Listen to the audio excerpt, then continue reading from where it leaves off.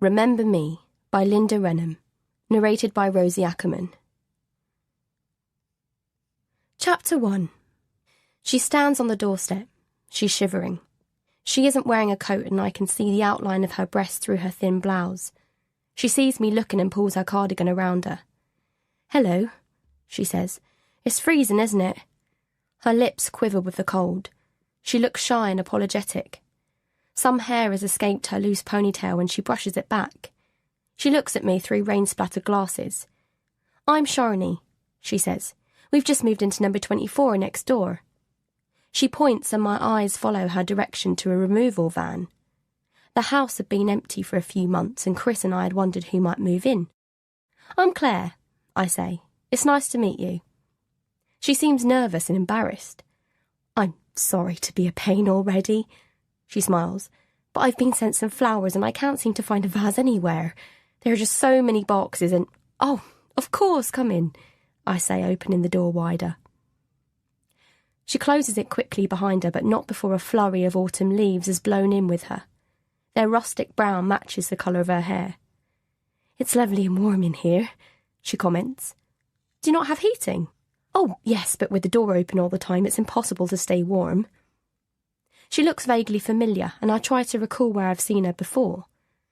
"I'll get you a vase," I say, leading her into the lounge.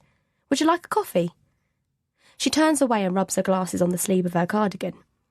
"I'm steamed up," she laughs. "A coffee would be great." Small gold hoops dangle from her earlobes and I notice ink smudges on her hands. Newspaper print, I imagine. I remember Chris and I were covered in it when we moved in. "If we ever move again, remind me not to use newspaper," he complained. I search under the sink for a vase. My hand encounters dirty dusters and old bottles of cleaning liquid, but no vase. A mousetrap slams shut on my finger and I fight back a cry. I hear Sharni talking to Ben. Her voice is warm and soft. Ben gurgles happily. I try another cupboard without success and finally reach for the hand-painted vase on the top shelf of the Welsh dresser. Chris had bought it for me on our honeymoon. I hesitate for a second. It's not like she'll have it for long. She'll probably give it back as soon as she's unpacked. The kettle clicks and I make the coffee. "Oh, that's lovely," she says on seeing the vase. She's on the floor helping Ben colour in his rabbit pictures. "My husband bought it for me when we were honeymooning in Ireland." "If you're sure," she asks. "I'll bring it back tomorrow. It's just I don't want the flowers to die." "That's fine," I say, pushing my lesson plans off the coffee table and placing a mug in front of her. "He's adorable," she says, looking at Ben. "He is," I agree. She strokes the top of his head, her hand lingering. "You have a lovely home," she says, glancing around. "Thank you." "I'm keen to get ideas. I want our house to look really nice. You've done a great job here." She fingers the Art Deco lamp on the side table and I smile. Ben begins to get irritable and I bend down to him. "Do you mind if I ask where you bought this?" John Lewis, if I remember. They have lovely things in there." Ben lets out a burp and we both laugh. "How old is he?" she asks. "Almost 2, I say. He struggles from my arms and wobbles towards Sharni like a newborn fawn. "He's just discovered his legs," I laugh. She catches him as he tumbles towards her. "Do you have children?" I ask. Her face clouds over. It occurs to me that maybe I shouldn't have asked. She then smiles and I wonder if I imagined it. "No," she says flatly. I struggle to think of something to say. "Are you in interior design?" she asks. I laugh. "Me? No, I wouldn't know where to start. I'm a teacher. Well, only part-time now that we have Ben. But this room is gorgeous. You have excellent taste. I'll have to pick your brains when I start decorating ours." "It'll be nice to have neighbours of our own age," I say. Her eyes shine. She places her mug on the table and leans towards me. "I've got a great idea. Why don't you and your husband come over Saturday evening for housewarming drinks? We can get to know each other better." "But you'll be up to your eyes, won't you?" I say, surprised at the invite. "We'll need a break. Do say you'll come." "I'll need to check with Chris, my husband, but I'm sure it'll be okay." "Great," she smiles, getting up from the couch. "Shall we say about 8? If you can't get a sitter, then bring the toddler with you." I open my mouth to speak and then change my mind. I had hoped we could take Ben with us. I hate leaving him with sitters, but I imagine she wants an adult evening. Thanks, I say, hugging Ben close. Enjoy your flowers. Flowers? She questions. The ones you needed the vase for? Oh, yes, my mum sent them. Thanks, Claire. See you on Saturday. I see someone's moving in, says Helen, nodding towards the removal van. I follow her gaze. Yes, I met her this morning. She seems nice. We watch as a white sofa is carried into the house. I shiver as the cold air cuts through me. Do you want a coffee? I ask, stepping back into the warm. No, I've just popped around for the lesson plans. I've got a pile of marking to get through. She closes the door and waits for me to get the plans. They've invited us for drinks on Saturday, I say. I don't know why I'm telling Helen. Maybe I'm hoping she'll make me feel better about not wanting to go. God, they'd have barely settled in. I know. I'm thinking we should maybe say no. That's daft. Of course you should go. I'm sure you can get a sitter, smiles Helen. You're always saying how Chris moans because you don't go out much. I force a smile. It's very short notice to ask Catherine to babysit, and I really don't trust anyone else. It's all right for Helen. Not having children she couldn't possibly understand. I know she thinks I'm over-anxious, and maybe she's right. It's not that I wouldn't like to go out for the evening, but it's not much fun if I'm worrying about Ben all the time. I'll speak to Chris, I say. How's Ben? She asks, peeking around the door to wave at him. He's great. I love the days I'm home. She hugs me and opens the front door. We need to do a trip to IKEA, she says, her face lighting up. Great. We'll get a day at school tomorrow. Better fly. I watch as a black Audi pulls up outside the house next door. A smartly dressed man emerges from it. He pulls a suitcase from the boot and wheels it into the house.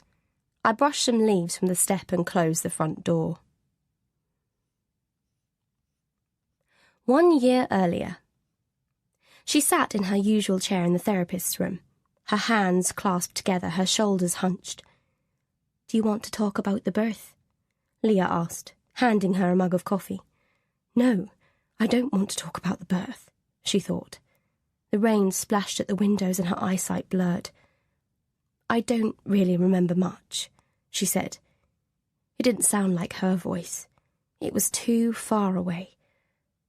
I know it was raining. I remember hailstones hitting the windows. I was excited that it was happening. She squeezed her hands tightly, the nails sharp and painful in her palms. I remember thinking it doesn't matter about the pain. It would all be worth it, and it was. It's a good memory. She nodded. But I wanted 3. I always wanted 3. I'd planned that we'd have the second a year later. That way they could grow up together. Her throat seemed to close up and she'd struggled to breathe. Do you need a glass of water? Leah asked kindly. She shook her head.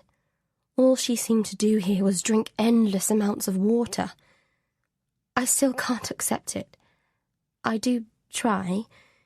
I remember the pain. It went on for hours. I would have liked a natural birth, but I was relieved when I was taken to the operating theatre. Everyone said I should be grateful to have a baby, but I only felt disappointment and anger. It was my mother who told me that I couldn't have any more. Are you still angry with the doctors for taking away your womb? She shrugged. Her hand trembled and she carefully placed the mug of coffee on the table next to a solitary box of tissues. She found herself wondering how often Leah replaces the box. Every day? Every few hours? You need to get past this if we're to move on. You have to accept. It's easy for her to say, she thought angrily. Do you have a family? She asked. It's not about me, said Leah. I have to go, she said suddenly, standing up. Leah didn't seem surprised. At least she'd stayed longer than last time. Chapter 2. You look incredible, says Chris. You don't think it's too much? I could wear my jeans. You look great. I like you in that dress. Although I don't know why we're bothering if they can't even return our vase. They've probably had a lot on their plate, I say, excusing Shani. It's been 5 days. The flowers will be dead by now, surely. I expect they're busy people and just haven't got round to returning it. I remember being overwhelmed when we moved in here. Why are you making excuses for them? I'm not. I smile at his reflection in the mirror. He's wearing a crisp white shirt and a pair of underpants. I laugh at the absurdity. He smells of Acqua di Parma. You smell nice, I say. He kisses my neck and his hand slides down to cup my breast. I shiver under his touch. I've just changed, I say. You can just unchange then, he whispers huskily into my ear. Catherine will be here any minute. Besides, Ben is happily playing in his pen. What if Catherine knocks and we're both naked, or worse still, Chris has a telltale bulge? What will she think? Chris, I begin. The dress slides from my shoulders and I shudder. Christ, Claire, you're so sexy, he moans. The doorbell chimes, making me jump. Shit, groans Chris. I did warn you, I smile. She's always early. He zips up the dress, kisses me and hurries to the bathroom. The scent of the Acqua di Parma clings to my dress and I find it comforting. I'm a bit early, says Catherine, giving me an admiring glance. That's a gorgeous dress, Mrs. Ryan. It's new, I say, sounding like a child with a new toy. I'll get Ben from the bedroom.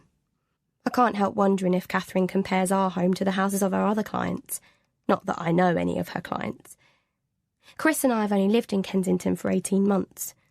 I don't really know anyone apart from the staff at the school, and I really only know Helen well. You know where everything is, I say, and how the TV works. Yes, I remember, she smiles. I'm sounding over-anxious again. I'm going to finish getting ready. I brush past Chris on the stairs. We have to go in 10 minutes if we want to be fashionably late, he says, tapping me on the bum. I look at myself in the mirror and begin to doubt what I've done with my hair. I thought curls would look good, but my hair is too fine and it looks flat. There's no time to spray some dry shampoo in it, and nowhere near enough time to clip it up. I stroke some lipstick across my lips and dab with a tissue. I've put too much blusher on. With shaking hands, I dab at my cheeks too. Claire, Chris calls. Are you ready? We should go. I step into my heels and take one last look in the mirror. I remember that I have no perfume on and quickly spray some Jo Malone grapefruit onto my throat. Damn it, now it'll be too fresh. I grab Ben and hurry down the stairs. Chris fidgets at the front door. I don't know what I've done with my handbag, I say, looking around. It's here, Mrs. Ryan, Catherine calls. I check that the bottle of diazepam is in there and let out a small sigh of relief. You won't need those, Chris says softly. I pretend not to hear him. You have our number, I say to Catherine. Don't hesitate to phone no matter what. Ben's beaker is in the kitchen. I've left some juice out for him. Chris sighs. No worries, Mrs. Ryan. You both have a good time. Claire, Chris says, taking my arm. I nod and shrug into my coat. I give Ben one last look and follow Chris out of the house. Chapter 3. You're wearing grapefruit, sniffed Shani. I love Jo Malone. It's one of my few luxuries, I say, and then realise it sounds like I can't afford it. The truth is I can't. My salary as a part-time teacher doesn't pay that much, and although Chris works hard and takes every bit of overtime he can, we don't have much left over once the mortgage and bills are paid. The Jo Malone perfume was a special treat for my birthday last year, and I'm making it last. Come in, Shani says warmly, taking our coats. Shani is an excellent hostess. I can't imagine how she finds the time, but I suppose it helps not having children. The table was laid with assorted cheeses, ham, French bread, homemade Melba toast, pâtés and small crisp breads topped with smoked salmon and cream cheese.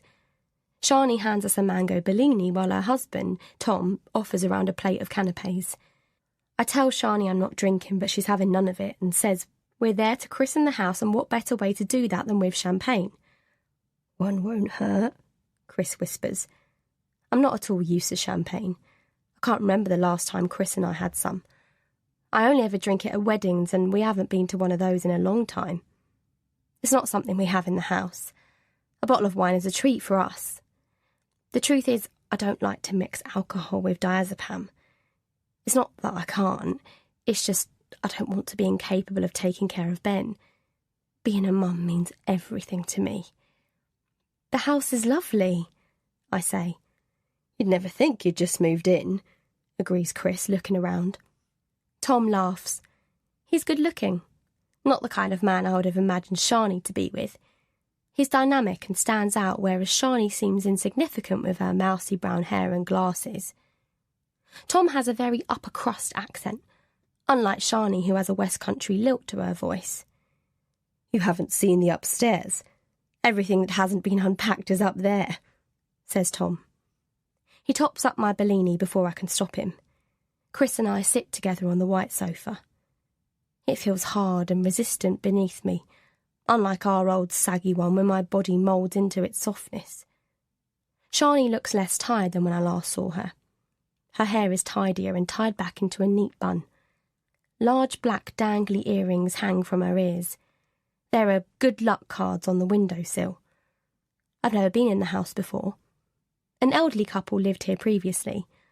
I'd heard the work being done before Shani and Tom moved in. The lounge wall is covered in black and white photos. Several are of Tom in a natural pose. I wonder if he's a model. He clearly knows how to pose for photographs.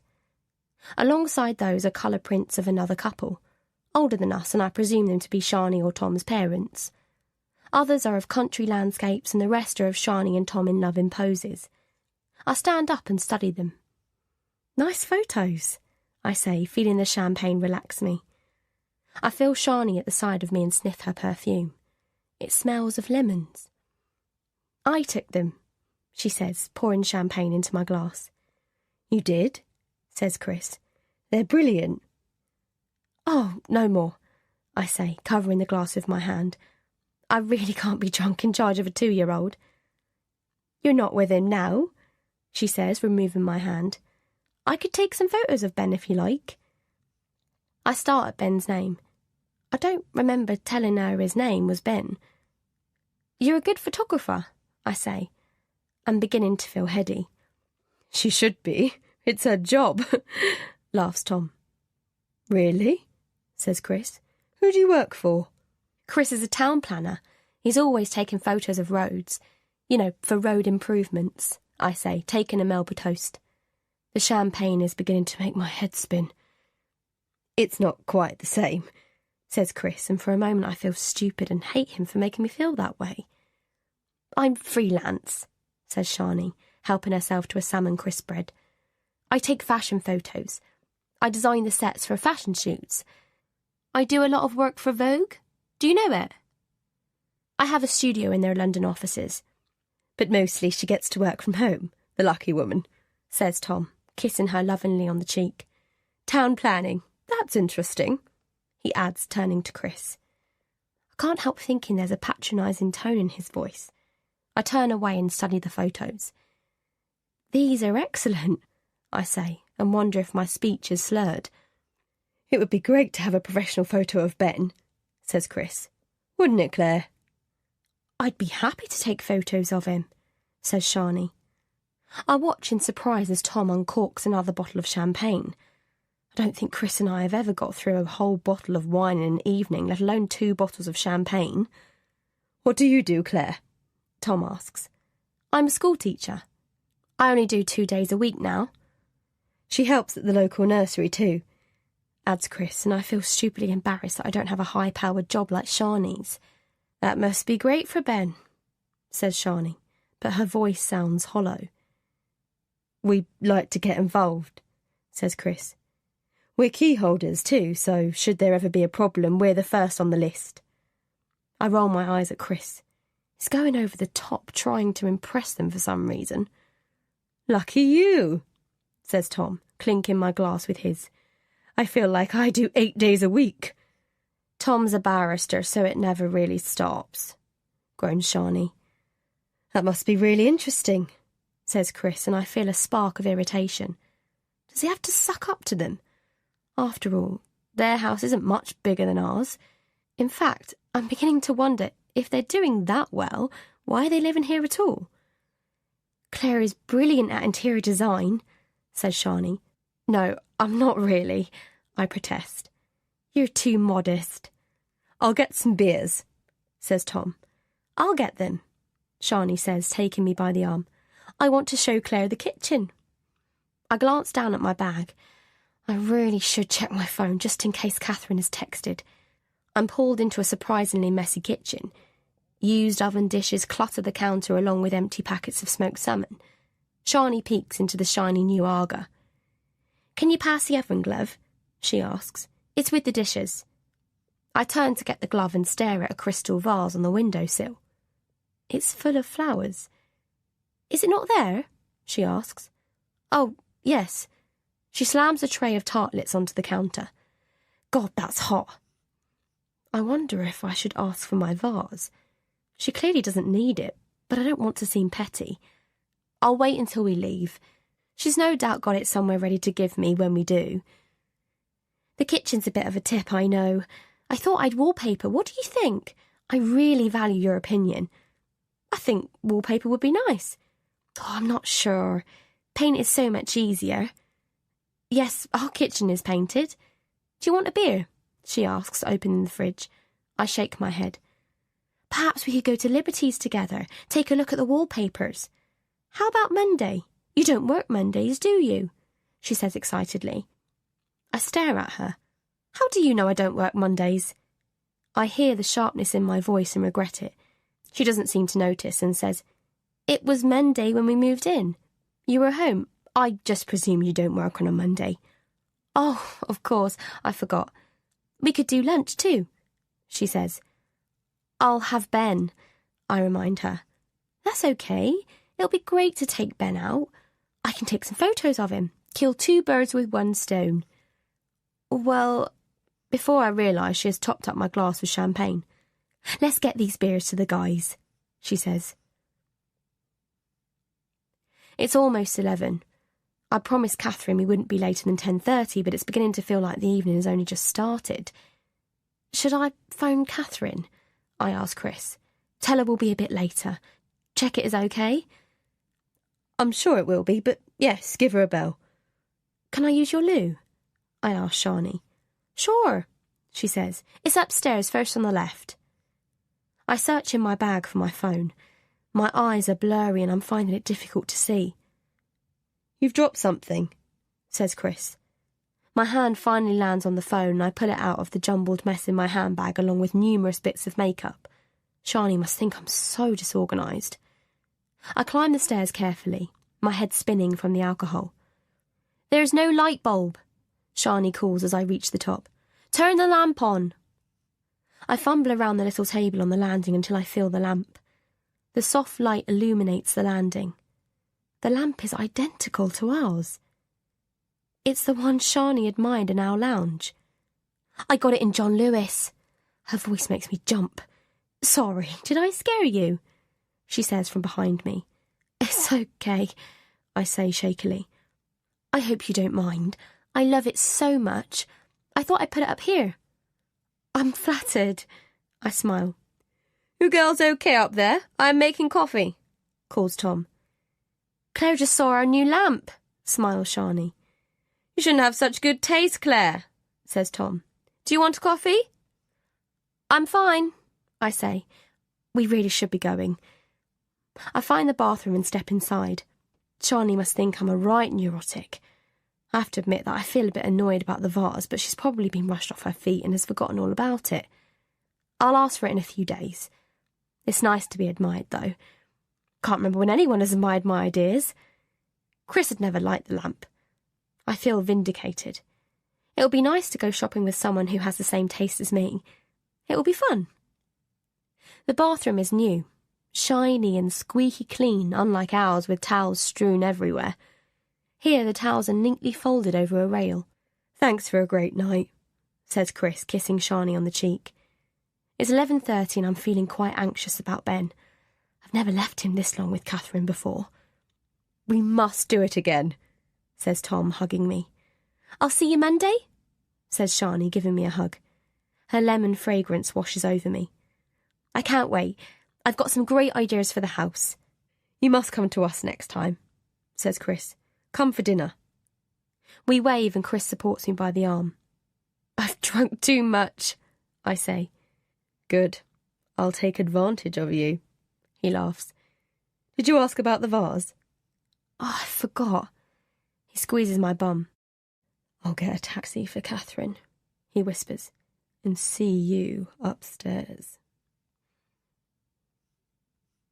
How have you been feeling this week? Leah asked.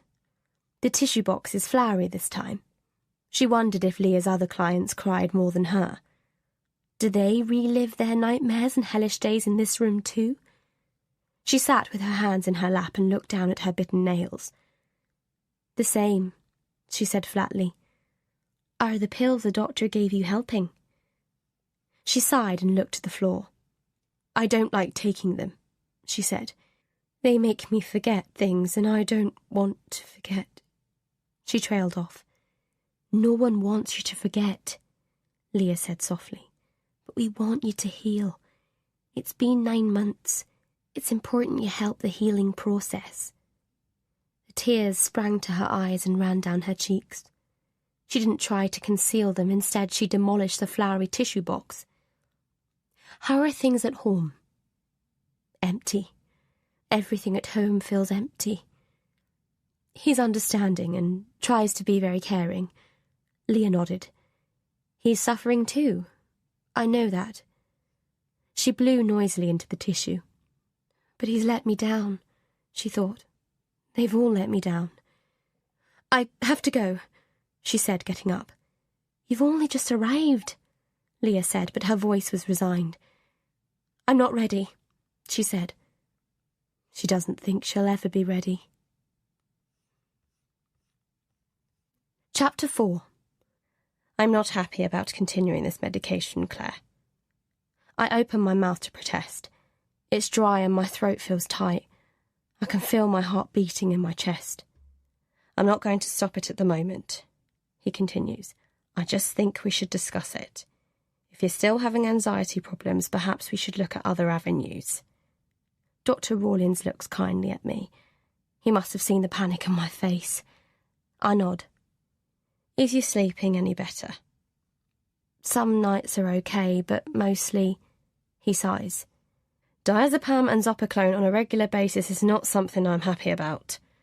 These drugs are normally for short-term only. It's not something I'm happy for you to have long-term. I grit my teeth and wonder if he would feel this way about his own wife.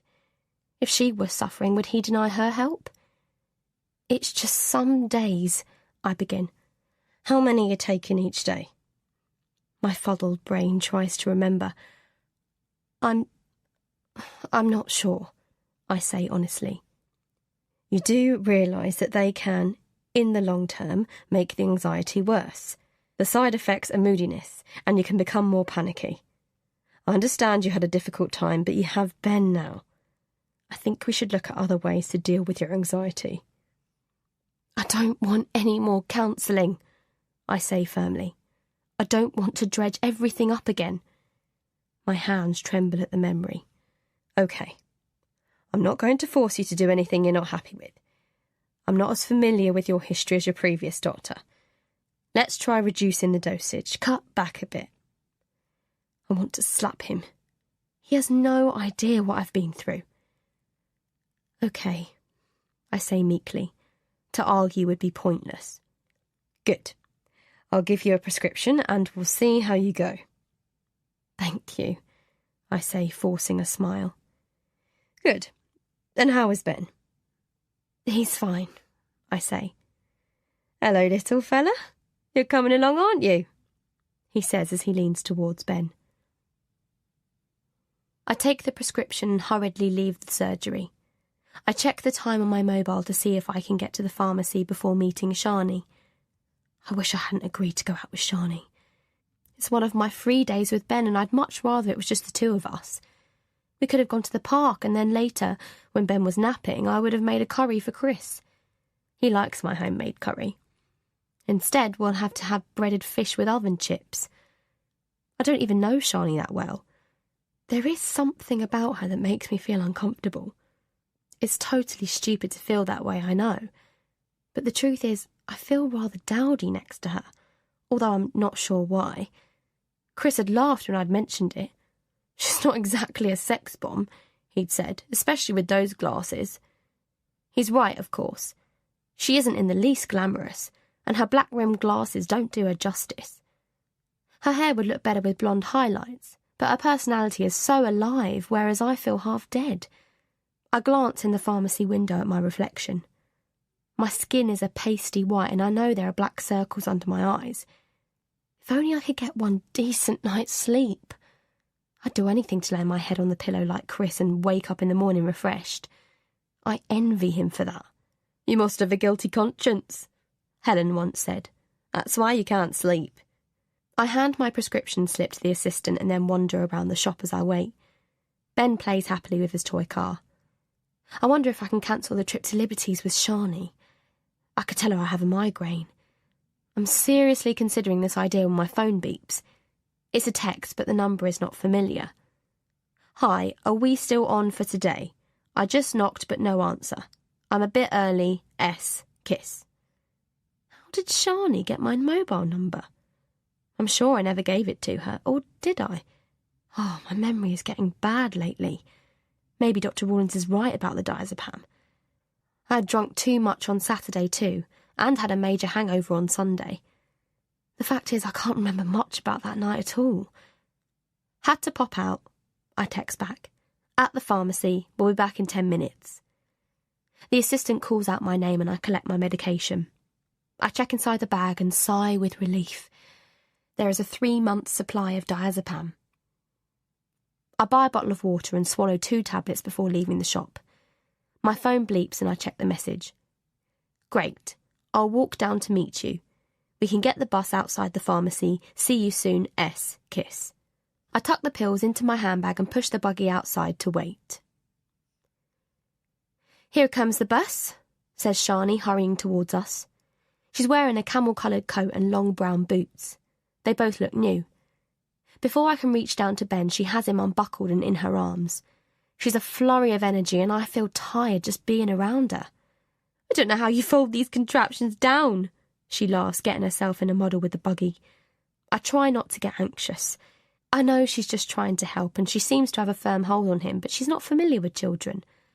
I close up the buggy as Shani puts her hand out to stop the bus. What a bit of luck, she says, climbing on. I struggle with the buggy until the driver takes it off me and settles it into a place at the front of the bus. I hurry down to Shani and sit on the seat in front of her, shoving all my toddler paraphernalia beside me. I put my arms out to take Ben, but she says, He's all comfy. Can I hang on to him? I promise to hand him back when we get there. Sure, I say, feeling the warmth of the diazepam envelop me. Shani, I don't remember giving you my phone number. She smiles. You didn't. I asked Chris. You look really... She pulls a face. Champagne is the worst.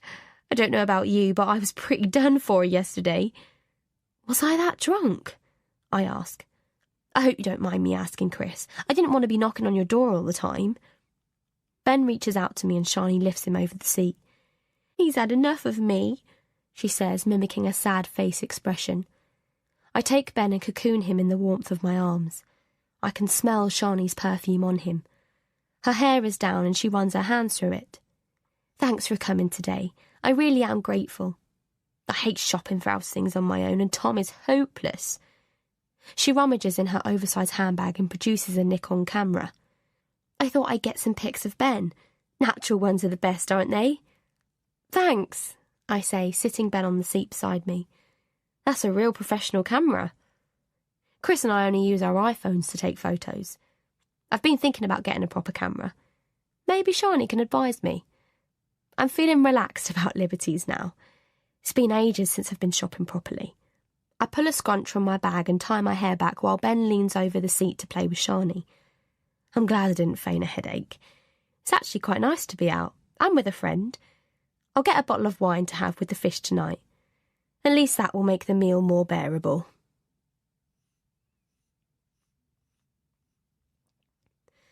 She looked at the flowers on the coffee table. It was unusual to see flowers in the therapist's room. A client gave them to me, said Leah by way of explanation. It had never occurred to her to give Leah flowers. Why would she? She pays enough for these sessions as it is. They're very pretty, she said. Do you like flowers? Yes, but I don't often think to buy them for myself. You're looking brighter today, commented Leah. Am I? I don't feel any different. She stared at the flowers. Her mother had bought her flowers after the birth, a bouquet that had lasted weeks. She felt sad at the memory. What are they? Chrysanthemums, I think. Mum liked to arrange flowers and... She trailed off as always. She wondered if she'd ever get a whole memory out into the open. Would you like to talk about your mother? That familiar ache in her heart returned and she shook her head. No, not yet. What are you feeling right now? Unsupported, she said, surprising herself. By everyone. She fiddled with her wedding band. It looked strange sitting alone on her finger. Her hands were dry and the skin flaky. She decided to take her engagement ring off for a few days. She hadn't realised how naked she would feel without it. Not here, she said. I feel supported here. But not believed, she thought. No one believes me. I'm all alone. Chapter 5. I run my hands along the chiffon and turn over the price tag. It's more than I can afford. Why don't you try it on? Suggests Shani. I gently pull Ben's hand away from a scarf that hangs on a rail nearby. It is gorgeous, I say. It would go great with this, she says, reaching for a lemon cardigan. I hesitate. I hadn't intended on buying clothes, but the dress is nice and I am tempted. Go on, try it on. Ben and I can wait here. She points to a seating area. OK, I say, taking a size 12 from the rail. It's been nice wandering around the shops with a friend. I'm exhausted, but it's a pleasurable exhaustion. I slip the dress over my head and then struggle to pull it over my hips. How does it look? Calls Shani. I step gingerly from the changing room. It's a bit tight. It's a case of does my bum look big in this? She studies me. She says thoughtfully. I take that to mean my bum does look big in it. I'll get you the next size up, she offers. Size 14 goes over the hips but hangs slightly loose on my breasts. It looks fabulous, says Shani. I study myself in the mirror and slip on the lemon cardigan. It is nice and I don't often buy myself clothes these days. I check the price tag on the cardigan and gasp. I can't pay £100 for 2 items of clothing. Are you getting them? Shani asks as I come out of the changing room. Ben looks up at me and begins to cry. They're quite expensive, I say. Oh, you must treat yourself sometimes, she smiles. Isn't that why you work? I expect Shani thinks nothing of spending £100 on herself. She's right, though. I hardly ever buy myself anything these days.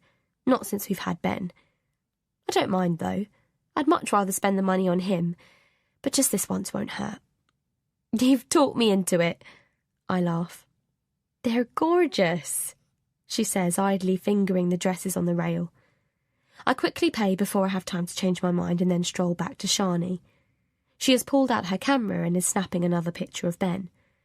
That's going to be beautiful, she says, squinting behind the viewfinder. I'd lost count of the number of photos Shani had taken. Our arms ache from carrying our numerous shopping bags. My throat is dry. I should have bought a bottle of water. I glance at my phone to see it is 3:30. Ben is wide awake and he should really have had a nap by now. If I leave it much later, I'll be up half the night with him. I should try and rock him off to sleep, I say. I don't want Shani to think I'm ungrateful for the photos she has taken, but she is overexciting him. Should we get a coffee? She suggests. Sounds good, I agree. My feet ache and the thought of a sit-down is heaven. I can rock Ben in the stroller as we have our coffee. I'll get them, I say. You bought lunch. We find the table in the busy cafeteria. I drop my bags gratefully and throw my coat over the back of a chair. The stores are unbearably hot, and I grimace at the odour under my arms. What must Shani think of me? Okay to leave everything with you? I ask. Sure, she says, glancing at her shopping list. I must get some flowers before we go home. I open my mouth to ask about the vase, but stop myself. It will sound so petty after all she's done today. I'll wait a few more days. Maybe buying the flowers will remind her about it. I look down at Ben, who is flaying about in his buggy. He throws off his blanket and squeezes his eyes tightly shut in a moment of frustration. He's tired, I say with a sigh. He'll be fine, she smiles. What would you like? I ask, my heart sinking at the sight of the queue. A cappuccino from me, she says. I make my way to the endless line of people. I'd completely forgotten about Christmas, and the crowds had been a stark reminder of just how close it was.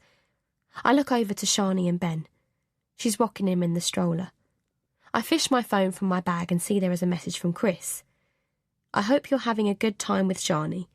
I'm going to be late. Unexpected meeting. Eat without me. We'll keep you updated. Disappointment washes over me. I'd bought a decent bottle of wine to have with our dinner. Okay, let me know how you're doing, I text back. I find myself wondering how Chris can have an unexpected meeting and then hate myself for the thought. I really must not start that again. I've got Ben to think about now. I rub the back of my neck and move slowly forward in the queue. The clattering of cups and cutlery is making my head ache. Next, what can I get you? I look up at the assistant and then glance at the cakes and pastries on the counter.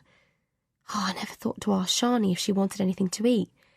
The assistant fidgets impatiently. 2 cappuccinos and... I lift my head to look at Shani. The table is empty. There is no sign of her or the buggy. Yes, says the assistant. I scan the seating area where I was sure I'd left Shani and Ben. The loud swooshing noise of the coffee maker makes me jump. What else can I get you? Asks the assistant. I don't understand why Shani isn't at the table. I'm sure that's where I left them. A young couple are sitting there instead, sipping from their mugs. That can't be right. I'm sure they weren't there earlier. 2 muffins, I say absently while my eyes hurriedly scan the cafeteria. Maybe she's gone to the loo. Blueberry or chocolate? What? The assistant sighs and I feel the air of tension behind me from the other customers. Do you want blueberry or chocolate muffins? It doesn't matter. I can't choose for you.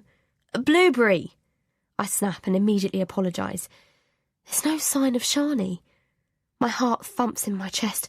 What was I thinking of? Leaving my child with someone I hardly knew. Oh God, what if... My mind begins to imagine all sorts of crazy things.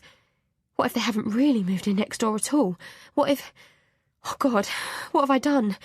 What mother leaves her child with a total stranger? I rummage for the diazepam tablets and swallow 2. I ignore the assistant's raised eyebrows and lift the tray. I make my way hurriedly to the till. In my haste, I push into the woman in front of me, spilling cappuccino into the saucers. I'm sorry, I mumble. My head is spinning and my trembling legs have difficulty walking to the table where the couple are sitting. I look for my coat on the back of the chair, but it is gone. I feel dizzy and grab the chair for support. Should I phone the police? And if I do, what do I tell them? My neighbour has taken my child with my permission. Oh God, how could I have been so stupid? I place the tray onto a nearby empty table and wipe the perspiration from my brow. Are you okay? The girl asks. I'm just a bit hot, I say. I fumble in my bag for my phone. I need to call Chris. Surely he will know what to do. Just as I go to punch in his number, it bleeps. We're by the window. I turn and see Shani waving from the other side of the room. How could I have missed her? I felt sure I'd looked there. I struggled to control my breathing and try to relax. Maybe I should try to cut down on the diazepam. Dr. Rawlins did say it could make me more anxious. I feel beads of sweat run down my forehead, but by the time I reach the table, my breathing has calmed. You look really hot, says Shani, taking the tray from me. It's stuffy in here, I say, and wonder if she can hear the tremble in my voice. We had to move, she explains. The draft there was awful. I didn't think it was good for Ben. I wondered where you'd both gone, I say, trying to keep my voice even. He's dozed off. She smiles and covers him with his blanket. Oh, muffins, she adds, looking at the tray. Ben is cosy under his blankets. His sweet cherub face peeks out from beneath and his eyelashes flutter against his cheek. I want to scoop him up and hold him close to me forever. I didn't know what you liked, so I got blueberry. Chocolate's my favourite, she says, but blueberry is nice too. I stupidly feel that I've done something wrong and I flop into the chair. I turn the stroller around to face me. I can't believe it's almost Christmas, says Shani, spooning the froth from her coffee. What are you doing for Christmas? I don't know. We haven't really thought about it. Will you have your family come to you? I look down so she can't see my face. No, I don't really see my family. My mum... I'm so sorry, Claire. Families are important at Christmas. I have my family, I say, sounding defensive. I decide to get a proper tree this year, not that silly artificial bent thing that Chris bought the first year we were married. I can decorate it while Ben watches. He'll love that. I'll play Christmas songs to him. We sit sipping our cappuccinos and listening to the Christmas music from the cafe speakers, both in worlds of our own. Why don't you come to us? She says suddenly. I'm so startled that I choke on my coffee. Are you okay? She asks, her perfume drifting around me. I see her through a haze of diazepam. It went down the wrong hole. She sits back down and scoops her hair back. It is hot in here, she agrees. What do you think about Christmas? She asks again. Won't you have family? Not this year. I don't like to ask more, so simply say, I'll ask Chris. She must think I'm always saying, I'll ask Chris. I check the time on my phone and gasp. Oh, it's gone 4, I say. Yes, it's getting late. You've got to get Ben home. Should we go?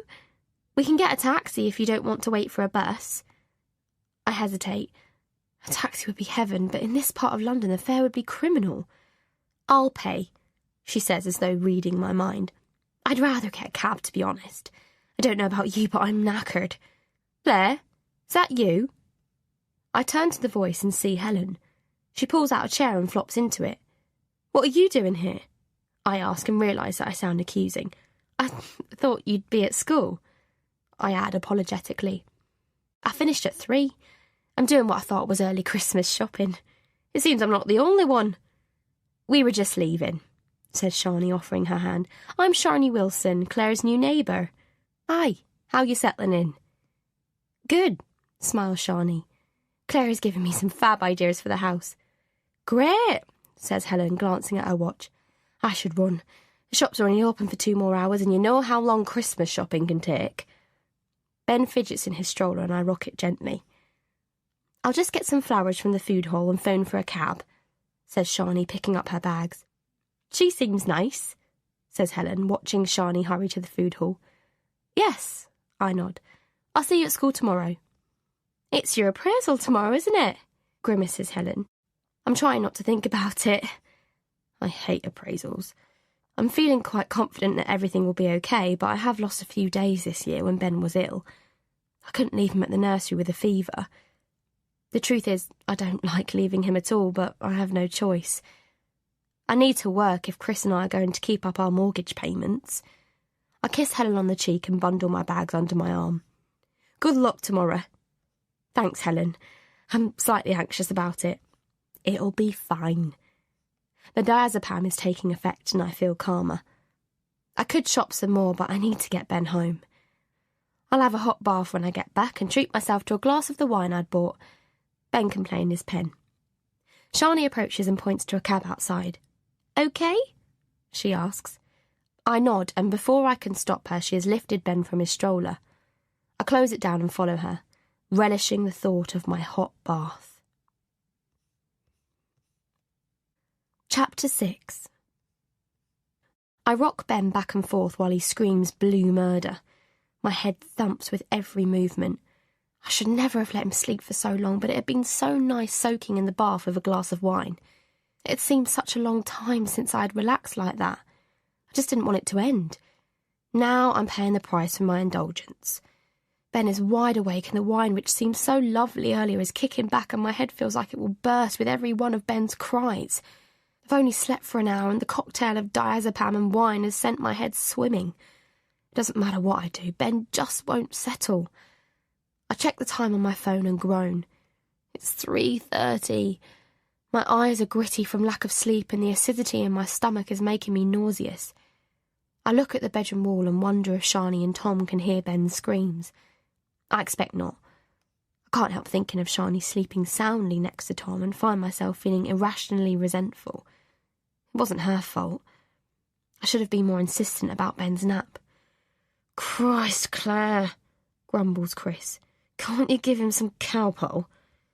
"That's not the answer, Chris, and you know I won't give him that," I say, feeling the irritation well up inside me. "I've got to get up for work tomorrow," he snaps, pulling the duvet over his head. "So have I." I want to snap, but I don't.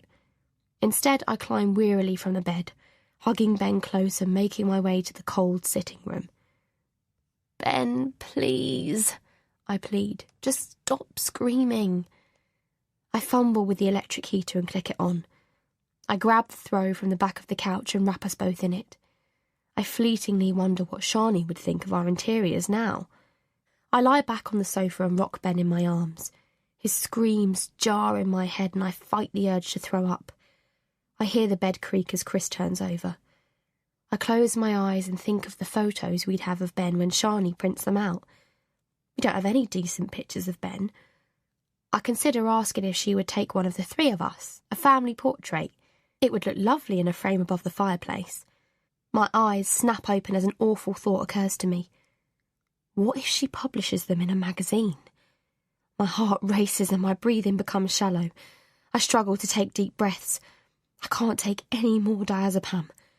Beads of sweat form on my forehead and I clasp Ben close. I'll ask her not to. It would be an invasion of our privacy. She would surely understand. I don't want anyone seeing photos of Ben. It's not worth the risk.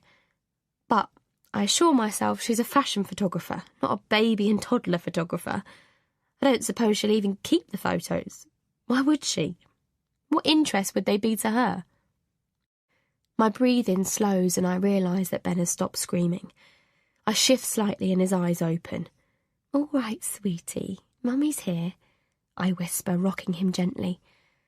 I consider taking 2 paracetamol, but I can't reach my bag without disturbing him. I close my eyes. I'll speak to Shani tomorrow about the photos. Maybe I'll ask for the vase back too. After all, she can't possibly need it now. I gently feel for Ben's forehead to check there is no fever. Thankfully, his head is cool. My eyes close and I feel myself drifting into sleep. "Claire! Claire!" I open my eyes and a pain shoots through my neck. My arms are empty and I look for Ben. "Where?" "He's in his playpen. I'll let you sleep for a bit longer. Here's some porridge." Chris pushes a bowl into my hand. I try to get up, but my legs are numb. "What's the time?" 7. No need to rush. My head thumps and my eyes are blurry from sleep. "You should have come back to bed," he says. "I was going to, but I must have dozed off." "I've got to go. I've got meetings all day. Are you okay? You look rough." I put the porridge down and rub my eyes. Nausea overwhelms me and I take a deep breath. "You're not working late again, are you?" I say and wince at the accusatory tone in my voice. I couldn't bear another evening alone. "No, of course not. I'll be home by 6. I'll get a Chinese if you like. Save you cooking." I hug him gratefully. "That'd be great, Chris. I have my appraisal today." "Oh, yeah, I forgot. Good luck." He kisses me softly and strokes my hair. "Don't worry so much. You've got a nice friend in Shani. How did it go yesterday? Sorry I didn't ask when I got home. I was so knackered." I smile. "It was good. She took some photos of Ben and I'll ask her not to publish them." He looks startled. "Why would she publish them? We're not famous or anything." "I know," I say as I realise how stupid I sound. "See you later." he says, grabbing his holdall. Chris, can you not give people my mobile number before asking me? I haven't, he says defensively, looking for his car keys. They're on the table, I say. You gave it to Shani. He grabs the keys. I don't think I did. The night we went round there. He shakes his head. We did drink a lot, I remind him. Yeah, maybe I did it without thinking. Sorry. See you later. I grab Ben and the playpen and hurry up to the shower. I slam the door shut. I don't hear the phone ringing. The ringing of the mobile made her jump. Sorry, she said. I meant to turn it off. It doesn't matter. Do you have children? You always ask that. Not always. Often. And you always say it's not about you. That's right. I dreamt about it again last night. Her eyes are clear. She expects them to fill with tears, but they don't. She's all cried out. That's why. What happened in the dream? Everything was okay in the dream. The end was different. No one died. So you didn't really dream about it? That's what you say, she whispers, fiddling with the tissue box. It's pink this time. She preferred the flowery one. It was more cheering. I won't let anyone take what I believe away from me. How is it different to everyone else's beliefs? Everyone else is wrong, she thinks but doesn't say. I want to talk about my mother, she says instead. The therapist smiles. It's what she wanted to hear. Okay, why don't you tell me about her? Chapter 7. I open the door and hear the shrill ring of the telephone. I grab Ben and hurry downstairs with the towel wrapped round me. Mrs. Ryan? I recognise the voice immediately. It's Faye from the nursery. Yes, hello, Faye. I'm really sorry to tell you this, but we've had to close the nursery today. There's been a flood. Someone blocked the sink and left the tap running. I did try you earlier. My heart misses a beat. I was in the shower. I have an appraisal this morning. My mobile trills and I grab it with the other hand. It's the school. Can you hold on 1 second, Faye? Sorry to be a pain, Claire, says the head. Can you stay a bit longer today? I know it's short notice, but we've got 2 teachers off. I hope it's not too inconvenient. Oh, it couldn't be more inconvenient. Yes, that's fine, I say without thinking. Great. See you in a bit. What's happening with the kids then? I ask Faye. I'm afraid you'll have to make other arrangements for today. But I don't have anyone, I say, struggling to keep the panic from my voice. I'm sorry, but there is nothing we can do. Thanks, I say. I replace the receiver. Shit, I curse loudly. How can the bloody nursery be flooded? Ben looks up at me wide-eyed. I tap in Chris's office number. Chris, the nursery's closed. They've had a flood. Can you work from home today? I've got my appraisal and we're short-staffed. I've got meetings all day, Claire. I can't get out of them. I don't know what to do, I sob. Christ, Claire, have you tried Catherine? She's at college. Shit. I feel tears prick at my eyelids. What about Shani? She said the other night that we could ask her any time. She seemed very keen to help out with Ben, he suggests. We hardly know her, I say, surprised at the suggestion. She's not exactly going to kidnap him, is she? He says irritably. They've just moved in next door. Christ, Claire, get a grip. I take a deep breath. I suppose he's right. Ben isn't going to come to any harm in one day.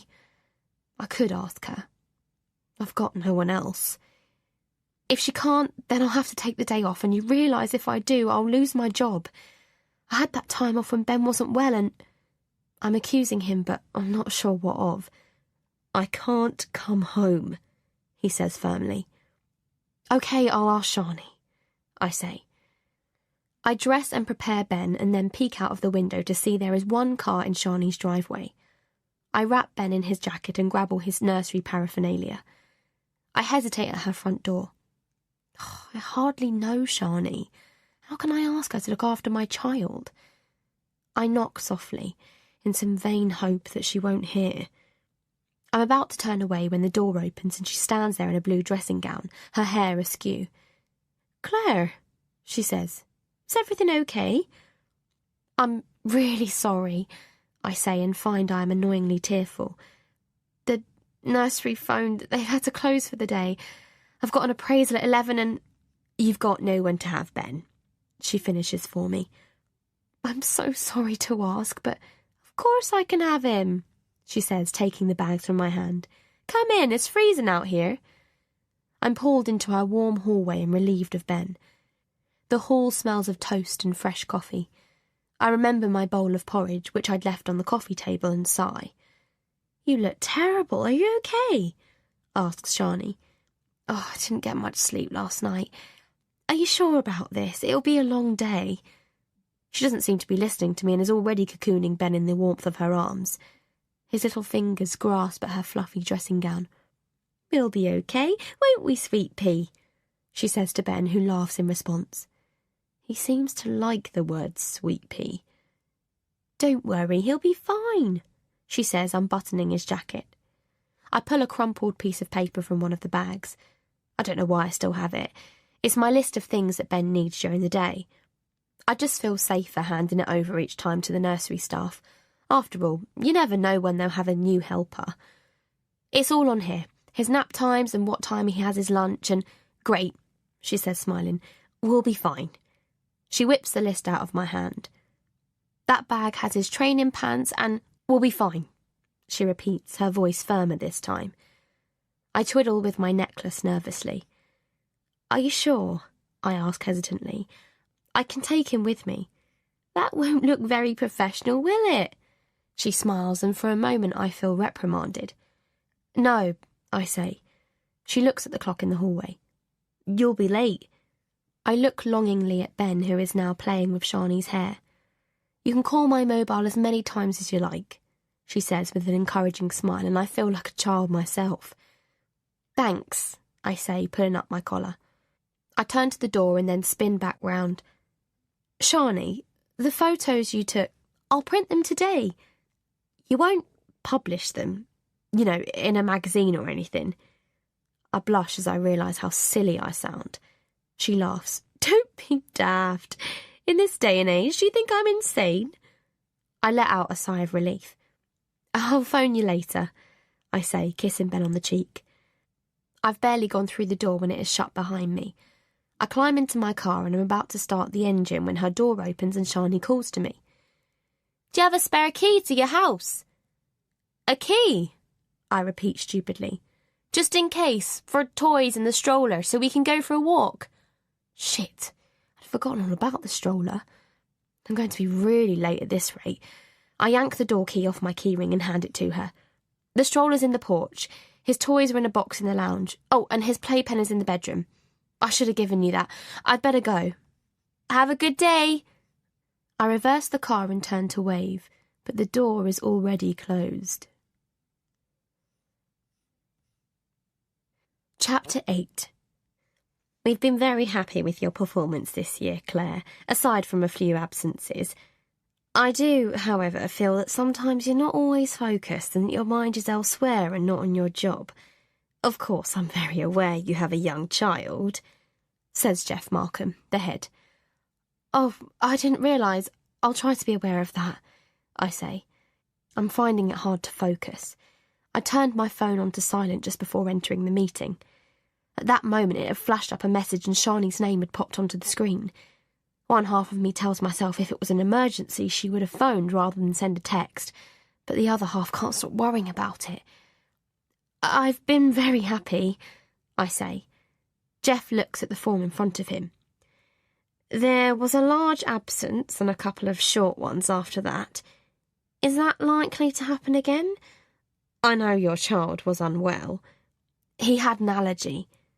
"How is he now?" "He's very well, back to normal. A sudden vision of Ben in an ambulance makes me break out in a cold sweat. Please, God, let him be all right. Great. It's good you can do some extra teaching today. How do you feel about taking on more hours as a permanent arrangement? I gape at him. Oh, I say, taken aback. The last thing I'd been expecting was an offer of extra work.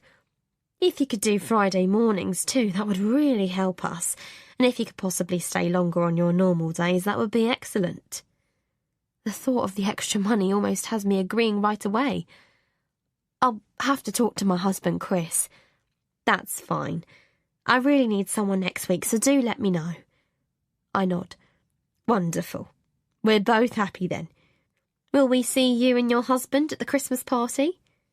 My phone flashes again and my heart races. Sorry, I say. The Christmas party. I hope we're going to see you there with your husband. Oh, yes, we're looking forward to it. I must remember to tell Chris about the party. Excellent. I glance at the clock on the wall. Almost time for lunch, he says as though reading my mind. I scrape my chair back and grab my handbag. Is there anything else you want to discuss with me? He asks. No, everything is fine. Thanks, Jeff, I say before dashing into the corridor and tugging the phone from my bag. I click into Shani's message and realise I'm holding my breath. Is Ben allergic to anything? I feel myself sway. Oh God, what's happened? I blink to get the rest of the message in focus. My head thumps and I flop onto one of the chairs outside Jeff's office. I thought I'd puree him some veg. I obviously don't want to give him anything he shouldn't have. I wipe the sweat from my forehead. Oh, maybe Dr. Rawlins is right. Perhaps I do need therapy. But surely after what I've been through, it's only natural to be protective. I fight the urge to take some diazepam, although I'm sure just one at work wouldn't hurt. How'd it go? I turn to see Helen. Blimey, you look rough. Was it that bad? I was up half the night with Ben. I smile. Actually, the meeting went better than I could have imagined. Let's get out. I'm desperate for a smoke. Those little buggers have driven me insane this morning. Let's get a pizza. I tap a message to Shani and follow Helen out into the cold. Christ, it's bitter. I reckon we've got snow coming, she says, lighting up a Benson and Hedges. I'll phone Shani when we get to Pizza Hut. She's looking after Ben, questions Helen. I can't tell if it's surprise or alarm on her face. I didn't know what to do, I say feebly. How can the sodden nursery have a flood? She scoffs. I pick up my salad. I did ask Chris if he would work from home today. You're not worrying, are you? She asks. I raise my eyebrows. You should get an award for worrying. She seemed great. I know what you mean, though. You haven't known her 5 minutes. I'll give her a quick ring, I say as the waiter approaches with our pizza. Helen shrugs. Shani answers on the first ring. It's my lunch break, I explain. Ben's absolutely fine. I'm giving him his pureed vegetables and then we're going to have his sleep. Well, I wouldn't do for a sleep. The thought of keeping my eyes open all afternoon feels like an enormous feat. You've had no problems? Helen rolls her eyes and cuts into her pizza. We're fine. I can hear the smile in Shani's voice. All okay? Helen asks as I hang up. She's very confident. She makes me feel a bit... I don't know... What does she do that she can be at home all day? She's a professional photographer. You're kidding. I'll look her up on Facebook. Facebook? I repeat. Helen sighs. Facebook. You know that thing that everyone's on except you? I think of the photos Shani took of Ben. I never asked her not to put them on Facebook. I am on Facebook, I say. I just don't use it. That's the same as not being on it. She laughs and cuts into her garlic bread. Does she work from home then? I'm not sure if it's every day. We've got 20 minutes. No time for a pudding, Helen says as she checks her watch. I tuck into my pizza and realise I'm starving. I lent Shani a vase, I say casually, on the day she moved in. That would be a week ago. Her mother sent her flowers, apparently, so I lent her my best vase, the one that Chris bought me on our honeymoon. The thing is, it's a hand-painted original. I don't imagine we could replace it. She hasn't given it back, but she's got flowers in other vases. Helen shrugs. Maybe she's put it away and forgotten all about it. But you wouldn't put away someone else's vase, would you? Why don't you ask her for it? I feel awkward, even more so now she's been kind enough to help out with Ben. That doesn't mean you have to give her one of your vases, laughs Helen.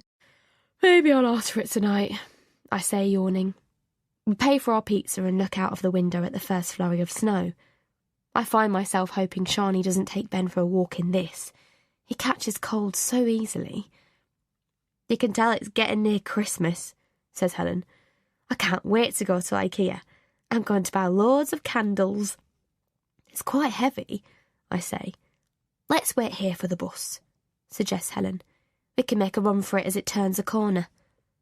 I huddle in my parka and push my hands into the pockets. Helen lights a cigarette and I wave the smoke away. As I do so, I spot 2 men and a blonde woman leaving the restaurant on the other side of the road. Isn't that Chris? Says Helen. Yes, I mumble. Hey, Chris! She yells, but her voice is lost in the noise of the traffic. Bugger, you didn't hear me. Fancy that, you could have had lunch together. I barely hear her. All I can think of is how the woman had leaned close to Chris before throwing her head back and laughing. I pull the bottle of diazepam from my bag and swallow 2. What are they? Asks Helen. Aspirin, I lie. Here's our bus, come on. She grabs my arm and we hurry to the bus stop. Chapter 9. Chris frowned. He'd texted Claire 4 times now and still she hadn't replied. He could see the text had been delivered. He wondered if he should phone her, but she might be in the middle of a class. He wouldn't want to bugger things up even more if her appraisal had gone badly. And if it had gone well, he didn't want to ruin it by disturbing her teaching. He checked his phone again and then thought of phoning Shani. He doubted anything was wrong with Ben, but he couldn't think why else Claire wouldn't respond to a text. Supposing Ben had been taken ill and she hadn't had any time to contact him. It seemed a bit unlikely. Surely she would ask Shani to phone him. All the same, he scrolled through his phone and realised he didn't have Shani's mobile number. Damn, he didn't imagine their landline would be listed. He struggled to remember the lawyer's office Tom worked for. After 2 minutes of searching Google, he had found it. Hey, Chris, how's it going? Said Tom cheerfully. Yeah, good. How about you? Not bad. I'm in court in 5 minutes. I won't keep you. Shani offered to take care of Ben today as there was a problem at the nursery. I'm trying to get hold of Claire. She's not answering. I'm probably being silly, but I thought something might have happened with Ben. Let me give you Shani's number, Tom interrupted. Thanks, Tom. Seconds later, Chris was calling Shani on her mobile. He was surprised to see his hands were shaking. Hello? Shani, it's Chris. Chris? She sounded surprised. Hi, how are you? I'm fine. I can't get hold of Claire. Everything's okay with Ben, isn't it? He felt like kicking himself. Both she and Tom will think that he's as neurotic as his wife. He's fine. He's having a nap. I should wake him, actually. I got carried away with work. I'm sorry to have bothered you. Don't be silly. I'd be phoning every 2 minutes if I'd left my child with someone. He forced a laugh. Oh, we're not like that. Has Claire been in touch? Yes, earlier today. Great. Well, I'd better get back to work. Thanks for having Ben at such short notice. Don't thank me. I've really enjoyed it. He hangs up and checks his messages again. He chews thoughtfully on the end of his pen and then calls Claire's number. The ringing tone seems to go on forever and jars on his nerves. A familiar feeling of anger builds within him. For God's sake, what is it now? Chapter 10. It's hot in Shani's house. It's only because you've come in from the cold, she says. I step back in surprise. She smells of Joe Malone's grapefruit. Is that I begin. Grapefruit, she smiles. You rekindle the love in me. I had about a quarter of a bottle. It probably doesn't smell as fresh as yours, though. It smells perfect on her. She leads me into the lounge where Ben is playing on her white fur rug. His playpen sits folded in the corner and a line of toy cars surrounds him. I gasp at the photographs that litter the floor. They're all of Ben. There are some from today and some from yesterday, she says casually, scooping them up. I look in amazement. They're beautiful. The kind of close-up photos I've always wanted to take but never been able to. The background has been expertly faded out. These are amazing, I say. I can never get photos like this. She smiles indulgently. I'll put them in an envelope. You can choose the ones you want to frame. I stroke Ben's hair and check his forehead. Considering the house is so hot, his head is cool. Has he been okay? He's been a little angel, haven't you, sweet pea? She says, kissing him lovingly on the cheek. We've been playing with your cars, haven't we? I think her eyes mist over, but immediately she is back to normal. He had a good nap and we went for a stroll to the park. I gave him pureed veg.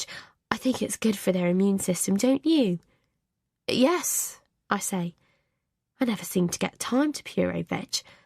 I know I should. I'll dig the blender out of the cupboard. I know it's there somewhere. How did your appraisal go? Oh, it went well. In fact, they've offered me more work. I bite my lip. I hadn't intended telling her, at least not until I'd told Chris. That's great. I nod. Right, I'd better get Ben home. Is the nursery sorted? She asks. Or is it still flooded? No, not yet, but they say it'll be fine for us to go Thursday. So we'll be okay. Oh, here, she says, handing me the photographs. You know, well, I don't mind having him if you didn't want to pay out to the nursery. It would be a shame if all the extra money you earned went to pay the nursery fees. I'm home and he's no trouble. Oh, I couldn't ask you to do that, I interrupt. I can't help admitting the offer is appealing. The nursery fees take most of my salary, but the extra hours will help. It isn't that Chris doesn't do well, but by the time we've paid the mortgage and other bills, there isn't much left. It's not a problem for me. Have a chat with Chris about it, she says. I bundle Ben up and open the stroller. It's easier to carry the bags over the handlebars. Oh, here, says Shani, pushing the keys into my hand. Don't forget these. I am tempted to tell her to hang on to them, but I'm not really comfortable with someone else having keys to our house. It is good of her to offer to have Ben, though. Surely Chris will agree that Shani having Ben is a much better option than the nursery. We could save a fortune, and I'd only have to pop Ben next door. Thanks, I say and shove them into my handbag. Why don't I have a word with Chris about you looking after Ben? Oh, sure, no pressure. See you later. Thanks, Shani, and thanks for the photos. We ought to pay you, or... She looks offended. That's ridiculous. I push the stroller over the step and quickly say, You don't put photos on Facebook, do you? It's just I'm a bit neurotic about Ben's picture being seen. I hardly go on Facebook, let alone post photos of other people's children, she says sharply. Oh, God, I really have offended her. I didn't mean... Oh, there's Tom. He's early and I haven't even started dinner. Looks like a takeaway for us. The air seems to have cleared and I exhale gratefully. Hi, calls Tom. I got let out early for good behaviour, he jokes. I'll be off, I say, clutching the photos. I look back to see Tom kissing Shani before the door closes behind them. It's only then that I realise I had never told Shani the nursery was closed because of a flood.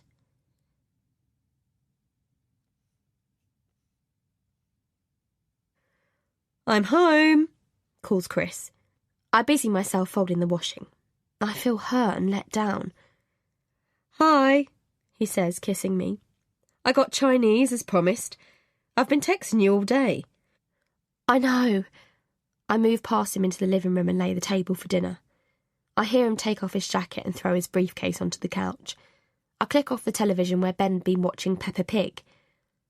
Hello, mate, he says to Ben, lifting him out of his high chair. I just settled him for dinner. I say. So, what have I done? He asks in a tired voice. I turn on him angrily. You tell me. I would if I knew what it was. You couldn't have your son, but... He raises his eyebrows. But you can fanny around with some blonde at lunchtime. I finish. He slumps onto the couch. You're surely not serious, he says with a laugh. I feel the tears roll down my cheek and have to fight the urge to slap him. I saw you, Chris. You came out of a restaurant. I was in Pizza Hut. I don't mention I just spent 20 minutes going through his emails looking for anything suspicious. He shakes his head wearily. It was Tony you saw. We had meetings all day. She's working along with me on the Hinsky contract and we had to take the client out for lunch. But I always thought Tony was a man. Tony's a woman, Claire. I've told you that. I'm sure I have. Tony and I work together a lot. What else do you do together? I yell, snatching up his phone from the couch. For God's sake, Claire, don't start that again. I scroll into his text messages and look for Tony. Chris sighs and walks to the kitchen. I'll dish up the Chinese, he says. I manically check his WhatsApp account and emails, but there is no trace of Tony. You've deleted them, I say accusingly. He walks back in and takes the phone from me. He scrolls into deleted items and hands it back. There's no fucking messages, Claire. Not to or from Tony. I'm not interested in Tony and she's not in the hell interested in me. She's got a boyfriend who adores her. Get a grip. And for fuck's sake, stop taking those bloody tranquilizers. They're messing with your head. Can't you see that? I can't deal with your jealousy again. I thought we were past all that. I drop the phone and burst into tears. Oh God, I feel so useless. I can't even puree vegetables for my child. I'm a neurotic, drug-addicted mess and now my husband hates me. Oh, I'm so sorry, Chris. I don't know what's happening. I feel so... You've got to get over this anxiety, he says, marching back into the kitchen. I follow like a naughty child. I'm sure the pills make you worse, he says. Dr. Rawlins said I need to cut back. Sounds like a good idea to me. Are you taking your other medication? I avoid his eyes. He sighs. You should take it, Claire. You might not need these bloody tranquilizers then. I worry about Ben, I say. Ben's fine. I know, I'm sorry, I overreact sometimes. It's got to stop, Claire. The only reason... He begins, but the sound of the doorbell stops him. Oh, can you get that? He nods and walks back into the living room. Seconds later, he calls me. Claire, can you come in? It's the police. I feel myself turn cold. Why would the police be here? Hello?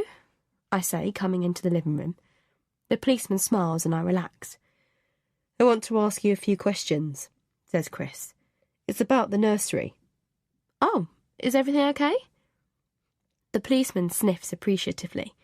Dinner smells nice, he comments. It's just a takeaway, I say. Now even the police know I'm a lousy cook and housewife. It was about the flood at the nursery. There's no sign of a break-in. Nothing was taken. But there was a lot of damage, so the nursery reported it. Oh, I say, that's ridiculous. Why would someone do that? You tell me. Some people have a funny idea of fun. He smiles. Quite, says Chris. For a moment he sounds like Tom. They wanted to check we still had our key, as we're official key holders, says Chris. Yes, it's in my bag. Do you always keep it with you? Asked the police officer. You haven't lost it at all? I hesitate. The truth is I'd stumbled on them this evening. I'd spilt some fruit juice and found them under the couch when cleaning up. But if I tell him that, he'll think I'm irresponsible with them. I don't want that getting back to the nursery. Yes, they're always in my bag. It's not a lie, they usually are. I don't know how they got under the couch. Can I ask why you're a key holder? Our boy goes there twice a week and Claire helps out on a Wednesday morning. We're one of the closest parents, so if the place needed opening in an emergency, we could do it. Oh, I see. That's great, thanks. Well, if you should remember anything, Someone you've seen hanging around the place. Do you think they're dangerous? I ask before I can stop myself. Chris shoots me a look. No, don't you worry, Mrs. Ryan, it's nothing like that. Thanks for your time. Chris sees him out and I finish dishing up the dinner. How did your appraisal go? Chris asks, coming up behind me. He's trying to sound upbeat, but I can hear the weariness in his voice and hate myself. Jeff offered me more hours, I say, taking the wine from the fridge. He did? Yes, I think it might be worth it, but I'm not sure. I said I'd need to talk to you about it. He takes the plates and puts them onto the table. I take Ben's food from the microwave and feel consumed with guilt. I should have pureed something. Just some potato and greens would have been okay, but instead I test the processed carrot mix on my tongue. Would we have to pay more at the nursery? He asks. Shani has offered to look after Ben. When did she do that? When I picked Ben up. She asked about the appraisal and I told her I had been offered extra hours. That's nice of her, but what about her job? Chris says as he holds a spoonful of carrot stew to Ben's mouth. She said it's not a problem. He looks thoughtful. I guess it's up to you, but it sounds perfect. We could save a lot of money. I hand him the envelope with the photos. The Chinese is greasy. I must make more effort with the cooking. I'll do an internet shop later. I'll order plenty of veg and ask Chris to dig out the blender from the top cupboard. God, she's good, isn't she? He says, sifting through the pictures. We'll have to get some frames. I'm going to IKEA with Helen. I'll get some there. He smiles and I feel safe again. I'll take the extra hours and ask Shani how much she'll charge. I'll cut back on the diazepam tomorrow. While Chris washes up, I check how many I have left. I decide to start keeping a note on how many I take. Jeff asked if we were going to the Christmas party, I call. Are we? I'd like to. Let's go then. I hug Ben. Everything is going to be okay. She believed me, she said.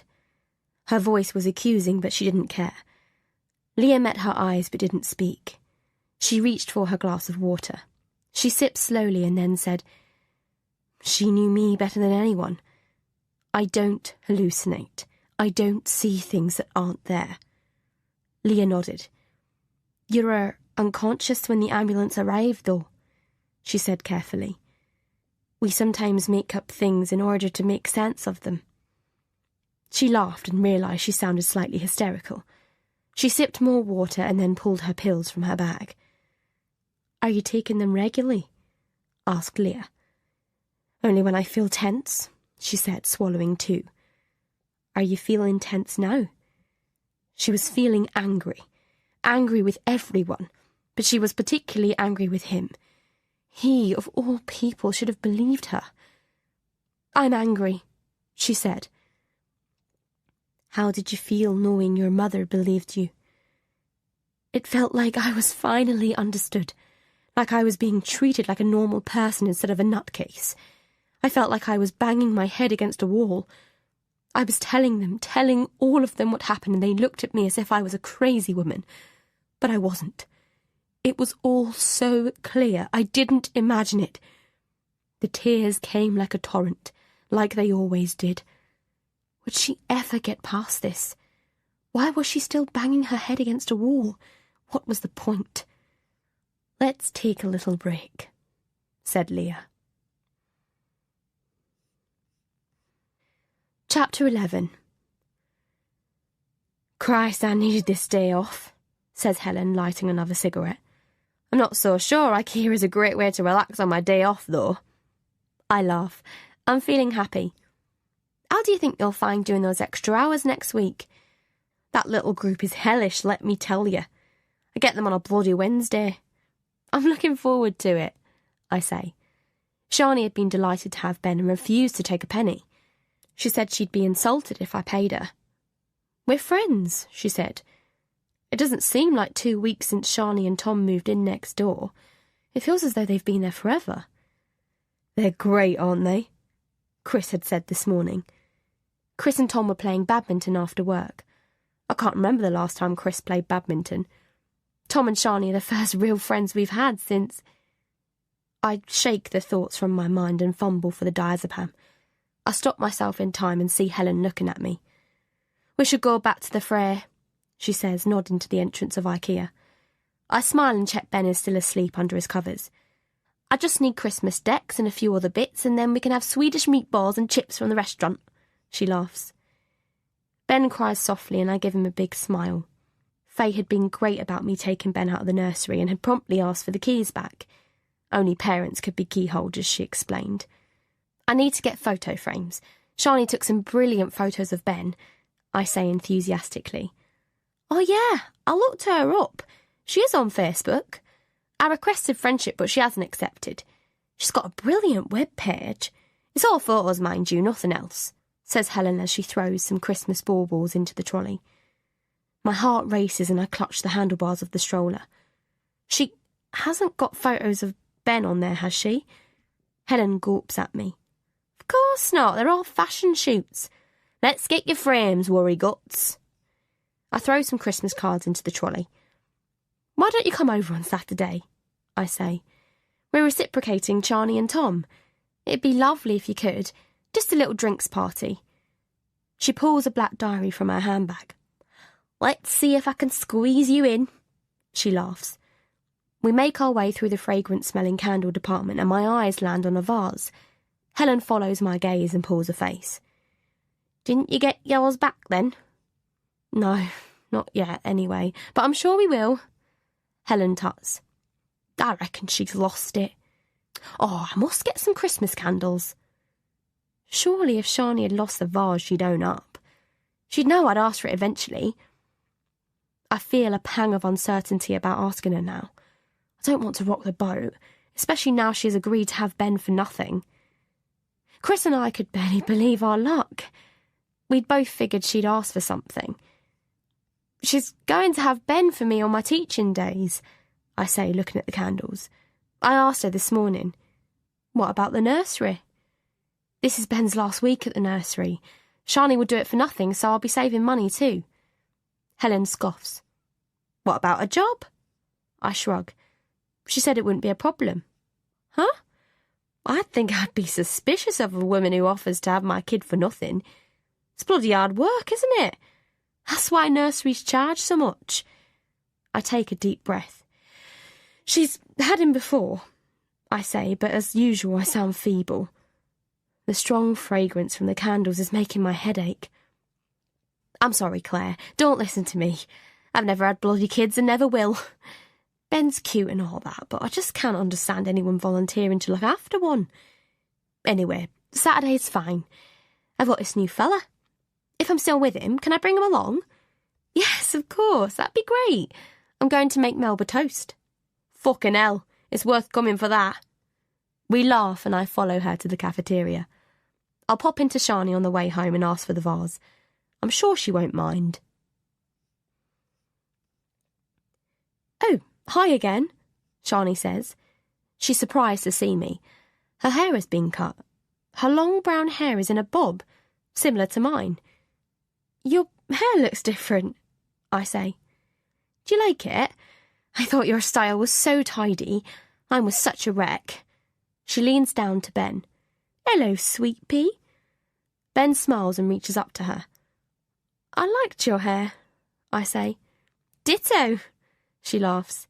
"Do you want to come in for a coffee?" I point to my IKEA bags. Helen and I went to IKEA. Both Ben and I are knackered. God, you're brave. I never go to IKEA. I can smell paint and sneak a look behind her. I've been painting the kitchen. I know we looked at that great wallpaper, but... Anyway, come and have a quick look. Tell me what you think. "Okay," I say, scooping Ben out the stroller. When she said, "I've been painting," I, of course, thought that was what she meant.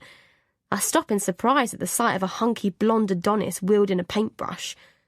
"Oh," I say. "Hello." He smiles. The wall is the same colour as ours.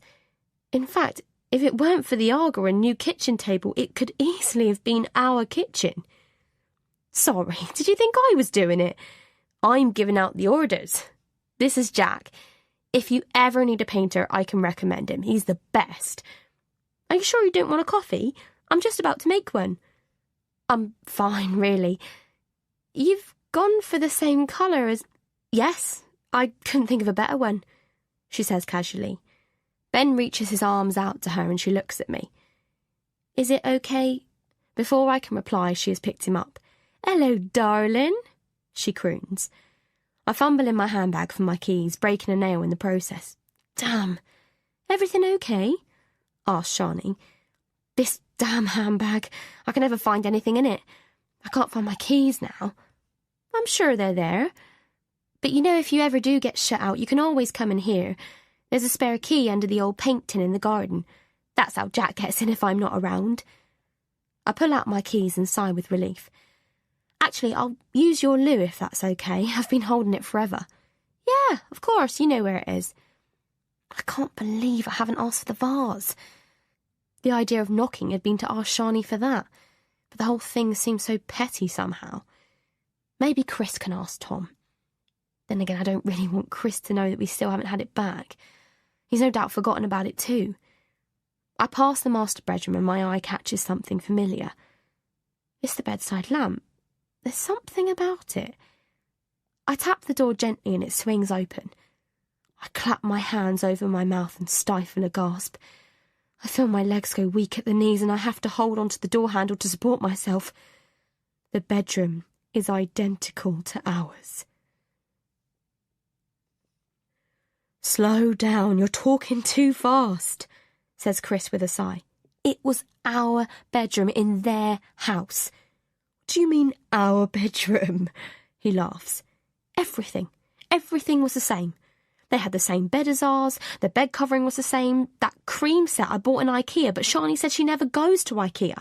The bedside cabinets were identical and even the lamps. Oh, and she's reading the same book as me. The Lovely Bones. Christ, is that a book title? Chris!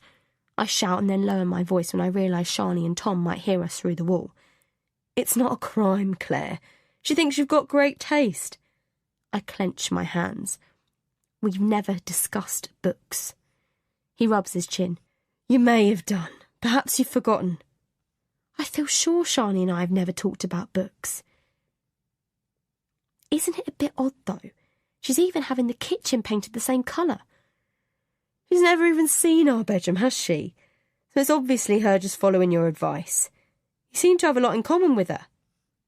I struggle to remember when Shani had been upstairs. She had our key that day, I say shakily. That day of the flood at the nursery, I gave her my key. Oh, God, I'm sounding paranoid again. I go into the kitchen as calmly as I can and open my little notebook. I check my diazepam intake and sigh with relief. I can take another one. You're not going to take more of those, are you? Says Chris from behind me. It's not a big deal, Claire. She must have gone into our bedroom the day I gave her the key, I say, feeling a chill run down my spine. Oh, come on, Claire. Are you saying she's recreated our bedroom in that short time? They've only been here just over 2 weeks. Well, I say flustered. Are you sure it was exactly the same? The bed linen and it's from IKEA. Thousands of people go to IKEA, Claire, but she said she didn't go to IKEA, I argue. For Christ's sake, there are loads of cream duvet covers. It's not that odd, and I'm sure the bed is not identical either. Not identical, I say, beginning to feel stupid. Now I think back, there were some things that were slightly different. Maybe the cream duvet cover wasn't exactly the same. Get some perspective, Claire. You should be flattered, he says tiredly. 1 minute you've got no self-esteem and the next minute you've got someone looking up to you in this way and you're still anxious. Perhaps she lacks confidence in house decorating. I open my mouth to argue but feel somehow deflated. I try to remember if I'd said I was reading The Lovely Bones. I decide not to tell him about Shani's haircut as I know he wouldn't understand. I was going to ask about the vase, I say and wait for his reaction. What vase? The one we lent her. He looks surprised. I thought she'd given that back. I shake my head. We'll ask her on Saturday about the vase and their bedroom if you like. What were you doing in their bedroom anyway? I just happened to see, I say, blushing. He pulls me into his arms and I sniff his jumper. The warm smell of Acqua di Parma washes over me. Everything is going really well, Claire. You need to calm down. You have a new friend, extra hours at work, and we're going to save some money. We've got a bit more of a social life and Ben is thriving. We're going to have a brilliant Christmas. We've got your school party. Most importantly, you're getting off the diazepam and sleeping pills. I snuggle into the warmth of him. Shani invited us for Christmas, I mumble into his jumper. Yes, Tom mentioned it. I'd rather have Christmas Day just the three of us, wouldn't you? I nod happily. Let's see how we feel. We could always pop in for a drink Christmas evening. I look up at him. You think it is okay for Shani to still have Ben? He laughs. Claire, come on. Decorating a bedroom like ours doesn't make her a child molester, does it? I shrug. Well, ask her on Saturday. I'm sure she didn't do it to upset you. Okay, I agree. We'll also ask what she's done with that bloody vase.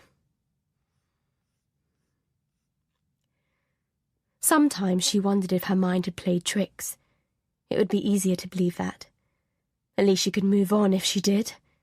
There would be some kind of closure. You're right, she could agree. I imagined it. Most likely the shock caused it. And some days she did wonder. Had she imagined it? Could she have been hallucinating? Was everyone right and she wrong? But no, she knew. They could try as hard as they liked to make her think otherwise. She had been there and she knew.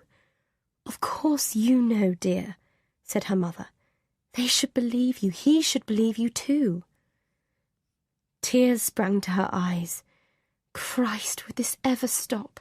She thought. Is this bloody therapy helping at all? I didn't imagine it. Leah didn't reply. You don't believe me either. Do you feel guilty about what happened? She laughed. What do you think? Of course I do. The guilt is killing me. But I didn't make it up. But supposing someone else did the bad thing, wouldn't that make you less guilty? I'm guilty. I don't deny that. I should have left before it got dark. Shall we talk about that? Why you didn't leave? It won't change anything, she said flatly. She knew she couldn't go back and fix things, but she could go forward and just possibly put things right. It's important for you to accept what happened, the truth of what happened. How dare she tell her what was the truth? She thought angrily. She was the only one who knew what the truth was. You need to reclaim your life. She stared at the tissue box. It occurred to her for the first time that it might be easier to give in, to give up the fight and do as they say. I miss him, she said simply. Of course, Leah said sympathetically. She looked at the clock on the wall. 10 more minutes and she could leave. She'd have stayed the full hour. Chapter 12. Shani waves at me from her place on the floor. She talked me into a Pilates class. I'm not sure it's my thing, but Shani assures me it's the best way to get my core muscles in shape. It's brilliant for toning up any flabbiness. My feelings must have shown because she'd quickly added, I'm not insinuating you're flabby or anything, but I'd become acutely aware of my pear-shaped body. Chris had always said I was cuddly, but I don't think that is very complimentary. I wave back to Shani and try not to look at her perfectly toned body. I wish I could stop comparing myself to her. It's not like she's glamorous or anything, especially with her dark-rimmed glasses. But she does have an air about her that I don't have. I look down at my chubby thighs in the black leotard and sigh. It's freezing in the Methodist church hall too. I can't think what Shani likes about it. I yearn for the peacefulness and warmth of my little living room. Cheryl, the teacher, barks orders to us, saying we should focus on our breathing and pull our muscles in. I'm dying for a pee and the cold hall isn't helping. Focus on the breath, she orders. Shani smiles from across the room. There's something odd in the way she smiles at me, but I can't put my finger on what it is. She turns away and laughs at something the woman next to her is saying, and then I realise, when she laughs with other people, the smile reaches her eyes. But when she smiles with me, it's as though her eyes are dead. I shake my head in irritation. What a stupid thought. Keep those knees straight, Claire, orders Cheryl. I strain to see the side of the room where the creche is being held. I'm sure I would have heard Ben if he was unhappy. There is a pause in the session and Shani tells me that she will check on him. I nod. I would check on him myself, but Cheryl is pulling at my leg. Breathe slowly, Claire. I've noticed you have a tendency to shallow breathe, says Cheryl. I feel the stares of the other women and become more self-conscious about my pear-shaped body. Why do they all have to have perfect flat stomachs and slim thighs? I look at my reflection in the mirror. My blonde streaked hair is messy from the exercise. I drag a brush through it and dab some blusher onto my cheeks. I pull my jumper over my tummy and sigh. I need to lose some weight. I must start cooking some proper meals. It's just so difficult with Ben and work. When I'm not teaching, I'm preparing lesson plans. There never seems to be enough hours in the day. There's going to be even less time when I start the new hours. Shall we get a coffee in Costa?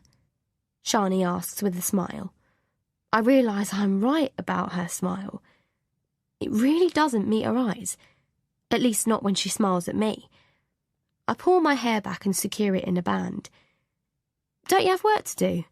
I ask. I've got a meeting in town at 2, so I've got plenty of time, she says, taking the stroller from me. I think of the lesson planning that awaits me. Just a quick one, I say. Costa is quiet and we find a table easily. I decide to let Shani get the drinks this time. At least I can keep a close eye on Ben. Do you want a cake or anything? She asks. Before I can answer, she says, I'll get a chocolate brownie.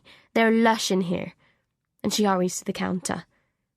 My thighs hurt from the stretching and I groan as I lift Ben out of the stroller. Shani returns with the coffee and brownies. I should try and lose some weight, I say, tying Ben's bib and handing him his beaker. Really? She asks. Did Chris say something? Chris? It's just he mentioned that you might like Pilates. He did? I say, surprised. Not to me, she laughs. I study her eyes. There's no sparkle there. Maybe there wasn't a sparkle when she laughed with the other woman. I could have imagined it.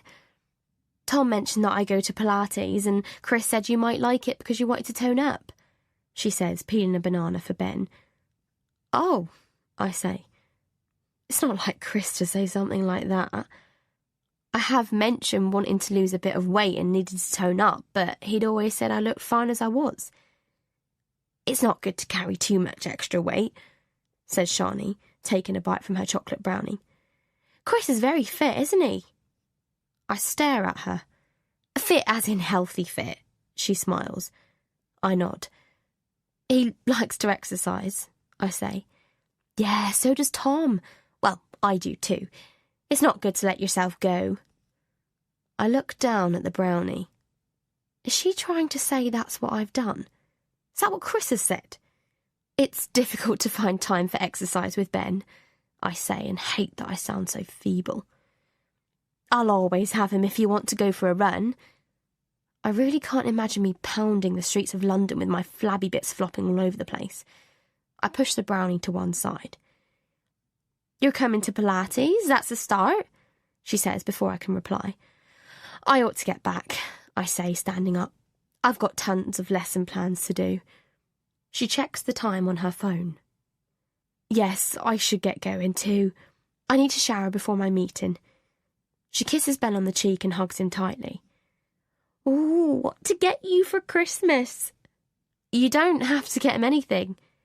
He can't come round Christmas Day and we not have presents for Ben.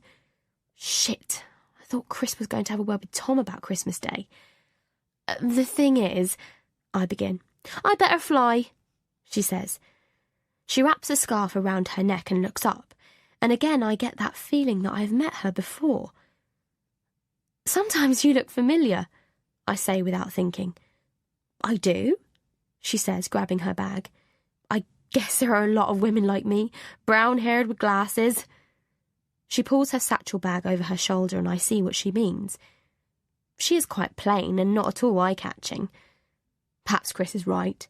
Maybe she does lack confidence.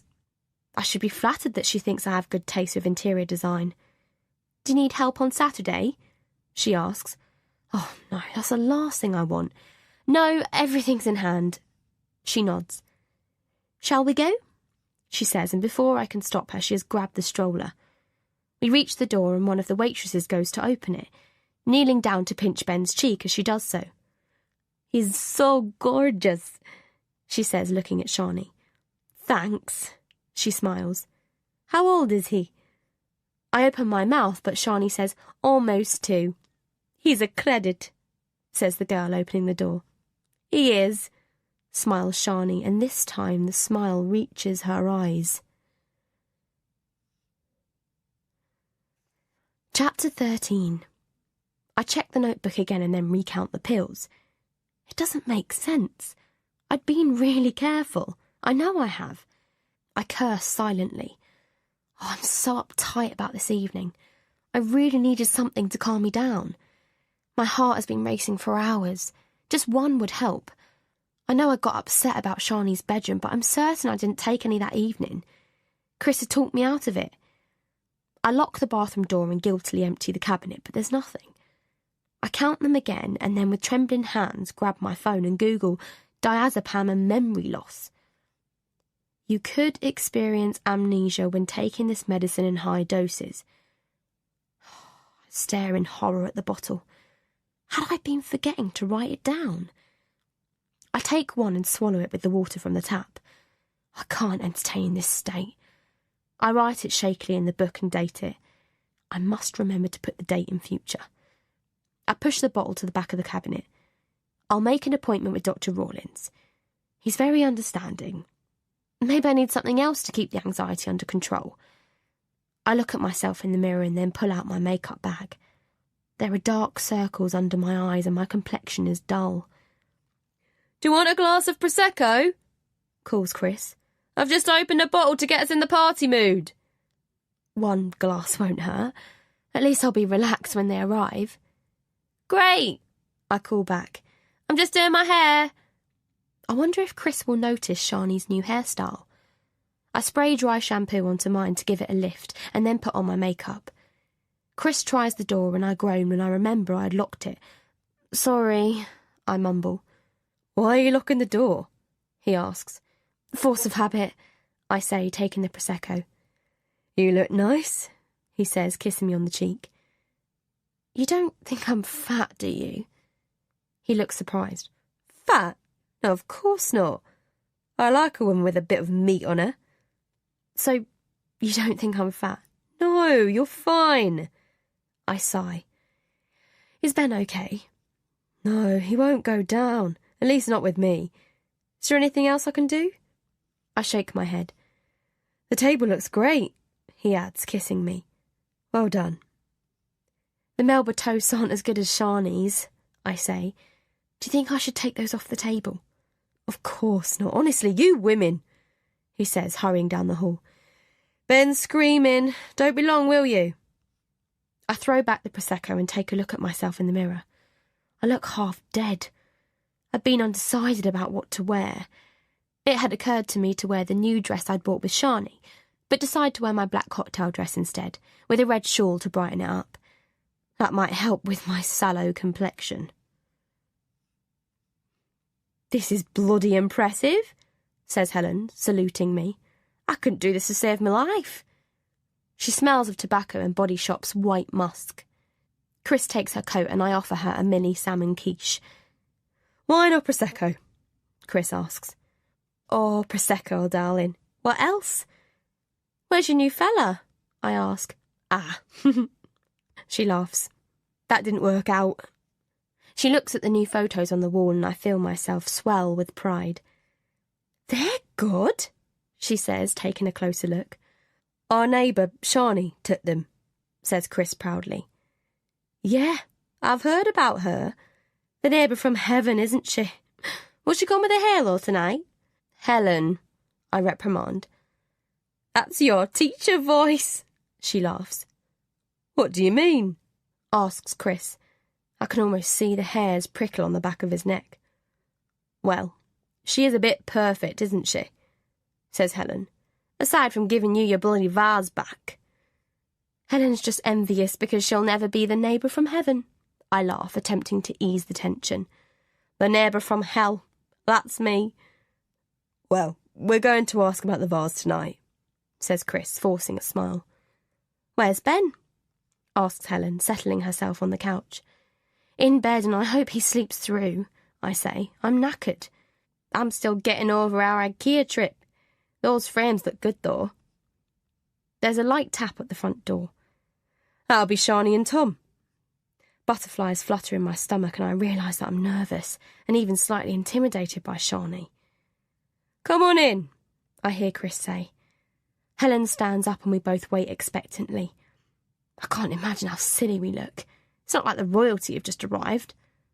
Shani strolls in and the smell of her perfume reminds me that I'd forgotten to put mine on. Just as well because I was going to put on grapefruit too. Hers doesn't smell in the least old. Chris takes her coat and I have to fight back a gasp. She's wearing my flowery chiffon dress and the lemon cardigan. What's even worse is that she looks spectacular in them. Long dangling earrings complement the look. She smiles at me. I can't believe she's wearing that dress. How could she? I stupidly feel like crying. I'll never be able to wear it now without thinking of Shani. I hope you don't mind, she says. No, of course not, I say, my voice emotionless. The dress that once felt special now feels pointless and extravagant. Her new bob is glossy. She looks different somehow. The new hairstyle seems to have changed the shape of her face. The diazepam hasn't kicked in as much as I'd have liked and my palms feel sweaty. Why would Shani buy the same dress? I consider taking another diazepam to calm myself down. After all, one more won't hurt. This looks beautiful, says Shani, looking at the table. She kisses me and envelops me in the warmth of her scent. Thanks for inviting us, says Tom, handing me a bunch of flowers. That's so kind, says Chris. Hello, Shani says to Helen. I think we met in Mark's. Good memory, Helen nods while taking a Melba toast. I've been admiring your photos of Ben. Shani looks at the walls and a smile beams across her face. They look terrific in those frames. Let's get you both a drink, says Chris. If you'll excuse me, I say, hurrying to the kitchen with the flowers. I lay them in the sink and dash upstairs to check on Ben. He's sleeping soundly and I sigh with relief. One more diazepam won't hurt. I lock the bathroom door and sniff under my armpits. Oh, I'm so hot and my palms are sweatier than ever. I take a pill from the bottle and swallow it, reminding myself that I must write it in the notebook before I go to bed. Claire made them. I think it's the first time she has, Chris is saying as I walk back into the room. We were just complimenting you on the toasts, says Tom, patting me on the shoulder. I try not to glare at Chris. He didn't have to tell them it was the first time I'd made them. I refill my glass. I had a bit of time to spare, I say. I hear you're going to be looking after Ben when Claire teaches, says Helen. Yes, I'm looking forward to it, replies Shani. Helen bites into a Melba toast. These are bloody good, she grins. I'm beginning to wish I hadn't made them. So, you don't work full-time as a photographer then? Helen asks. She has a glint in her eye and I try to give her a warning look. I work from home, says Shani before sipping her Prosecco. Ben is no trouble. It's very good of you. I said to Claire not many women would have another woman's child free of charge. What are friends for but to help out? Smiles Shani. As long as you don't take on too much, Tom says, kissing her on the forehead. Helen raises her eyebrows and then holds out her glass to Chris. I've got some chilli on the stove, I say more hurriedly than I meant. Why doesn't the damn diazepam kick in? I'll bring it in, Chris. Can you get the nachos? I can do that, Shani says. Heaven, mutters Helen, and I give her a scathing look. I must tell Chris not to give her any more Prosecco. Personally, I think social media is a bloody waste of everyone's time, slurs Helen. I don't get what Instagram is all about, except for all the narcissists to show off. What's your take on Instagram, Shani? You're a photographer after all. I'm not on Instagram, smiles Shani. You're on Facebook, though, says Helen quickly. You'll never get me on Facebook, says Tom. Nor me, agrees Chris. I barely go on it, smiles Shani. Ah, I wondered, says Helen blatantly. I sent you a friend request. Oh, really? Says Shani warmly. I'll have to take a look. I'll get the dessert, I say. You ought to put those flowers in water, winks Helen. Let me help, says Shani. It's okay, you relax. I want to snap. I don't need any help. There's a hiccup from the baby monitor and I use that as an excuse to go upstairs. Ben is still sleeping and I hesitate outside the bathroom door. I shouldn't take another diazepam. I'm obviously taking too many if they're not working. If you're not going, then I will. I'm dying for a pee, says Helen from behind me. Helen, what are you up to? What do you mean? I'm not up to anything. I feel like you're baiting Shani. Well, she's too good to be true if you ask me, and what's she doing with your hairstyle? Jesus, she'll have your husband next. I feel like she has slapped me and I reel backwards. Don't be ridiculous. I'd ask for the bloody vase if I were you. She closes the bathroom door and I stand transfixed for a few moments. I take a deep breath and go back downstairs. I'll put the flowers in water. Can you get a vase, Chris? I say pointedly and nod towards Shani while fighting the annoyance that threatens to overwhelm me. Chris frowns at me but turns to Shani and says nonchalantly, Shani, now you and Tom have the house a bit straight. Would it be okay to have our vase back? Or do you still need it? Helen nudges me as she walks into the room. I gave Claire the vase, Shani says simply, looking directly at me. I prickle under her stare. Oh, well, there you go then, says Helen. Why don't you put the flowers in that? I grab a bottle of wine and empty the contents into my glass. I know I shouldn't drink any more. Not with the diazepam, but I'm finding the whole evening a big strain. I don't think you did, Shani, I say, throwing back the wine. I'd have remembered. It's a special vase. The air is now thick with tension. Well, someone's got it wrong, says Helen. I came round with it, Claire. Don't you remember? I was a bit late bringing it back. I apologise for that. You were having trouble with your washing machine at the time? I remember that. The water wouldn't drain and I was getting irritated because the door wouldn't open. I'd gone to find a screwdriver when I'd heard the doorbell. Shani had stood with a packet in her hand. I'm sure that was all she had in her hand.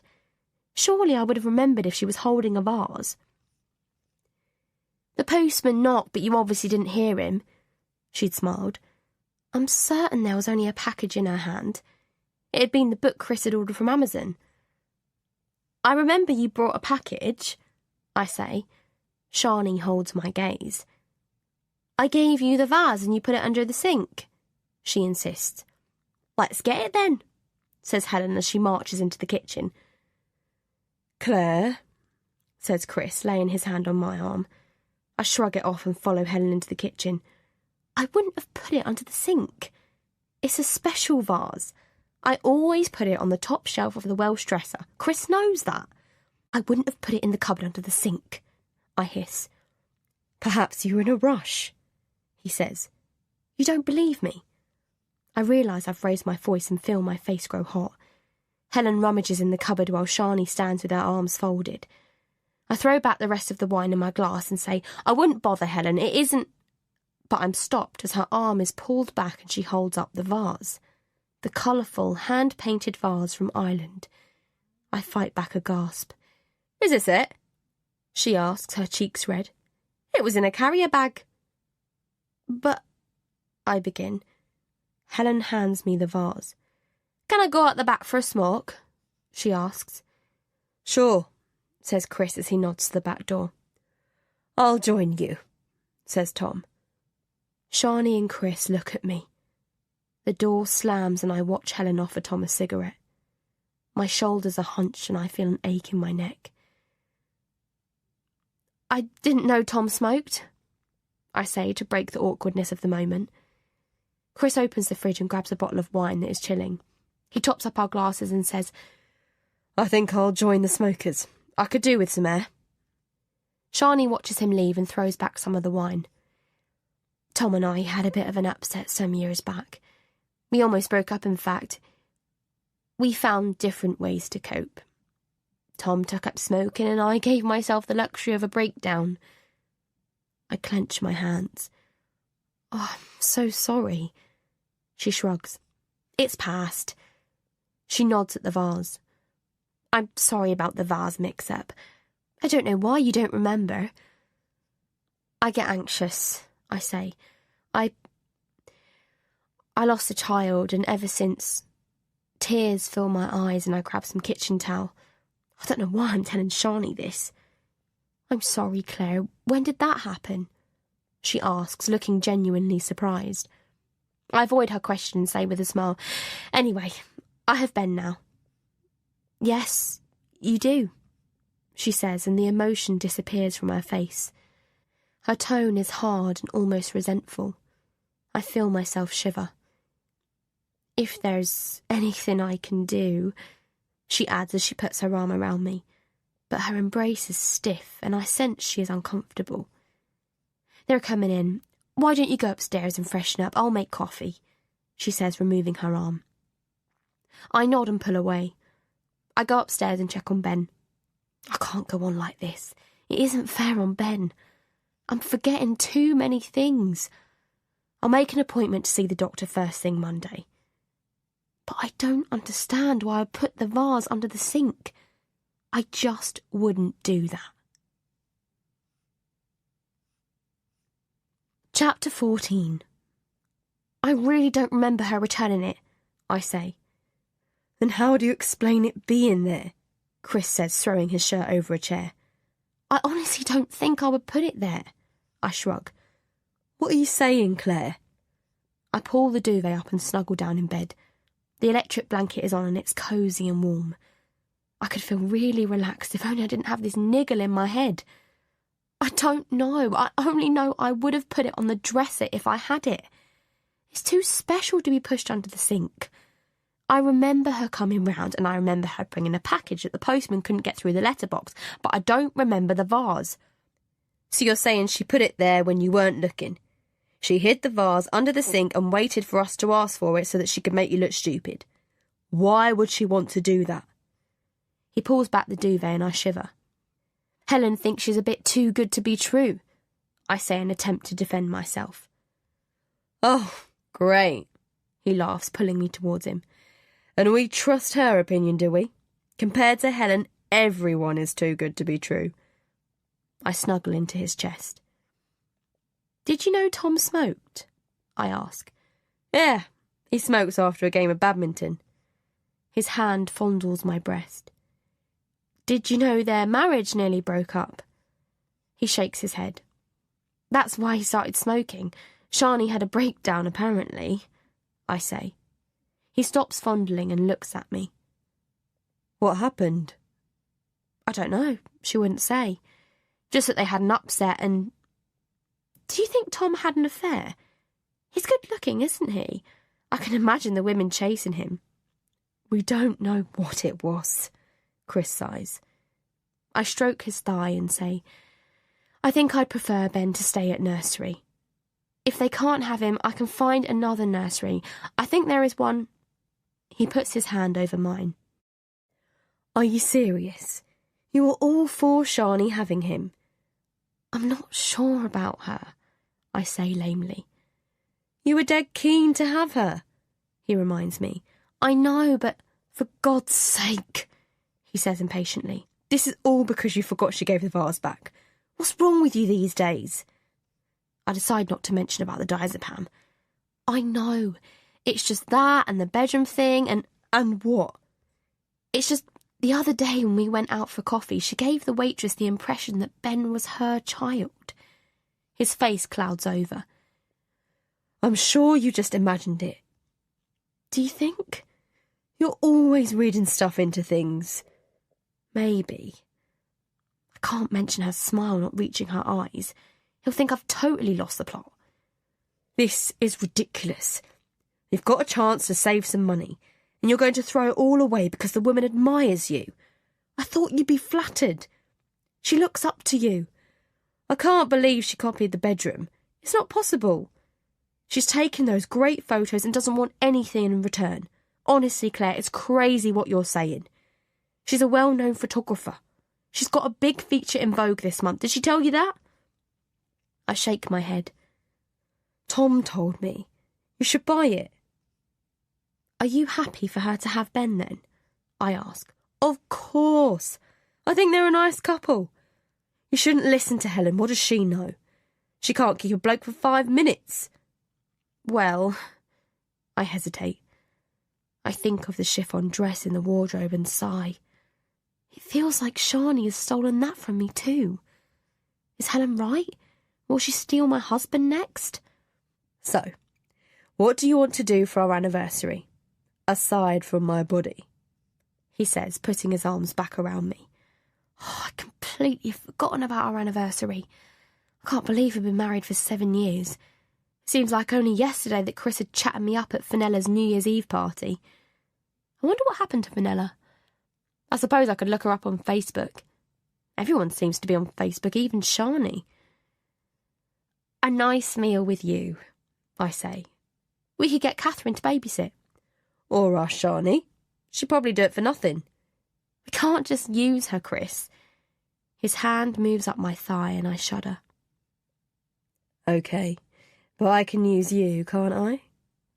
I open my legs willingly and pull him closer. Chapter 15. Chris scrunched up the paper into a ball before aiming it at the bin across the room. The door to his office swung open as he did so, and the ball hit Shani on her chest as she entered. Oh, she said. Was that a reject? Hey, he said. He was taken aback to see Shani. He hoped Claire was aware of the visit. He didn't want another scene with Claire over it. I hope it's okay for me to call in. The girl at reception said it was your lunch break, she said shyly. Chris noticed her hair was cut in a style similar to Claire's. It didn't somehow suit Shani. Yeah, of course. Is everything okay? Yes, fine. I've just been to get some copies of Vogue. How did you know where I worked? He asked casually. Tom told me. Oh, right. What do you think? She asked, handing him a copy of the magazine. Claire would like to see a copy, he said. He didn't know why he felt the need to mention Claire. He just wanted to remind Shani that he was married for some reason. Claire's jealousy had made him paranoid too. She said it was your anniversary in 3 weeks, 7 years together. He didn't know whether to invite her to sit down or not. Yeah, a whole 7 years. I would have got less for murder. He smiled and then wondered if it sounded like a complaint. You know what they say about 7 years? She said, tapping him on the arm. Oh, right, he said, realising what she meant. That's why I popped in to see you. I thought it would be nice to take some portraits of you with Ben as a gift for Claire. Father and child photos are really popular these days. I think Claire would love it. I thought we could set a time when you are free and I've got Ben. Do you think so? That sounds great. Thanks, Shani. Give me a text tomorrow when I've got my diary in front of me and we'll fix a time, she said as she handed him her business card. Tony tapped lightly on the door. Sorry to interrupt, but we have a meeting in 3 minutes. I'm just off, Shani said as she moved towards the door. I thought she'd be more glamorous. I suppose because she takes fashion photos, you just expect that, Tony said as she watched her walk down the corridor. Yeah, said Chris, trying to sound disinterested. He really didn't want Shani dropping into the office like that again. He'd never be able to make Claire understand there was nothing in it. Chapter 16. Helen wrapped a woolen scarf around her neck and pulled on a pair of matching gloves.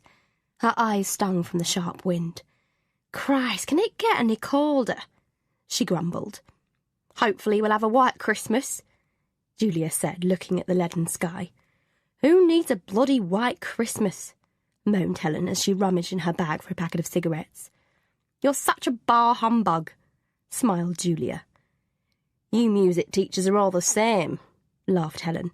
"Full of good cheer and bloody awful carols." Julia grinned. "I'll be glad when the term ends," said Helen, blowing smoke from the corner of her mouth. "I think that woman is waving at you," said Julia, pointing across the road. "Oh, Christ, she's weird," Helen groaned. "Who is she?" "Claire's neighbour. She looks after Claire's kid when she's teaching. She's coming over." Helen stubbed out her cigarette. "I'm glad I caught you," said Shani. Helen struggled not to stare at Shani's haircut. It was just too weird. Why would anyone copy someone else's hairstyle? She really didn't understand why Claire put up with it. She'd certainly never leave any kid of hers with this woman. Julia pointed to a bus. "That's mine," she said. "I'll see you tomorrow, Helen. Nice to have met you." She smiled at Shani before running for the bus. "Well, it was nice seeing you," said Helen, "but I've got to hurry for a bus too." Shani looked disappointed. "I was hoping we could have a coffee," she said. Helen raised her eyebrows. She had no intention of having a coffee with Shani. "I wanted to talk to you about Claire." "What about Claire?" Helen said brusquely. "It's her and Chris's anniversary soon. It's 7 years and—" "So you're going to get them both a medal?" Helen said scathingly. Helen watched Shani's lips tighten. "No, actually, I was going to arrange a little dinner party for them at a nice restaurant in London. I thought I could ask some of her closest friends to come as a surprise for her." "You want to arrange a dinner party for their anniversary?" Helen sighed as her bus drove past. Shit, the next one isn't for another 20 minutes. "Claire's not close friends with anyone except me," Helen said bluntly. "I don't think she and Chris would appreciate a dinner party." "Oh, Chris knows," Shani said gleefully. Helen tried not to show her surprise. What was wrong with Chris?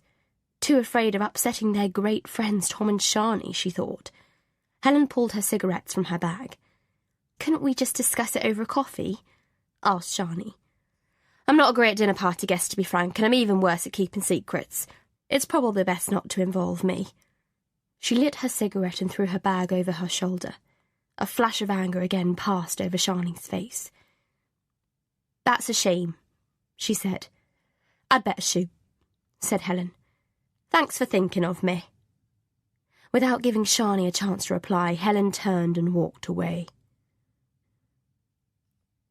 It was the last thing she wanted to talk about, but she knew she couldn't put it off forever. There were no flowers today, and the tissue box was Tesco's value.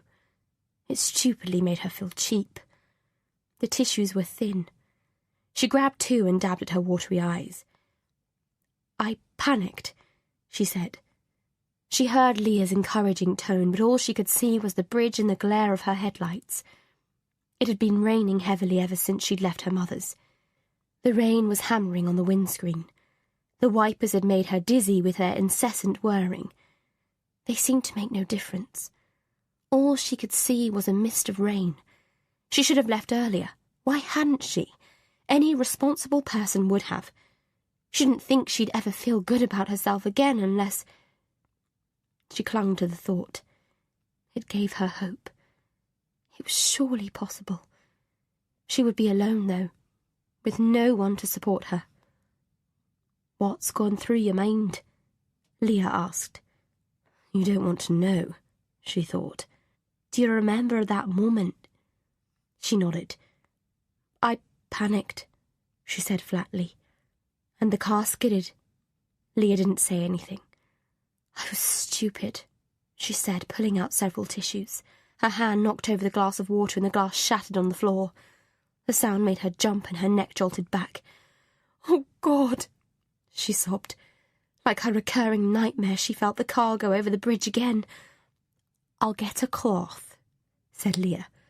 Shards of glass lay scattered on the floor. Like the broken pieces of my life, she thought.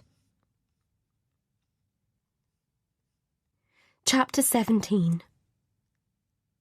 Chris pulls on his trainers and then rummages in the cupboard for his badminton racket. I sigh as I put down the paper. I feel resentful. Sundays used to be our family day. We would read the Sunday papers in bed with Ben sleeping between us. Ever since Shani and Tom moved in, our weekends have changed. I push my feet into my slippers and shuffle to the kitchen to make another coffee. "What are you going to do this morning?" Chris asks. He feels guilty. I can tell by his face. He wants me to make things easy for him. "I'll finish the papers," I say. "Then I might go to Oxford Street and do some Christmas shopping. Maybe I'll phone Helen, see what she's doing." He laughs. "You'll be lucky if she's up." "Then I'll go on my own." "I'm sure Shani would go with you." I fight the urge to roll my eyes. "I'm sure she's got loads of work to do," I say. He glances at the Vogue magazine on the table. "They're brilliant photos, aren't they?" I nod. The truth is I haven't looked at the magazine since Shani dropped in. I'm still annoyed with Shani for making me feel stupid about the vase. I am sure she was purposely trying to make me doubt myself, but I don't know why. I'm sure my memory isn't that bad, that I would forget her giving the vase back, especially as Chris and I went on about it so much. "When are you seeing Dr. Rawlins?" Chris asks, zipping up his holdall. "Tomorrow. He's been on holiday for a week." "Good. Tell him about your memory lapses." I want to argue that I don't have memory lapses, but I bite my tongue. I sigh and dunk a digestive in my coffee. "What time will you be back?" He shrugs. "About 1. We usually go for a pint after." I pick up Ben and nuzzle him to my chest. "Let's get ready, shall we?" I say, kissing the top of his head. The front door slams and I watch from the window as Chris climbs into Tom's Audi.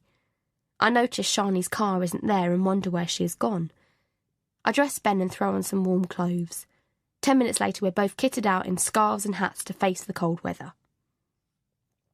I stop at the end of Shani's driveway. Ben giggles and kicks off his blanket. I throw it back on and walk purposefully around to Shani's back door. The kitchen blind is down. I tap on the door and wait. After a few minutes, I hesitantly turn the handle. The door is locked. I feel my heart thump in my chest as I fumble under the old paint tin. I lift it carefully and see the key. I take it and with trembling hands turn it in the lock. The door creaks open and I nervously step inside. Breakfast dishes are stacked in the sink and a cold cup of coffee sits on the worktop. I can smell Shani's perfume in the air. It isn't grapefruit. If she discovers I was here, I'll say that I couldn't find my keys and that Ben was getting cold and that I felt sure she and Tom wouldn't mind if Ben and I stayed warm. I step into the living room. Everything is neat and tidy. I peer out of the window and check that her car isn't there. I'm not sure what I'm looking for or why I felt the need to come in. "Let's check out that bedroom," I whisper to Ben. I tiptoe stealthily up the stairs and past a small bedroom that is packed with boxes and make my way to the master bedroom. I have to fight back a gasp as I open the door. On closer inspection, I realise that the bed is different to ours, but the duvet cover looks identical to mine. Even the cushions are arranged like ours. I place Ben on the floor and go to the bedside cabinet where a copy of The Lovely Bones sits. Next to it is a jar of night cream. I don't recognise the brand and it isn't one I use. It looks expensive. I put my hand on the drawer handle and hesitate. If Chris ever found out, he'd go mental. I can almost hear his reprimand. "What on earth did you think you were doing going through their stuff? Tom's a bloody lawyer. There may have been confidential papers there." I remove my hand from the drawer and study the items on the dresser. There's a new bottle of Jo Malone's grapefruit still in its box. Why did Shani say she had an old bottle? The lovely bones looks barely touched. I look again at the drawer, hesitate and make myself leave the bedroom. The door to the second bedroom is open. It's Shani's workroom. Photos are scattered over her desk with a laptop and printed to one side. Back copies of Vogue are piled on a bookcase. I glance through the window to check Shani hasn't come back and then put Ben on the floor. Photos of Ben are lined up on the windowsill. They are not the ones Shani gave us. I study them intently. They seem to have been taken in Shani's back garden. A narrow wardrobe stands opposite the desk and I open it gingerly and reel back in shock at the pile of baby clothes on the shelves. Below on another shelf are baby toys. My breath catches in my throat when I see a plain blue box marked Nathan. I'm about to open it but am stopped by the sound of a car on the gravel driveway. I close the wardrobe door and grab Ben. I hurry down the stairs, my heart banging against my chest. I fly out of the back door just as I hear the key turn in the lock. I quickly lock the door, shove the key under the paint tin and drop Ben into the stroller. A loud knock on the window makes me jump out of my skin. I turn to see Shani smiling from the other side of the window, and before I can think, she has opened the door. Did she see me put the key back? I can hear my heart beating in my ears. "Hi," she says. My mouth is so dry that I can barely speak. "Hi," I say breathlessly. "I've just got back," she says, looking at me intently. She wants to know what I'm doing in her back garden. My original excuse has fled from my mind. "Yes, I saw your car wasn't there. I just wondered if you had a hard brush. I almost slipped on the leaves on our path," I say, but it sounds so bloody feeble. She surely doesn't believe me. "There is one in the shed," she says. She opens the door and steps outside. She's still wearing her coat and I can smell her perfume. I wait while she gets the broom from the shed. "Thanks," I say, taking it from her. "I'll better get on." "Do you want a coffee?" "No, thanks, I'm meeting Helen in a bit," I lie. "OK, I'll see Ben on Tuesday then?" I nod. I feel my body trembling as I walk down the path. I wonder what Chris will say when I tell him about the baby clothes. I can't tell him I went into their house when they were out. I suddenly feel very alone. I don't feel anyone believes me. Even Chris thinks I'm losing it. I'll talk to Helen, but then I don't really know Helen that well. How did I get to be so isolated? Maybe I can say what I am feeling to Dr. Rawlins, but then he may think it's caused by the diazepam and that I'm just being delusional. Maybe I am. I scroll into the contacts on my phone and call Helen. "Do you fancy shopping in Oxford Street?" I ask. "There's a table," Helen says. We push our way to the one free table and I flop down gratefully. "You'd think they were giving it away. Bloody Christmas," says Helen, throwing her bags onto a spare chair. I clear the dirty coffee mugs and wipe over the table with a tissue. The place is packed with hungry Christmas shoppers. "Just a drink?" she asks. I nod. Ben is crying. He hasn't stopped for 40 minutes and I feel like I could scream. I push a beaker of juice into his hands and encourage him to drink, but he just spits it out angrily and bawls some more. I try rocking him to sleep, but he's having none of it. Helen returns with 2 mugs of hot chocolate and grimaces. "I don't know what's wrong with him," I say. "He's had enough of bloody Christmas shopping, I reckon." I nod and lift him from the stroller. He screams for a bit longer and then relaxes in my arms, his hand clutching my necklace. "You want to be careful he doesn't break that," says Helen. "He often holds it." I smile. I think it comforts him. "It's gorgeous. Where'd you get it?" "Oh, it's a Celtic harp. I bought it years ago at an antique fair in London. It was a long time ago." "It's unusual. You don't want it to get broken." Ben hiccups softly and I stroke his hair. "Are you all ready for Christmas?" asks Helen. "I think so. I just need to get a sports top for Chris. I can't see anything that I think he'll like. But then I'm done. What about you?" She makes a tutting sound. "Me? What do I care about Christmas? I'm on my own anyway. Boxing Day I'm at my sister's, but that's just bloody duty." "Why don't you come to us on Christmas Day?" I say impulsively. At least that way we can't go to Shawnee's no matter how hard she tries. Helen widens her eyes in surprise. Don't you have family? I shake my head. Chris's family are in Canada and, well, I don't see mine. How come? Helen's bluntness has always grated on me, and today is no exception. After all, it isn't any of her business. I force a smile. There was a bit of a rift, I say, and my mum... I trail off. It was too difficult to talk about. Oh, I'm sorry, Claire, I hadn't realised. I shrug. Will you come then? That's nice of you. Will it be okay with Chris? I don't want it to be too much for you. I laugh. We'll never get through a whole turkey, just the two of us. No, do come, it'll be lovely. You're sure Chris won't want you all to himself? No, he sees me all the time. Shani and Tom aren't going to be there, are they? Shani and Tom? I say, surprised. You two seem very matey with them. I sip my hot chocolate. Not really. Funny about your vase, wasn't it? I really don't remember bringing it back, but, you know, I do get anxious sometimes. I didn't know that could affect your memory, she says dryly. I saw her bedroom, I say suddenly. It's almost identical to ours. Helen looks startled. You're kidding. It feels like such a relief to be able to share it with someone and not feel I'm the only one who thinks it's odd. She also has the same lamp as us on her landing.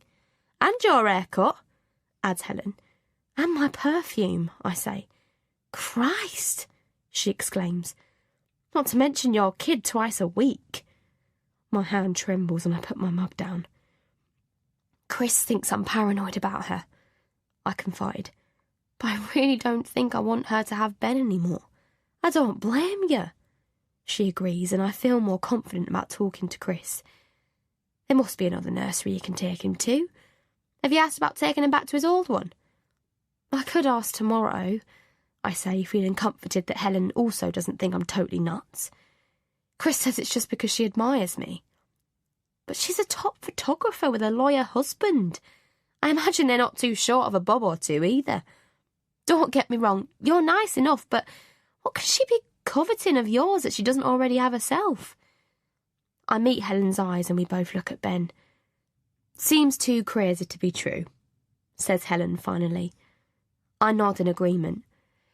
Yes, I'm sure she just wants ideas for decorating the house, that's all. Yeah, agrees Helen, but her expression says she doesn't think that's true. Anyway, there's no harm in checking out the nurseries, is there? None at all, agrees Helen. We should get back. Chris will be wondering what's happened to you. I release Ben's hand from my necklace and settle him into the stroller. I'll talk to Chris when I get home. Shall we continue? Leah said as she handed her another glass. She took some painkillers from her bag and swallowed them with the water. My head aches, she says. Shall we continue? Leah repeats. You were talking about the accident. She leaned back in the couch and rested her head. It was my fault, she said. You almost hit a deer. You couldn't help that. But if it hadn't been dark, if I'd left earlier, in fact, if I hadn't even gone, that's a lot of ifs, smiled Leah. She wanted to wipe the smile from her face. There is nothing to smile about. She wondered if she would ever smile again. I don't see the point in talking about it. We need to talk about your guilt. It was dark. That wasn't your fault. I should have left earlier. Why would you have thought of leaving earlier? You've driven in the dark before. You've made that trip before. There'd been no reason for you to think things would be any different. She licked her lips. I knew that bit of the lane. I knew the bridge was there, and you didn't know a deer would jump out. She shook her head. No, she agreed. There were these flashing headlights, and can you talk about it and face what really happened? I know what really happened, she said firmly. The car went over the bridge. You remember that? It hung on the edge of the bridge. The rescue services found the car in the water. Do you not remember? She shook her head emphatically. It didn't go over the bridge. It hung on the edge, she repeated. Leah sighed. The car was submerged in water. You know what that meant. She grabbed her bag. You don't know what you're talking about. None of you do. The clock clicked as the hand moved to 2 o'clock. My time's up, she said, and walked to the door. Chapter 18. I can see Tom's Audi in their driveway, but our house is in darkness. I park on the drive and kill the engine. I unstrap Ben from the car seat with him still sleeping and unlock the front door. The house is cold and I turn up the heating. Ben begins to stir. I had hoped Chris would take over so I could get a break from Ben's crying. The clock says 5 and I feel a wave of anxiety wash over me. Where could Chris be? He and Tom must have finished badminton ages ago. I fish my phone from my bag and send him a text. I'm home. Where are you? It isn't delivered, which means his phone is off or he has no signal. Ben begins to cry and I feel the first stirrings of a headache. I decide to prepare dinner and then, if I haven't heard anything, I'll phone him. Ben cries as I prepare pork chops and roast potatoes. Even his toy car doesn't appease him. I check my phone again and see my text message still hasn't been delivered. It's now 5:20. The pangs of anxiety are getting stronger and I think of the bottle of diazepam upstairs. I check the notebook and count the number I've taken, and am pleased. My use of the pills is reduced. I feel a rush of relief and hurry upstairs to take one.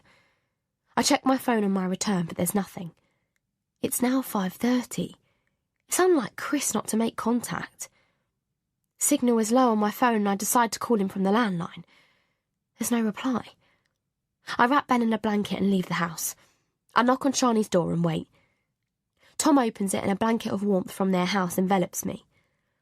Hi, Claire, Chris isn't back and I was just wondering what time you two finished. Chris is here. He interrupts. What? I say, surprised. Come in. He steps to one side and I see Chris standing in the kitchen. Claire, he says with a smile. A sudden anger overwhelms me. For some reason I feel ganged up on. I sent you a text, I say, my voice hard, and I just tried to phone you. My teeth clench together. How dare Chris make me look foolish like this? Oh, I've probably got no signal, he says casually. Ben is screaming and I feel like joining him. Hi, says Shani cheerfully, popping her head around the kitchen doorway. Here, I say, thrusting Ben onto Chris. He's been like this all day, and I've got a splitting headache. He's all yours. Can we... begins Tom. No, you can't, I say brusquely and walk to the front door. I'll see you back in our house, I say angrily before striding back home. I have to fight back the tears of anger. What is wrong with him? He must have known we would be back by now. Why didn't he text me? How bloody dare he? I rush upstairs and take another diazepam. I wonder I'm on bloody tranquilizers. Anyone would be if they had to put up with what I have to put up with. The front door slams and I hear Chris calling me. I stomp down the stairs and face him in the hallway. Oh, you've decided to come home, have you? What the hell was all that about? He demands. Think about it, I snap. He rolls his eyes. Don't roll your eyes at me, I scream. How dare you? Calm down, for Christ's sake, Claire. Do you want them to hear you? I don't give a fuck if they hear me, I shout. You're making a fool of yourself and you're upsetting Ben. Ben screams uncontrollably and I feel like banging my head against a wall. Why don't you fuck off and move in with them? I shout. You're not helping Ben, he says calmly. The diazepams start to kick in and I take a deep breath to help. How could you just ignore my text and phone call? I asked tearfully. I was really worried about you. I didn't get them, he says quietly. I came home and you weren't here and... What time is that? I snap. It was about 3, I think. I figured you'd gone out with Helen, like you said. I went into the garden to tidy the shed and Tom saw me and asked if I'd like a beer. So I popped in. I wasn't going to stay long and I was keeping an eye out to see when your car pulled up. Weren't you worried about me? You were out shopping, he says tiredly. Why are you making such a fuss? You were out with Helen, so I had a drink with Tom. And ignored my messages, I say angrily. I didn't get them. I must have lost signal. I didn't notice. Too preoccupied, I say angrily, dropping into a kitchen chair. This is madness, he says, putting Ben in his high chair and checking dinner. How many diazepam have you taken today? I can't admit to him I've just taken 2. I'm cutting back. Is that why you're so edgy? I'll be glad when you see Dr. Rawlins. I don't want Shani to have Ben, I say. Oh, not again, he sighs. Helen agrees with me. He rolls his eyes. I'm not discussing anything with you while you're in this state, especially about anything that Helen agrees with. He's my baby, I say and burst into tears. Chris gives me an odd look and I walk away from him to get some kitchen towel. We'll discuss this after dinner when you're calmer, he says, and goes into the living room with Ben. Chapter 19. I try to grab the bottle out of Chris's hands. Claire, you were given a 3-month supply of pills only 3 weeks ago. How many have you been taking? I've been cutting back. He makes me feel like a failure. You've been taking more, he says. There's disappointment written across his face. I've been writing it down. Please don't raise your voice. I've just got Ben to sleep. I'll show you. I hurry downstairs and grab the notebook. He studies the pages and then looks at me solemnly. This can't be right, Claire. You've taken far more than this. No, I haven't, I say, shaking my head. Maybe I've forgotten to put it in the book a few times, but not that many. You had 84 tablets. There's only 24 left. That's not possible, I say. No, they're addictive. The more you take, the more you need. I don't understand, I say. I'm sure I've been cutting back. You've got to get your anxiety under control. We can't go on like this. I can't go on like this. The feeling of frustration overwhelms me and I clutch his arm. Can we please talk about Shani and Tom? I ask. He sighs. If you don't want to be friends with her, that's fine, but I can't agree with you about the nursery. It's only 2.5 days, Claire. Why should we pay when Shani's offering to do it for nothing? She takes good care of Ben, doesn't she? He's better looked after with her than he would be at a nursery. I struggle not to clench my hands. But what about those things I told you?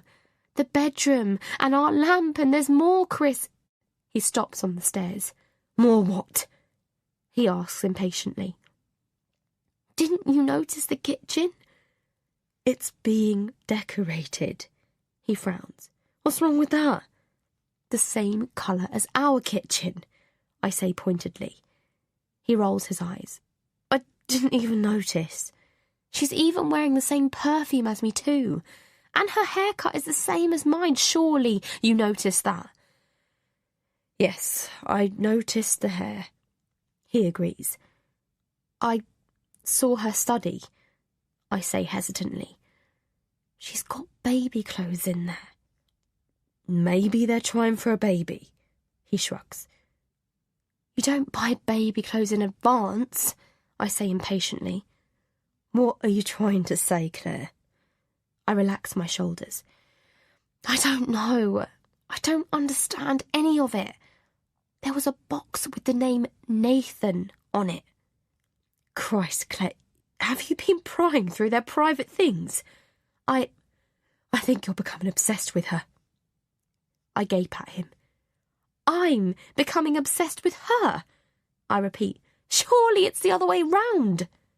I just think you're overreacting. He's silent for a second and then says, maybe you should go back on your medication. I stare at him. You keep telling me to stop it. You know what medication I'm talking about. I look down at the floor. I'm fine. I say. I won't be able to look after Ben. I feel half dead. I can't go back on that. Get things in perspective and cut back on those other pills. Fine, I say resolutely. I decide there and then that if Chris won't support me, then I'll do it alone. I'll check out nurseries in my lunch break tomorrow. Chapter 20. We don't have any vacancies until the new year, I'm afraid. I try not to show my disappointment. You can't fit him in for a few weeks, I ask. He's no trouble. I'm very sorry. We will have a vacancy at the beginning of February. I can put your name down for that. I shake my head. I've no option but to try Ben's old nursery. Faye lets me in and I can see her smile is forced. I'm afraid Ben's place has been taken, Claire. Couldn't you squeeze him in?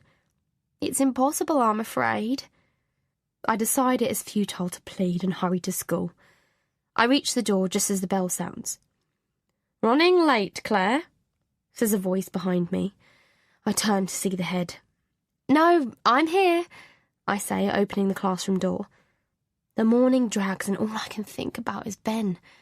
I shouldn't have agreed to the extra hours. I have a splitting headache from trying to work out a solution. I pull my phone from my bag and check the messages. There's a text. My heart skips a beat as it always does. We've had to change Ben's appointment this morning to 11:30. Please let us know if you can't make it. The GP surgery. Shit, I say aloud and the children snigger. That can't be right. I felt certain the kitchen calendar said Ben's appointment was next Monday. I'd never have made an appointment for a Tuesday. I can't ask to leave early. I've only been doing the extra hours for a short time.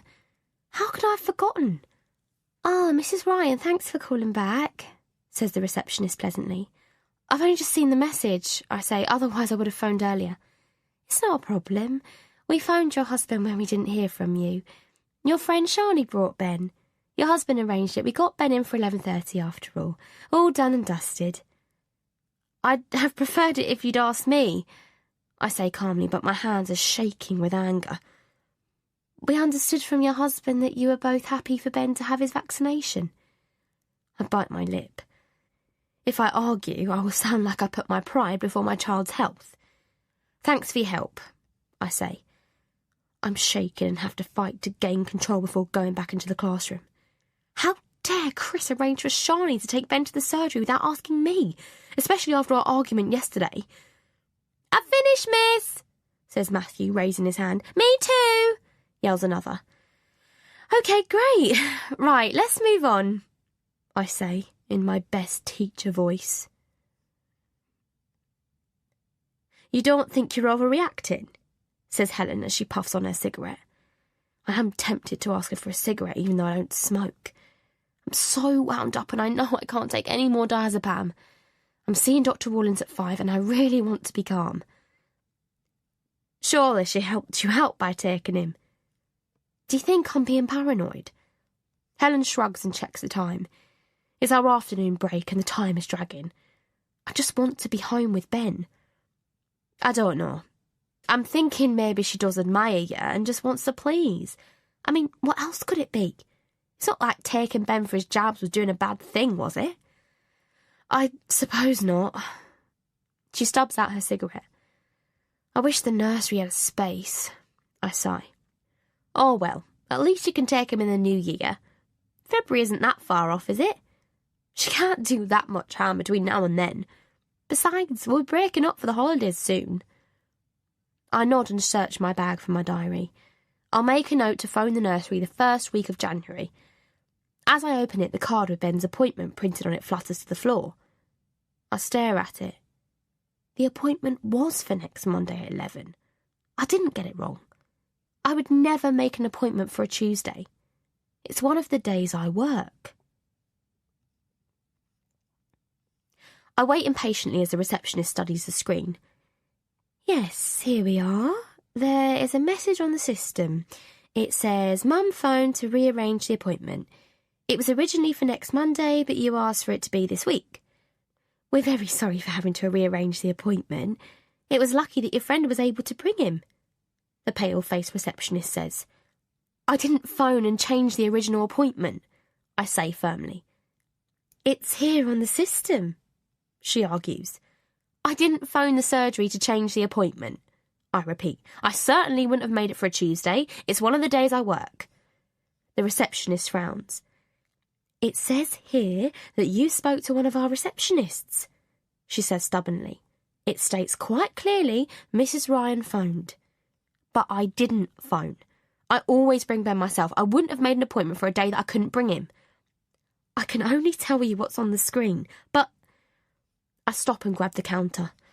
Oh, God, did Shani make the call? She could have seen the appointment on the calendar and pretended to be me. She must have phoned the surgery and changed the appointment. OK, thanks, I say to the receptionist, feeling numb. I find a chair and sit down. My legs are weak. I know if I tell Chris he won't believe me. I can't tell Dr. Rawlins either. There's no one left to turn to. I struggle to compose myself. I need Dr. Rawlins to give me more diazepam. I sit with my hands folded in my lap and try to ignore the looks from the receptionist. People are coughing and sneezing all around me. I hope I don't catch something and take it back to Ben. I really can't afford to take time off, and I certainly don't want Shani looking after Ben when he's ill. I'm relieved when Dr. Rawlins finally calls me in. He checks my notes on the computer before turning to me and asking, How can I help you today, Mrs. Ryan? My anxiety has got worse. I'm very edgy and a bit weepy. I seem to be forgetting things, I say, and immediately regret it. He's bound to make the connection with the diazepam. I'm not sleeping well, I add quickly. Ah, he nods. I've been taking the diazepam to help me sleep, I lie. So you're taking more diazepam? I blush. But less Zopiclone, if any. I see. Why are you more anxious, do you think? If I tell him about Shani's house, he'll think I'm mad. I'm beginning to think that even Helen thinks I'm paranoid. I've had a few upsets, I say, trying not to clench my hands. Is Ben okay? He's fine.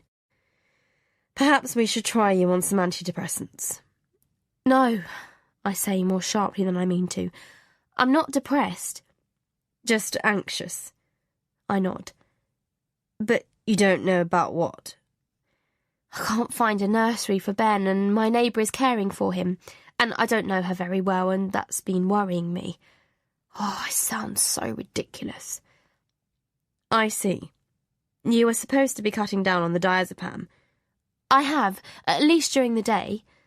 Please let me have more, please. He looks thoughtful. My heart is pounding so forcibly I feel sure he must be able to hear it. I'll give you some more and an antidepressant to take at night. It's been known to help people sleep, but I urge you to reduce the diazepam. Try taking 1.5 a day, and after 2 weeks reduce to 1 a day. Don't increase that dose at any time and keep a record of what you're taking. I would also suggest some counselling. I don't want counselling, I say sharply. I've had counselling. I don't want it again. It's so easy to say things you don't want to say in counselling. To remember things you don't want to remember. Think about it, he says curtly. We can't dismiss it. You can't stay on diazepam. We have to get you off that. Long-term diazepam increases anxiety, and that's what I think is happening to you. I'm not saying stop altogether, but you must start reducing. Therapy is a great way to look at your anxieties. I nod without committing myself. I wait patiently while he prints out the prescription, the sense of relief overwhelming me. I will calm down. Chris is right. I'm getting everything out of proportion. I must get off the diazepam. They're making me paranoid. But I didn't phone the surgery. That phone call never happened. Despite what the receptionist said, it was not me that changed Ben's appointment. Chapter 21. The car bumped up on the driveway and Chris swung his legs out of the car. He was late. The meeting had gone on longer than he'd thought, but he'd managed to get away by 2 o'clock. What a fantastic outcome. He hoped his breath didn't smell of alcohol. He'd only had one glass of bubbly. He'd get another bottle on the way home to celebrate with Claire later. He'd barely reached the front door when Shani opened it. "Hi, sorry I'm late," he said apologetically.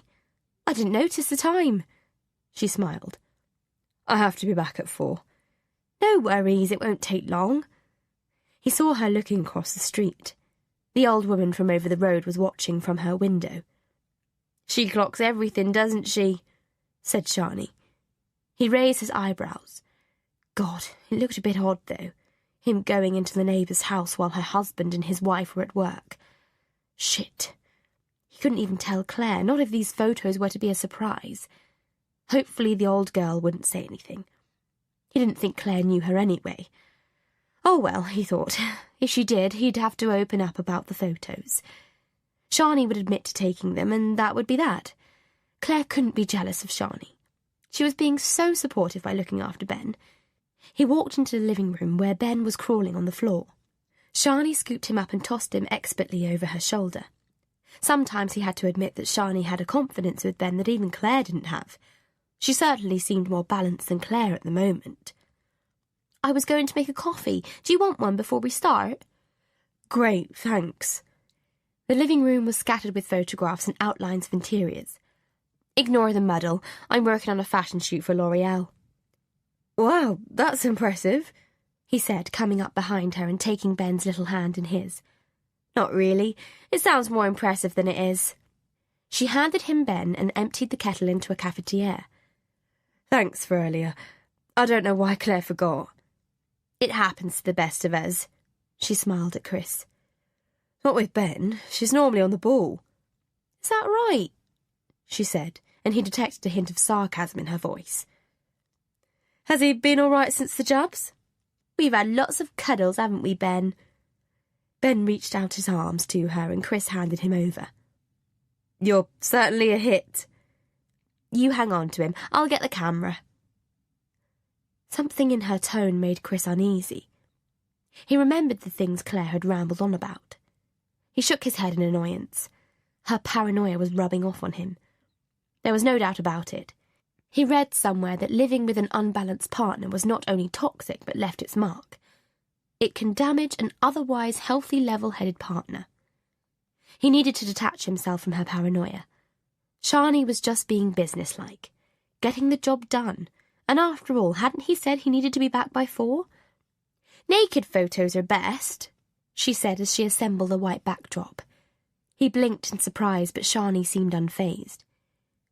"Naked?" he repeated. "Just your shirt off," she said casually, taking Ben from him and removing his top. He looked at Shani's window. She didn't have nets, and if that old dear was still looking... Shani didn't seem worried, and he didn't want to make a fuss. "Right," he said, pulling off his shirt. "Claire will love these." Shani didn't reply, but busied herself attaching a lens to her camera. "I found a great restaurant. It's French in the West End. I've booked a table for your anniversary. Tom and I would like to take you out. I thought 8 would be a good time. I'll surprise Claire with the photos," she says without looking up. Chris struggled not to look taken aback. "Oh, right," he said. He had hoped to spend the anniversary alone with Claire, but felt it would be rude to say no to Shani. "That's great, I'll tell her. We'll need to get a sitter." He couldn't bring himself to say that he and Claire wanted to spend their anniversary alone. He didn't want to seem ungrateful. It felt strange to be half undressed in Shani's living room, and he hoped Shani wouldn't take much longer. "Okay, if you stand here," she said. "I'll do a few of you first to get the light right. I don't want to be fiddling around when I take Ben's photos, or I'll get agitated." "Oh, right." He nodded. She told him how to pose, and for the next 5 minutes she snapped like crazy. "Best to get everything planned before we put Ben in the picture," she smiled. Chris nodded, but he felt uncomfortable posing like a model.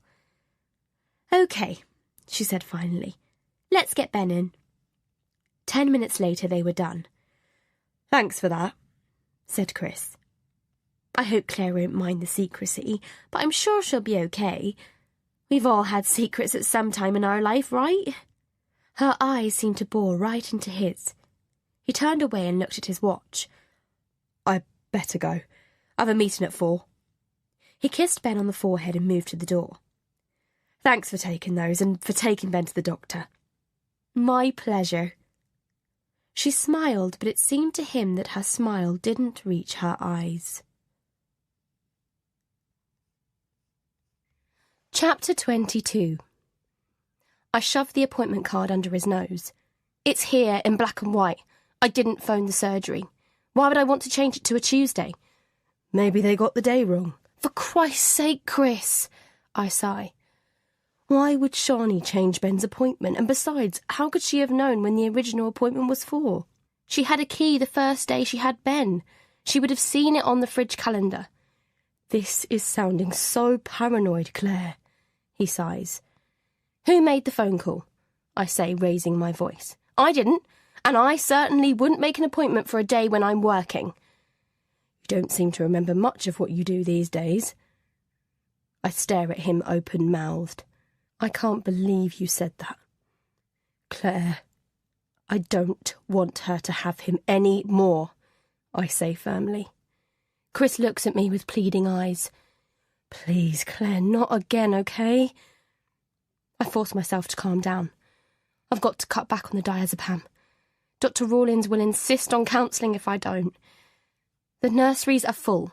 I checked today, I say, trying to sound calmer. They haven't got space until February, so it looks like I don't have any choice. But in February, he goes back to the nursery. "Okay," he agrees. But I can tell that he is hoping that by February I will have changed my mind. "Have you been drinking?" I ask. I can smell alcohol in his breath. Very slight, but it's definitely there. "That's what I've wanted to tell you, but you're at me as soon as I walked in the door." "Okay," I say. "They want me to take charge of the Hinsky contract." "That's wonderful," I say. "I bought some Prosecco." "Oh, I'm so pleased for you." "It'll mean some overtime," he smiles. "So, what with your extra hours and this?" "The dinner," I say as I rush to the kitchen. "What did Dr. Rawlins say?" he asks. "He thinks I need to go on antidepressants." "Oh." He pops the cork. "What did he say about the diazepam?" "He gave me some more and said to continue with the reduction program." He raises his eyebrows. "Did you tell him that you have been forgetting that you'd taken them?" He talked about therapy and, "Let's celebrate," he says, changing the subject. I clink my glass against his. "Oh, congratulations, Chris," I say. "It does mean I have to go to Amsterdam for a few days." My hands tighten around the glass. "When?" I tell myself not to sound anxious. Don't ruin the good news by getting worked up. I'm already struggling to fill my lungs with air. "In a few weeks. I'm not sure exactly when. I'll only be gone a few days. I have to go. It's down to me to work out the details with the customer." "I know," I say, squeezing his arm. "We'll have Christmas to look forward to." The mention of Christmas reminds me that I'd asked Helen over for Christmas Day. Oh, I'm beginning to wish I hadn't now. "I asked Helen if she wanted to come to us on Christmas Day." "What? Why?" he groans. "She's going to be all on her own." "Oh, Claire." "I'd rather that than go next door," I say irritably. "Okay, let's not ruin the evening. Can't we just celebrate without disagreeing?" "Sorry," I say meekly. He wraps his arm around me. "After dinner, and when Ben's gone to sleep, why don't we watch a movie? Have a real chill out." I nod. I can't think of anything nicer. We ended the last session talking about the car accident. "I think we should revisit that," Leah said. She gave a sarcastic laugh. The word "we" was ironic. If only there had been a "we" at the time. At least then she'd have been believed. No one believed her. They all dismissed her. She struggled to breathe.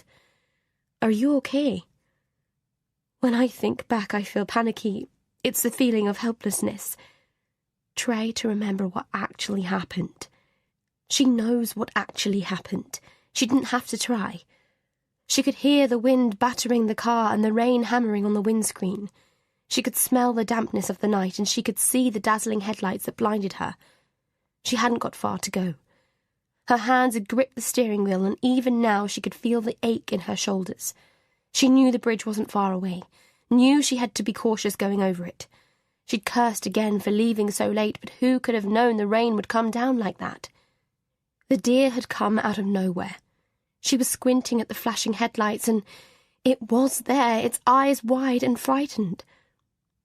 There were headlights, she said. It's dark in the country, said Leah. He was beautiful and so scared. You didn't hit him. She turned the steering wheel so violently that she'd torn the ligaments in her wrist. Her foot had slammed onto the brake, but the car skidded. She was going too fast. The world spun around her until she could do nothing but scream.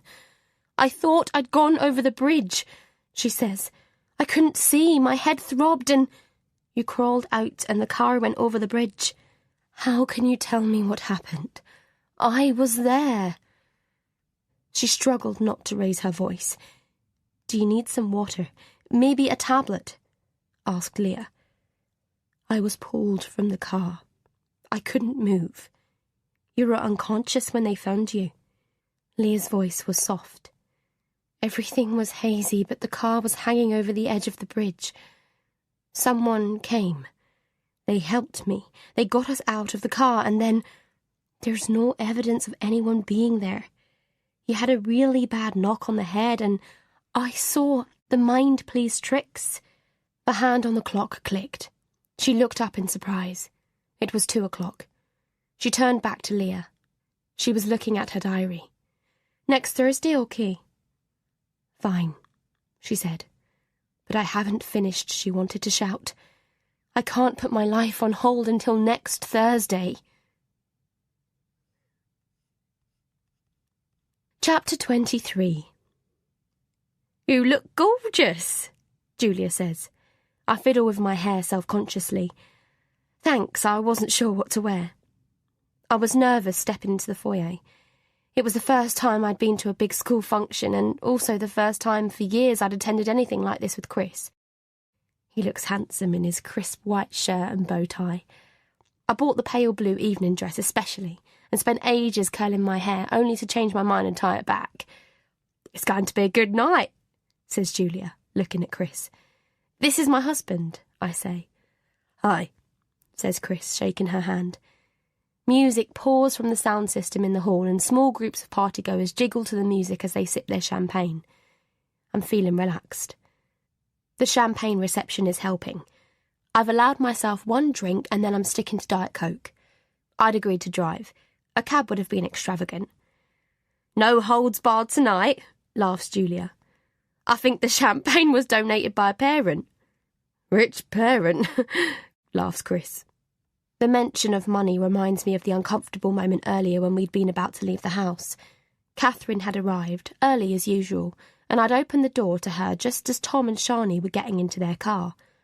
Shani said I looked nice, but I felt a reprimand in her voice. It was almost as if she was angry because she didn't know we were going out. I told her we were off to the school Christmas party, but I felt embarrassed and didn't know why. She'd glanced at Catherine and said in a hurtful tone that they would have babysat. The presumption that we would always give Ben to her annoyed me. I told her that I hadn't thought of asking and almost apologised, but of course I had thought about asking Shani. When I closed the door, my face was red. I'd felt guilty and had no idea why. Chris was more worried about upsetting Shani and said that we don't want to offend her, especially as she is having Ben on my teaching days, and that it would have saved paying Catherine. I'd gaped at him and said that I'm not going to be blackmailed. I felt the irritation rise up inside me. It seems every time Shani's name is mentioned, we argue. Let's have a good time, shall we? Says Chris, interrupting my thoughts. I take his arm and we move into the hall where tables are laid for dinner. I look around the crowded hall for Helen. Good to see you, says Jeff. This is my husband, Chris, I say proudly. Glad you could make it. Have a nice evening. I pull Chris over to the table plan and sigh with relief when I see we're seated with Helen. Oh, brilliant, groans Chris. The party is in full swing and I watch as Helen glides around the dance floor. The disco lights flash around us. I sip my Diet Coke before texting Catherine. Is everything okay? We'll be leaving soon. Catherine texts back a thumbs up and smiley face. I push my phone to Chris. It's almost 10:30. We should go soon. You're not going already, are you? Helen says, lurching towards us. Oh, I have to get back to the babysitter, I say, finishing the last of my Coke. You'll miss the speeches, slurs Julia. I'm sure Shani would be happy to have him for another hour, grins Helen. Shani isn't babysitting, I say. Best to stay for speeches, says Chris. I'll get another beer. Why couldn't Shani babysit? Helen asks, causing Julia to burst out laughing. I sigh. There's nothing worse than being sober when everyone else is drunk. She's great as Shani, Helen tells Julia. She babysits for free. I took to the bar. I really think it's time to leave. That's good of her, says Julia, rubbing her eyes. They're good pals, aren't you? Says Helen loudly. I strain to look for Chris. I'm just going to get Chris, I say as I stand up. She's even arranging an anniversary dinner for them. 7-year special, how nice is that? Getting all their mates to come and... Helen clamps a hand to her mouth. Whoops, she giggles. You probably don't know about that yet. I must have snapped my head around so sharply for I hear a crack and feel a pain shoot down my shoulder. What anniversary party? Claire, Chris says from behind me. There's concern in his voice. I spin round. His face tells me everything. You know about this? I haven't had time to talk to you. Oops, sorry, says Helen, wincing. I must stay calm. It's a nice thing that Shani wants to do, but for Helen to know, and Chris, why hadn't someone told me? She asked me if I could make it, says Helen, placing her hand on my arm. She wants to make it nice for you. Have all your friends there and stuff. I meet Chris's eyes. She wants to take us to Chez Pierre in town. She wanted to ask you if the restaurant was okay. I said I'd ask you, and what with the Hinsky contract, I forgot. Oh, what a nice thing to do, says Julia, slurping her coffee. Anyone else for coffee? Helen asks. I think we should get back to Ben, I say. It's a nice thought, says Chris in the car. Yes, I say. I guess it is, although I would have preferred to have gone out just the two of us. You shouldn't have told her it was our anniversary then, he says, pushing his head back against the seat.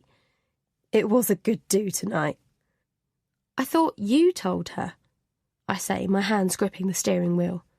Me? No, I barely remember it myself, let alone remember to tell someone else. I don't remember telling her, I say. Your memory, he laughs. My hands tingle and I release the pressure on the steering wheel. I didn't forget that I told Shani about our anniversary. I don't forget things I don't say, and I didn't tell Shani it was our 7th anniversary. The only person who could have told her is Chris. But why would he lie? Chapter 24. I don't know of anyone, Mrs. Ryan. I'm really sorry, apologises Catherine. That's okay, thanks anyway. I click off the phone and chew my fingernails. Ben grabs my necklace and tries to put it into his mouth. I gently remove it and sigh. I'm feeling desperate. I really don't want to face Shani this morning, but I can't seem to find anyone else to have Ben. I feel trapped. I wish there was somewhere else for Ben to go. There's no point talking to Chris. He's taken up with his new contract. I'm starting to wish he'd never got it, which is horrid of me, but he is so preoccupied with it these days. I check the time and sigh. Oh, it's no good. I'll have to take Ben to Shani. I lock the front door and push the stroller up her driveway. My feet crunch on the gravel, announcing my arrival. She opens the door before I'm even halfway. "You're late," she says, her eyes flashing. "We overslept," I lie. How dare she tell me off? I am tempted to turn on my heel and take Ben to work with me, but the thought of Chris's anger stops me. I take a deep breath and ignore the pounding of my heart. I lift Ben from the stroller and she takes him from me. "Shani, about the anniversary dinner you've arranged. Is that restaurant okay?" she asks with her head tilted. "It's just, I really wanted to spend that evening on my own with Chris." Her lips tighten. "Oh, of course. I should have realised. I'll cancel it." "It was nice of you to—" I begin. "Not a problem. Maybe we could all do something on the Saturday." I obviously misunderstood Chris. I thought it was all okay. "Misunderstood?" I question. "When I saw Chris at his office the other day, we were joking about the 7-year itch and all that, so maybe I just misunderstood what he said. I thought he was keen, but I must have got that wrong." My head begins to spin. What was she doing at Chris's office, and why didn't he mention it? And why in God's name was he talking about the 7-year itch with her? "He said he would tell you." He did tell me," I say. "Well, not to worry. Did you have a nice time on Saturday?" she asks. Ben had leaned over and was clutching my necklace. She pulls him back a bit too quickly and the Celtic harp comes off the chain. "Oh no," she says. I prise it from Ben's hand. "Leave it with us and we'll get it repaired," she says, reaching to take it. "It's okay," I say. "It's the least I can do," she says, taking it out of my hand. "I know a jeweller who can do it. We'll see you later then." She smiles, but the smile doesn't reach her eyes. I hurry to my car and angrily tap a message to Chris. "When was Shani in your office?" I rummage through my bag with shaky hands and pull out the diazepam. I need to find somewhere else for Ben. I'll ask around the school. Surely there is someone who can have him. Anyone would be preferable to Shani. "Isn't Shani great?" says Helen as she greets me in the staff room. It's the last thing I need to hear. "What?" I say. The last person I expected Helen to call great was Shani. The bloody photographer we booked for the Christmas photos has let us down. No bloody reason. I emailed Shani. She phoned me first thing this morning. She's going to do them at cost price. I gape at her. "When did you email her?" "Yesterday. I didn't mean to text you, but it got a bit chaotic here. Julia's gone down with a stomach bug." "Oh, she didn't mention it, but I was a bit late this morning. Helen, I need someone else to look after Ben." She looks surprised. "Oh, I thought you couldn't find anywhere," she says, clicking on the kettle. "Christ, is that the time? Oh, I thought I had time for one coffee. Where does it go?" I don't feel I can trust her, and she lifts her coffee mug. "Do you want one?" I shake my head. "She seems okay," she smiles. "Maybe it is us not being charitable enough. But I thought you didn't like her. You used to say she was too good to be true." "Yeah, but she's been good to you, hasn't she? Taking Ben for nothing and wanting to arrange something nice for your anniversary. Oh, I wish I had a friend like that. I honestly thought she'd tell me where to go when I asked about the school photos. I mean, I have been a bit off with her, but she was as nice as pie." I grind my teeth. "That's what she's like. Too nice. You said so yourself." She shrugs. "I don't really know her. All I know is she's got us out of a right fix, so I'm dead grateful." The rehearsal is running late. I haven't heard back from Chris and haven't had a second to message him again. It's almost 4:30 and my class haven't had their run-through yet. They're fidgety and irritable. Jeff sees me looking at my phone and comes over.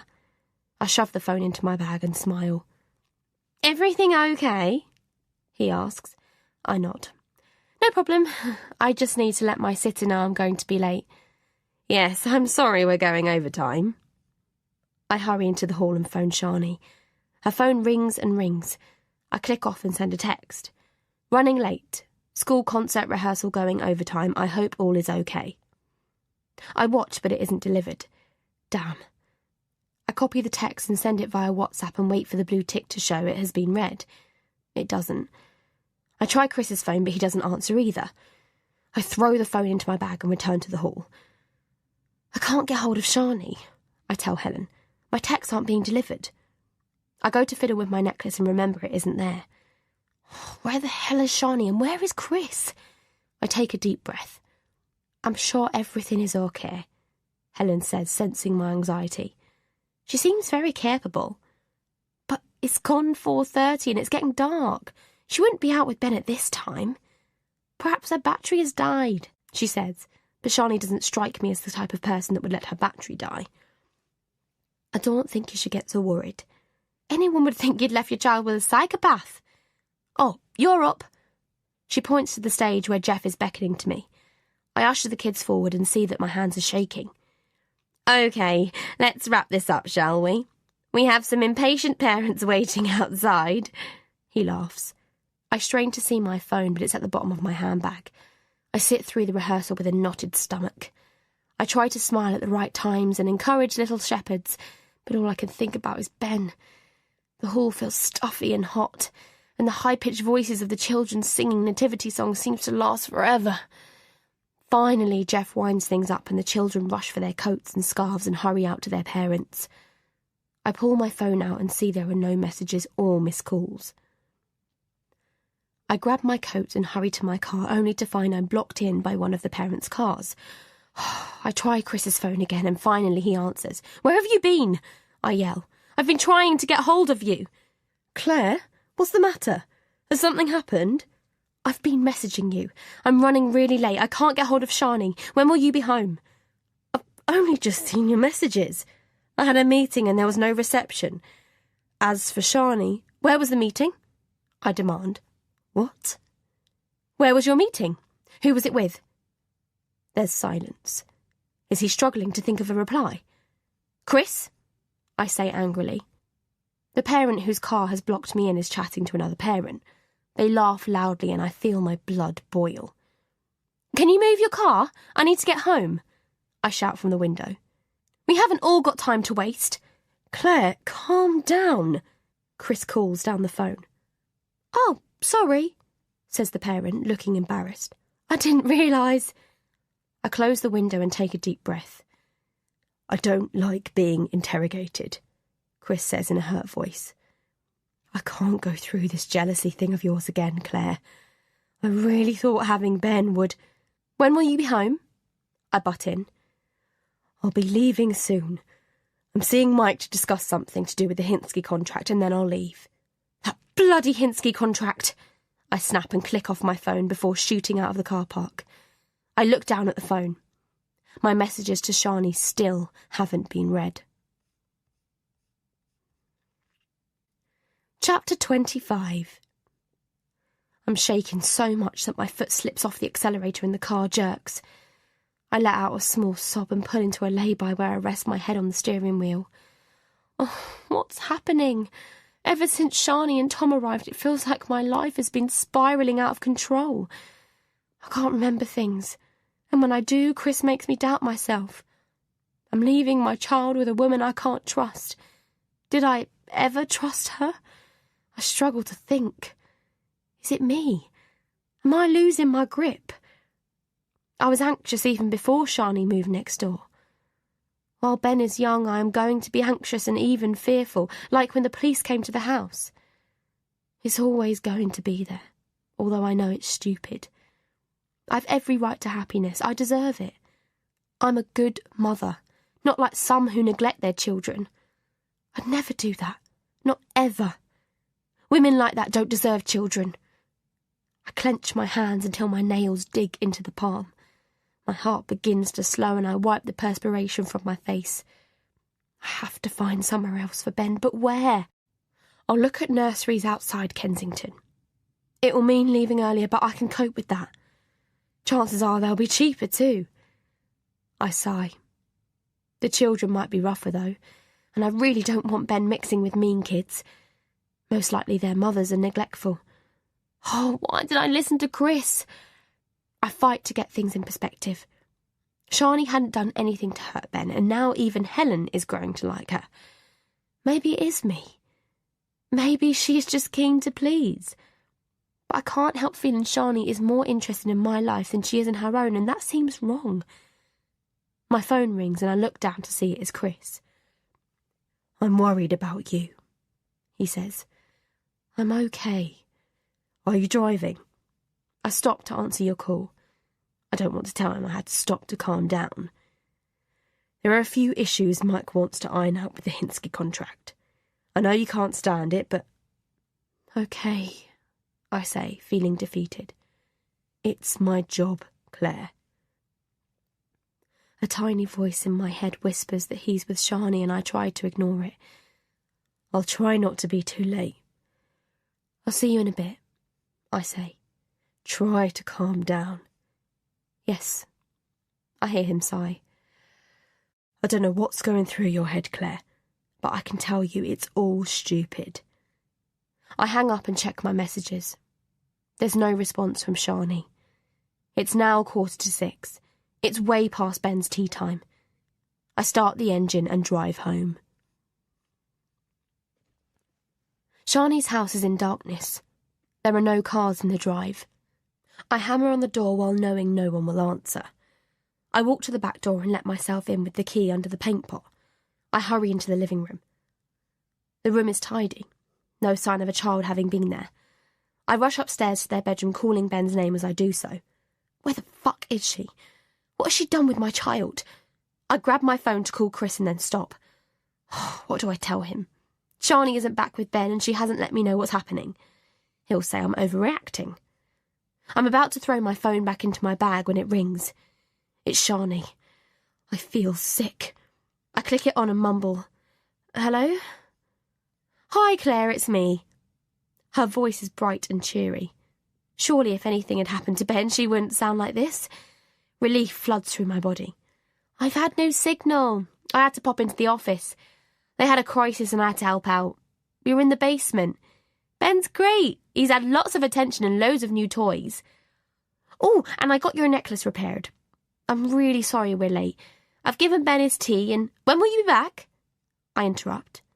"In 20 minutes, but traffic is really bad." I'm so relieved to hear her voice that I can barely muster up any anger. I sit on her bed. "Okay," I mumble. "See you soon." "Okay." I look at the phone and burst into tears. How can I complain about her now she has phoned, got my necklace repaired and also fed Ben? Why does she always manage to get the better of me? Why is it I always look like the crazy one? I realise I'm still in her house and pull myself off the bed and straighten the duvet. It's brush cotton. Different to ours after all. I glance at the lovely bones on her bedside table and wipe the tears from my cheeks. The book still looks unread. I get home and I've barely got the key in my door when Mrs. Riley rushes over with a package. "Woohoo, Mrs. Ryan! This came for you today. Your neighbour was out too, so they asked if I'd take it." It's an Amazon delivery, a CD I'd ordered for Chris. I thought I would give it to him on our anniversary. Shani's words about the 7-year itch play on my mind again. "She looks after your boy, then?" "What?" I say, pulling my mind back to the present. "Your neighbour. She looks after your boy?" I nod. Thanks for this." "Saw your husband going in there the other day. She likes your menfolk, doesn't she?" My stomach flips. "Oh, what day was that?" I say casually, trying not to let my voice shake. "The day you were at work," she says, and turns to walk back to her house. I go to punch in Helen's number and then it occurs to me that Helen may not believe me either. It's then I realise I don't have anyone to call.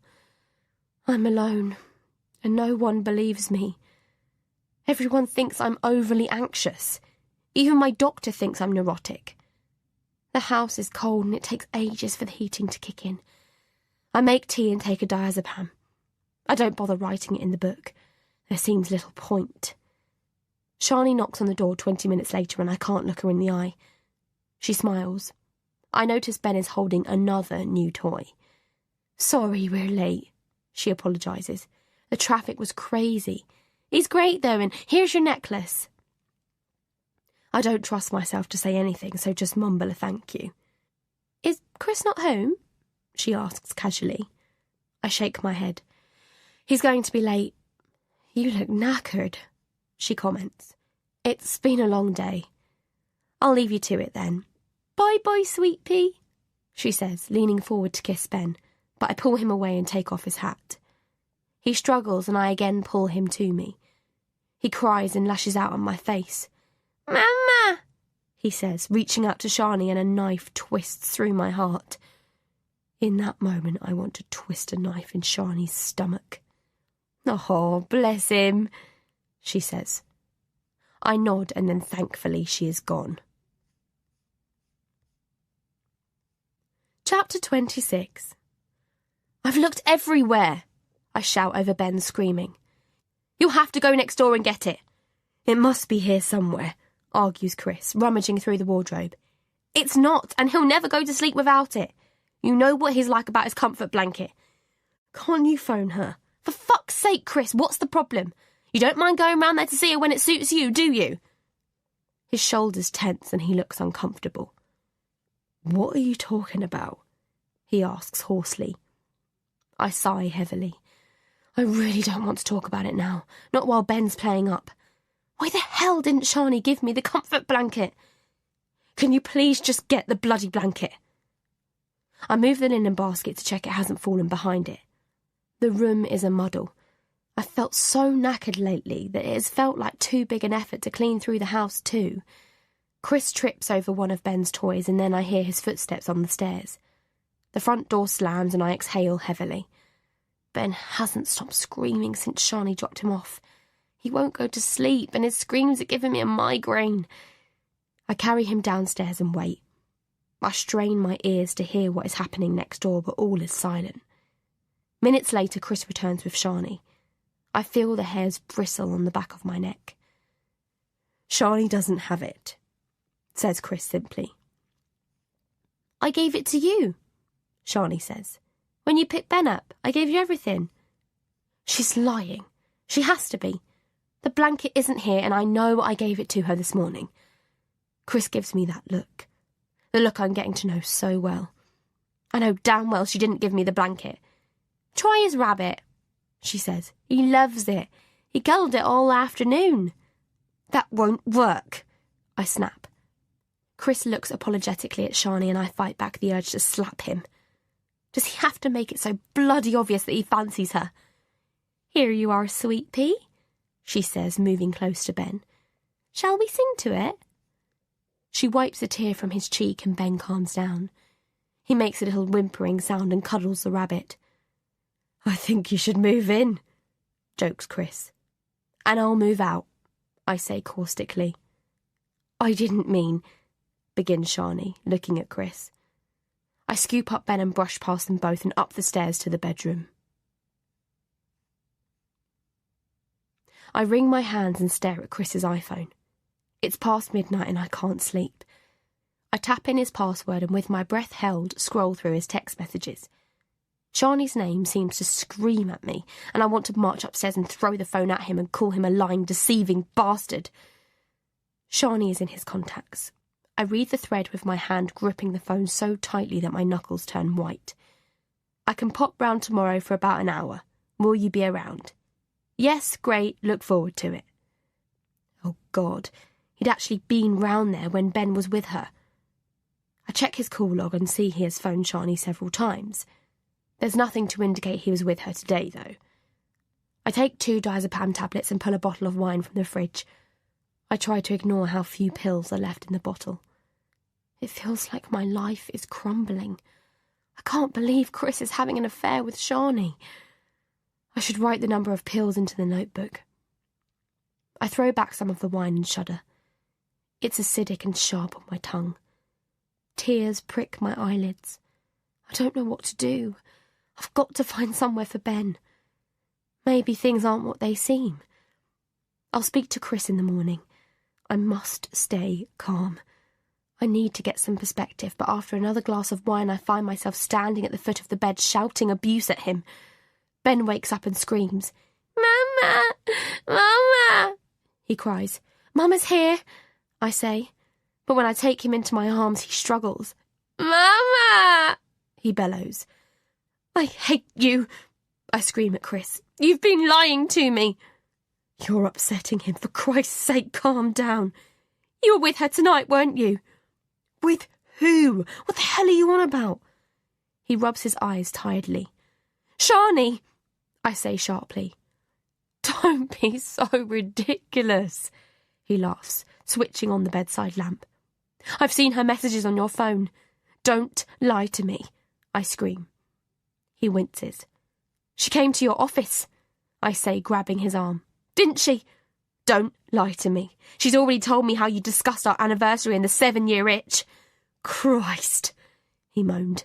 It's not like you're making it sound. What was it like then?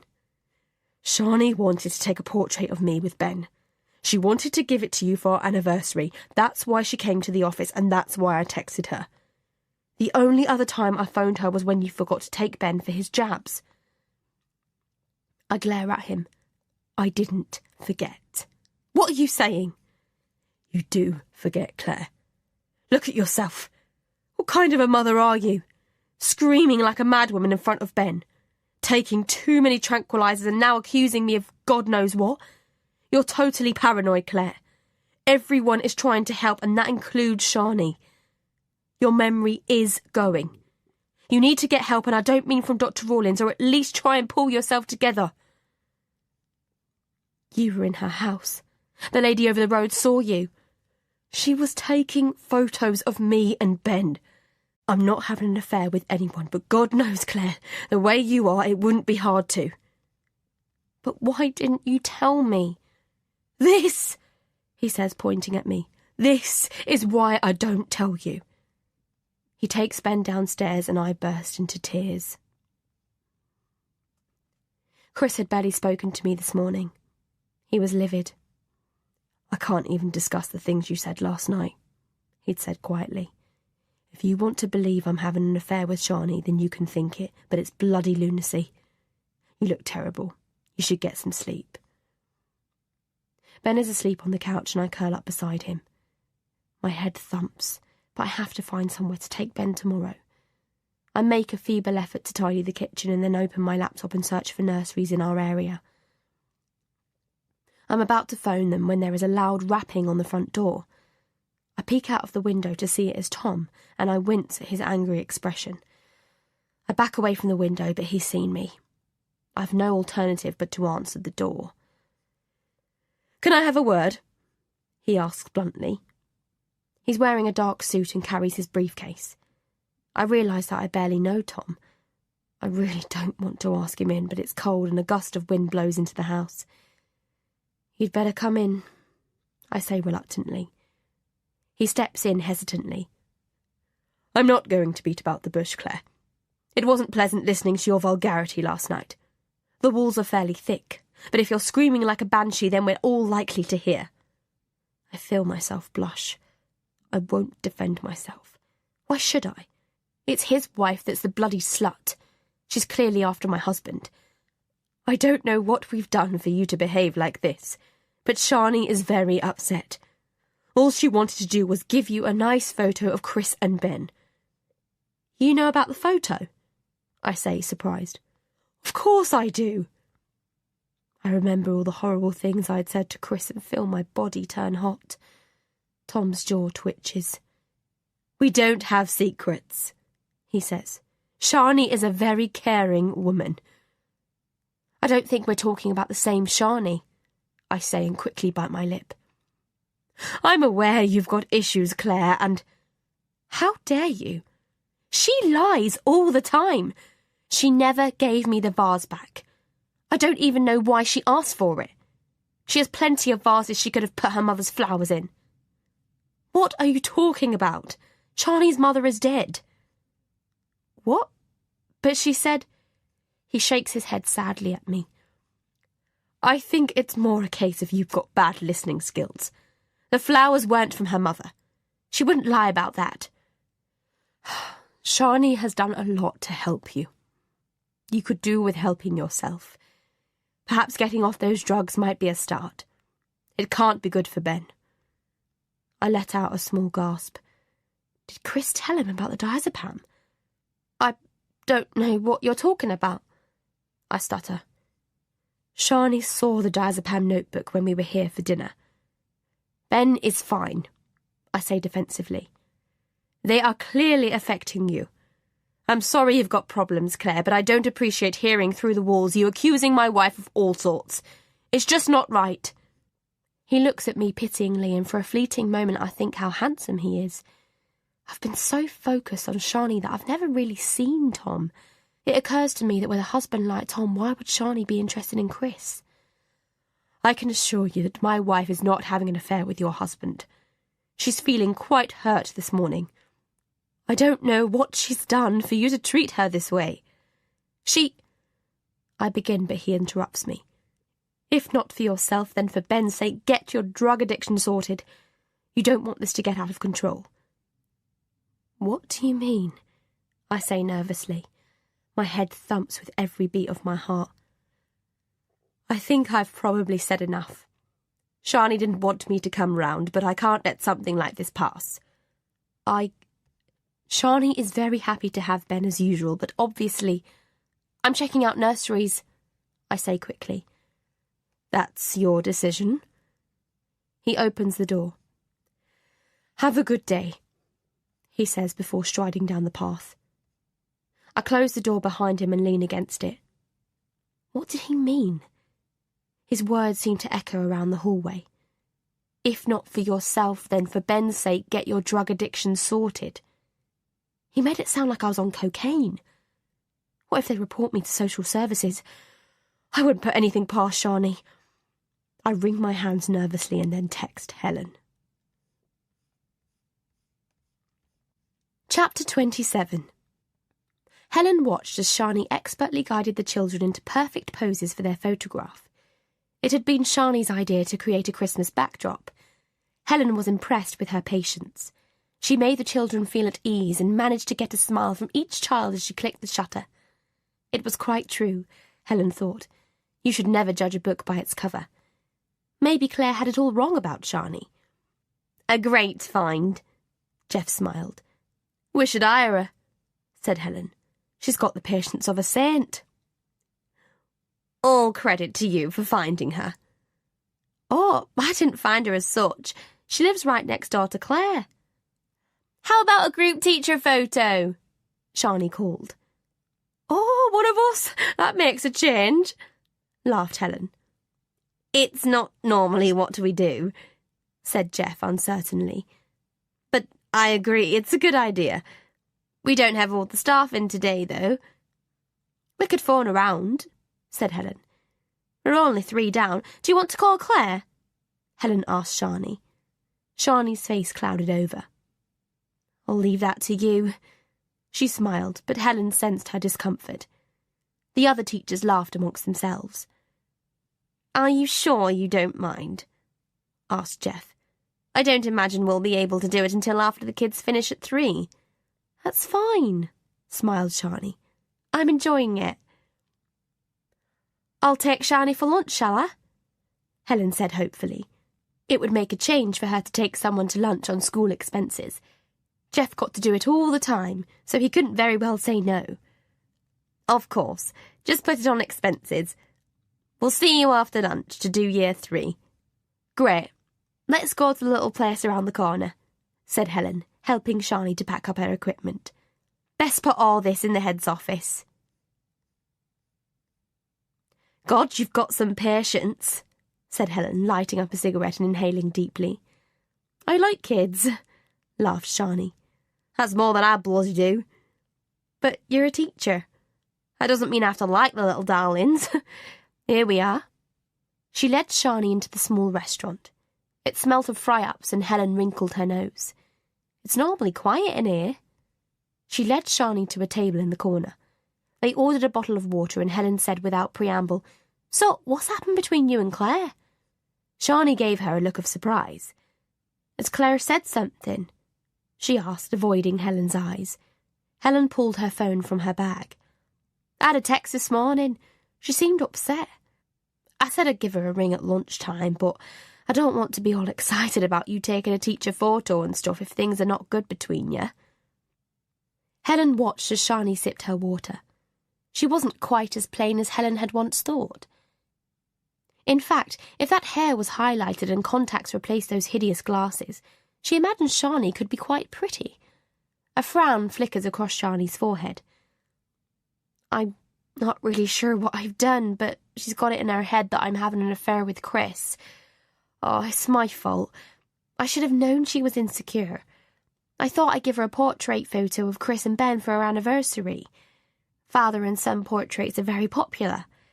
Tom told me where Chris's office was, and I popped in to see what Chris thought of the idea. He said he'd text me when he could come round and have the photos done. She shrugged. So that's what we did. Oh, it was all very innocent. Helen nodded and muttered, "Ah."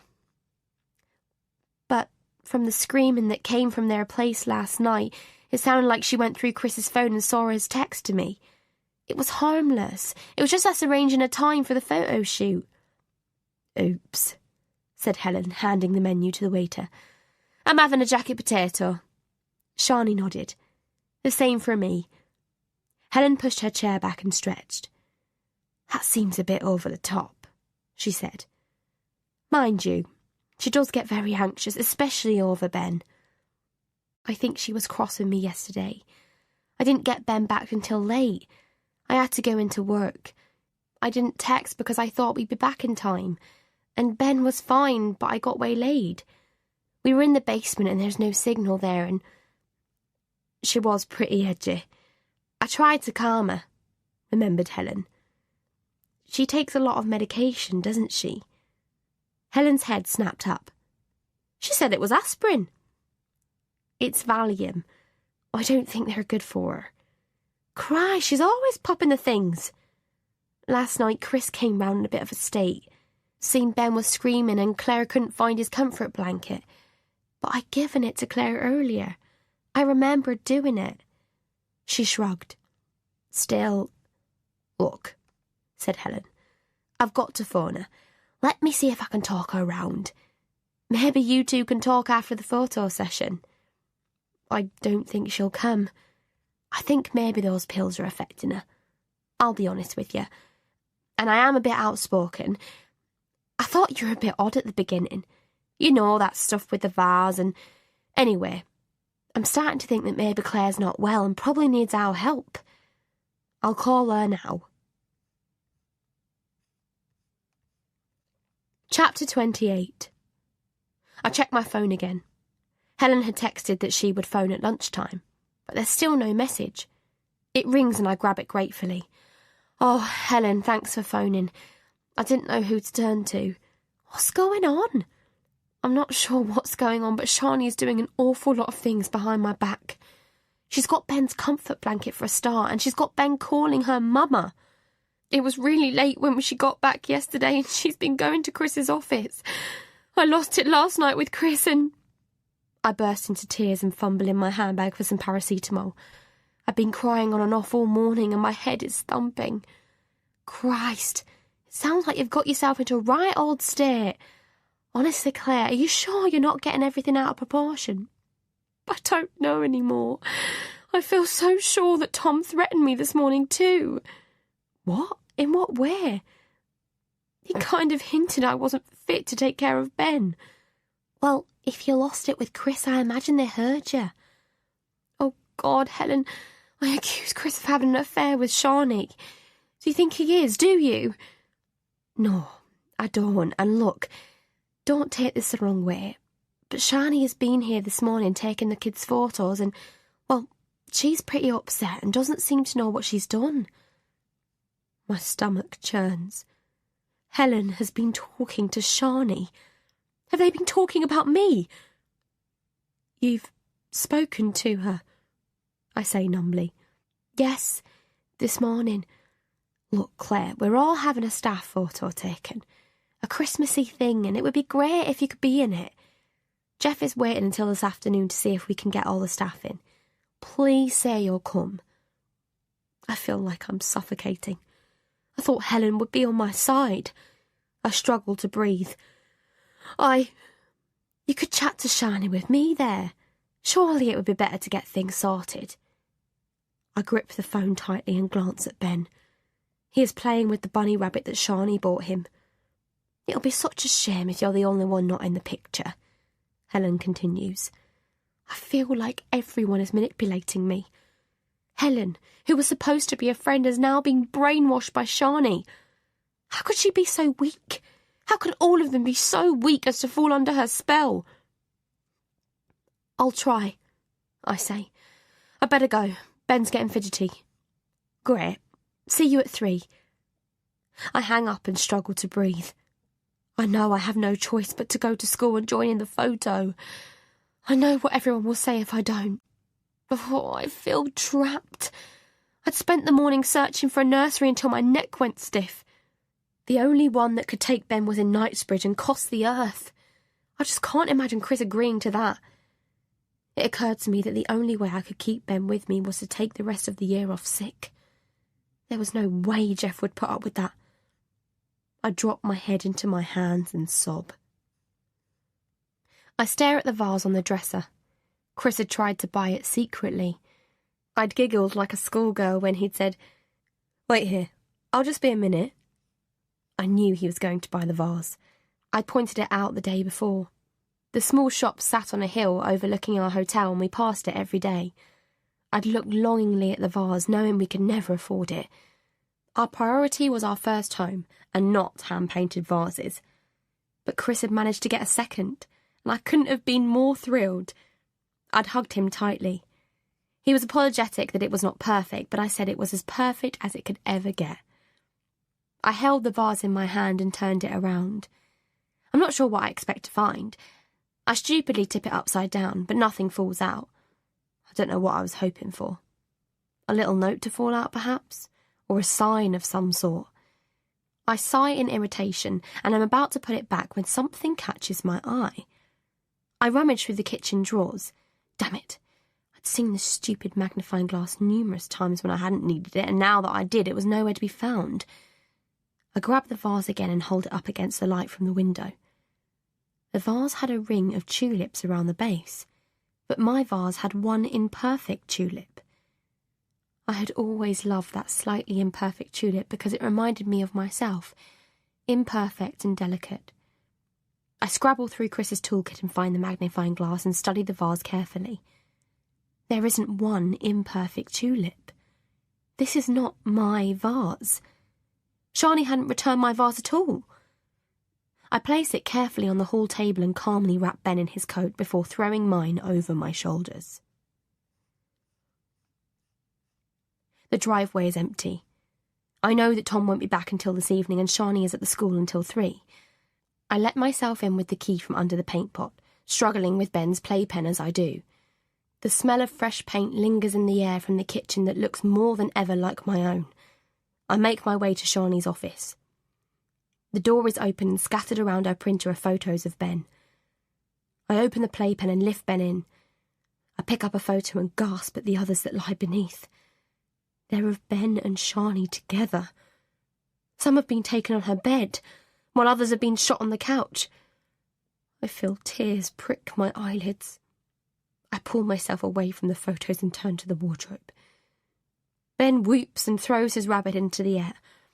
I touch the baby clothes which are neatly piled on the shelf. They're all neatly folded and smell of conditioner. My hand rests on the box marked Nathan. My heart is beating so hard that I can hear it in my ears. It blocks out everything. To the side of the box is another pile of photos and I pull them towards me carefully. I reel backwards in shock. They're black and white photos of Chris, and behind the photos is Ben's comfort blanket. Oh, God, I moan. She did lie. I wasn't wrong. I flick through the photos. Chris is naked and smiling at the camera. Smiling at her, at Shani. Oh, God, was she naked too? Is Chris having an affair with her? Oh, God, why? I push them back with trembling hands and roughly swipe away the tears. I won't cry. I won't. Any sympathy I may have felt for Shani losing her baby is gone now, and I pull the lid off the box and stare in disbelief at the items inside. A lock of hair lies on a pair of tiny booties, and I feel tears run down my cheeks. The box is full of mementos belonging to a child. Did Shani lose a baby in tragic circumstances? Perhaps she is out of her mind with grief. Is that why she wants to be so close to Ben? On the other side of the box is a photo album. It's titled Nathan. I open it and let out a strangled cry. The photos inside are all of Ben. I almost didn't come, she said. Why did you? Asked Leah. I've nowhere else to go, she said with a sardonic smile. How have things been? Better. I'm feeling more positive. Do you feel more accepting? She picked up the box of tissues. Do you buy them? Leah looked confused. Tissues? No, the association does. People should bring their own. Let's talk about you, said Leah. In what way are you being more positive? I've decided to take action. Leah stifled a sigh and sat back in her chair. Is that a good idea? I think so. Have you discussed this with your doctor and with your husband? She laughed. They wouldn't agree with me. Do you still think you're right? I know what I saw. It's not just easier for you to have someone else to blame. She shook her head and took a tissue from the box and slowly began to fold it. No, I know the accident was my fault, but I know what happened after. Leah sat forward in her seat. This doesn't help your grief, you know that. What I don't understand is why no one believes me. Because they didn't find anything. The mind can do strange things in grief. I want to help you work through this. Everyone did their best. The police were thorough. You have to stop doing this to yourself. She stands up and pulls a box of tissues from a carrier bag. It has a floral design, a design she liked. This is my gift, to say thank you. You helped me see I wasn't mad. Everyone thinks I am. Even you. But I know I'm not. And you've shown me the way forward. You've shown me that I will not get anywhere with talk, because no one will believe me. I know that I can't rely on anyone for help. I know I will have to do this on my own. She looked at the clock. It was 2 minutes to 2. She put on her coat and stepped out of the room forever. Chapter 29. Shani. I feel my legs tremble beneath me. I've prepared so long for this, and now I'm about to do it. I feel I can't. I should have worn my coat, but I want to look vulnerable. I push my finger on the doorbell. There's silence, and I'm about to turn away when I hear her footsteps. I shiver with nervousness. The door opens and I'm face to face with her. The moment isn't what I expected. It feels too normal. She looks down at my breasts. She seems uncomfortable, and I pull my cardigan around me. I swallow and say, "Hello, it's freezing, isn't it?" I can't stop looking at her. She's wearing jeans and a thick jumper and studies me for a moment. That's fine. If she's going to recognise me, it will be now. But she doesn't. There isn't even a flicker of recognition. "I'm Shani," I say. "We've just moved into number 24 next door." I point to the removal van. "I'm Claire," she says. "It's nice to meet you." I feign embarrassment. "I'm sorry to be a pain already," I smile, "but I've been sent some flowers and I can't seem to find a vase anywhere. There are just so many boxes and—" "Oh, of course, come in." She opens the door wider. "Oh, it's lovely and warm in here," I say as the heat hits me. "Do you not have heating?" "Oh, yes, but with the door open all the time, it's impossible to stay warm." "I'll get you a vase," she says, and beckons me to follow her into the living room. "Would you like a coffee?" I see him, and tears rush unbidden to my eyes. I quickly turn away and rub my eyes on my sleeve. "Oh, I'm steamed up," I say. "A coffee would be great." She leaves the room and I hear her fumbling about in the kitchen. I bend down to Ben and stroke his hair. "Hello, my lovely. Aren't you gorgeous? Are you making rabbits?" He smiles in response. I fight the urge to pick him up and hold him close to me. My hand trembles in his and I swallow the lump in my throat. I kiss his tiny hand and wipe my eyes. "I'll help too," I say. Claire comes back with the coffee in a vase. It's pretentious and garish, a heavy ceramic thing with no style. "Oh, that's lovely," I say. Ben guides my hand to the rabbit he wants me to colour. "My husband bought it for me when we were honeymooning in Ireland." "If you're sure," I ask. "I'll bring it back tomorrow. It's just I don't want the flowers to die." "Oh, that's fine," she says. She pushes some papers off the coffee table and places a mug in front of me. "He's adorable," I say. "He is." I stroke the top of his head and then reluctantly pull my hand away. She sips her coffee. "You have a lovely home," I add. "Thank you. I'm keen to get ideas. I want our house to look really nice. You've done a great job here." She's done a fucking lousy job and it's all I can do not to tell her so. I touch the Art Deco lamp on the side table and smile. "Do you mind if I ask where you bought this?" John Lewis, if I remember. They have lovely things in there." Ben lets out a burp and we both laugh. "How old is he?" I ask. "Almost 2. He struggles from her arms and attempts to walk towards me. "He's just discovered his legs," laughs Claire. I quickly catch him before he falls. "Do you have children?" she asks. She may as well have kicked me in the stomach. Why am I not surprised she is so thoughtless? She sits in her motherhood smugness without a thought for anyone else. "No," I say. She's uncomfortable and fidgets in her seat. "Are you in interior design?" I ask to change the subject. She laughs. She has white, even teeth. "Me? No, I wouldn't know where to start. I'm a teacher. Well, only part-time now that we have Ben. But this room is gorgeous. You have excellent taste. I'll have to pick your brains when I start decorating ours. It'll be nice to have neighbours of our own age," she says. This is my opportunity. "I've got a great idea. Why don't you and your husband come over Saturday evening for housewarming drinks? We can get to know each other better." "But you'll be up to your eyes, won't you?" she says, looking surprised.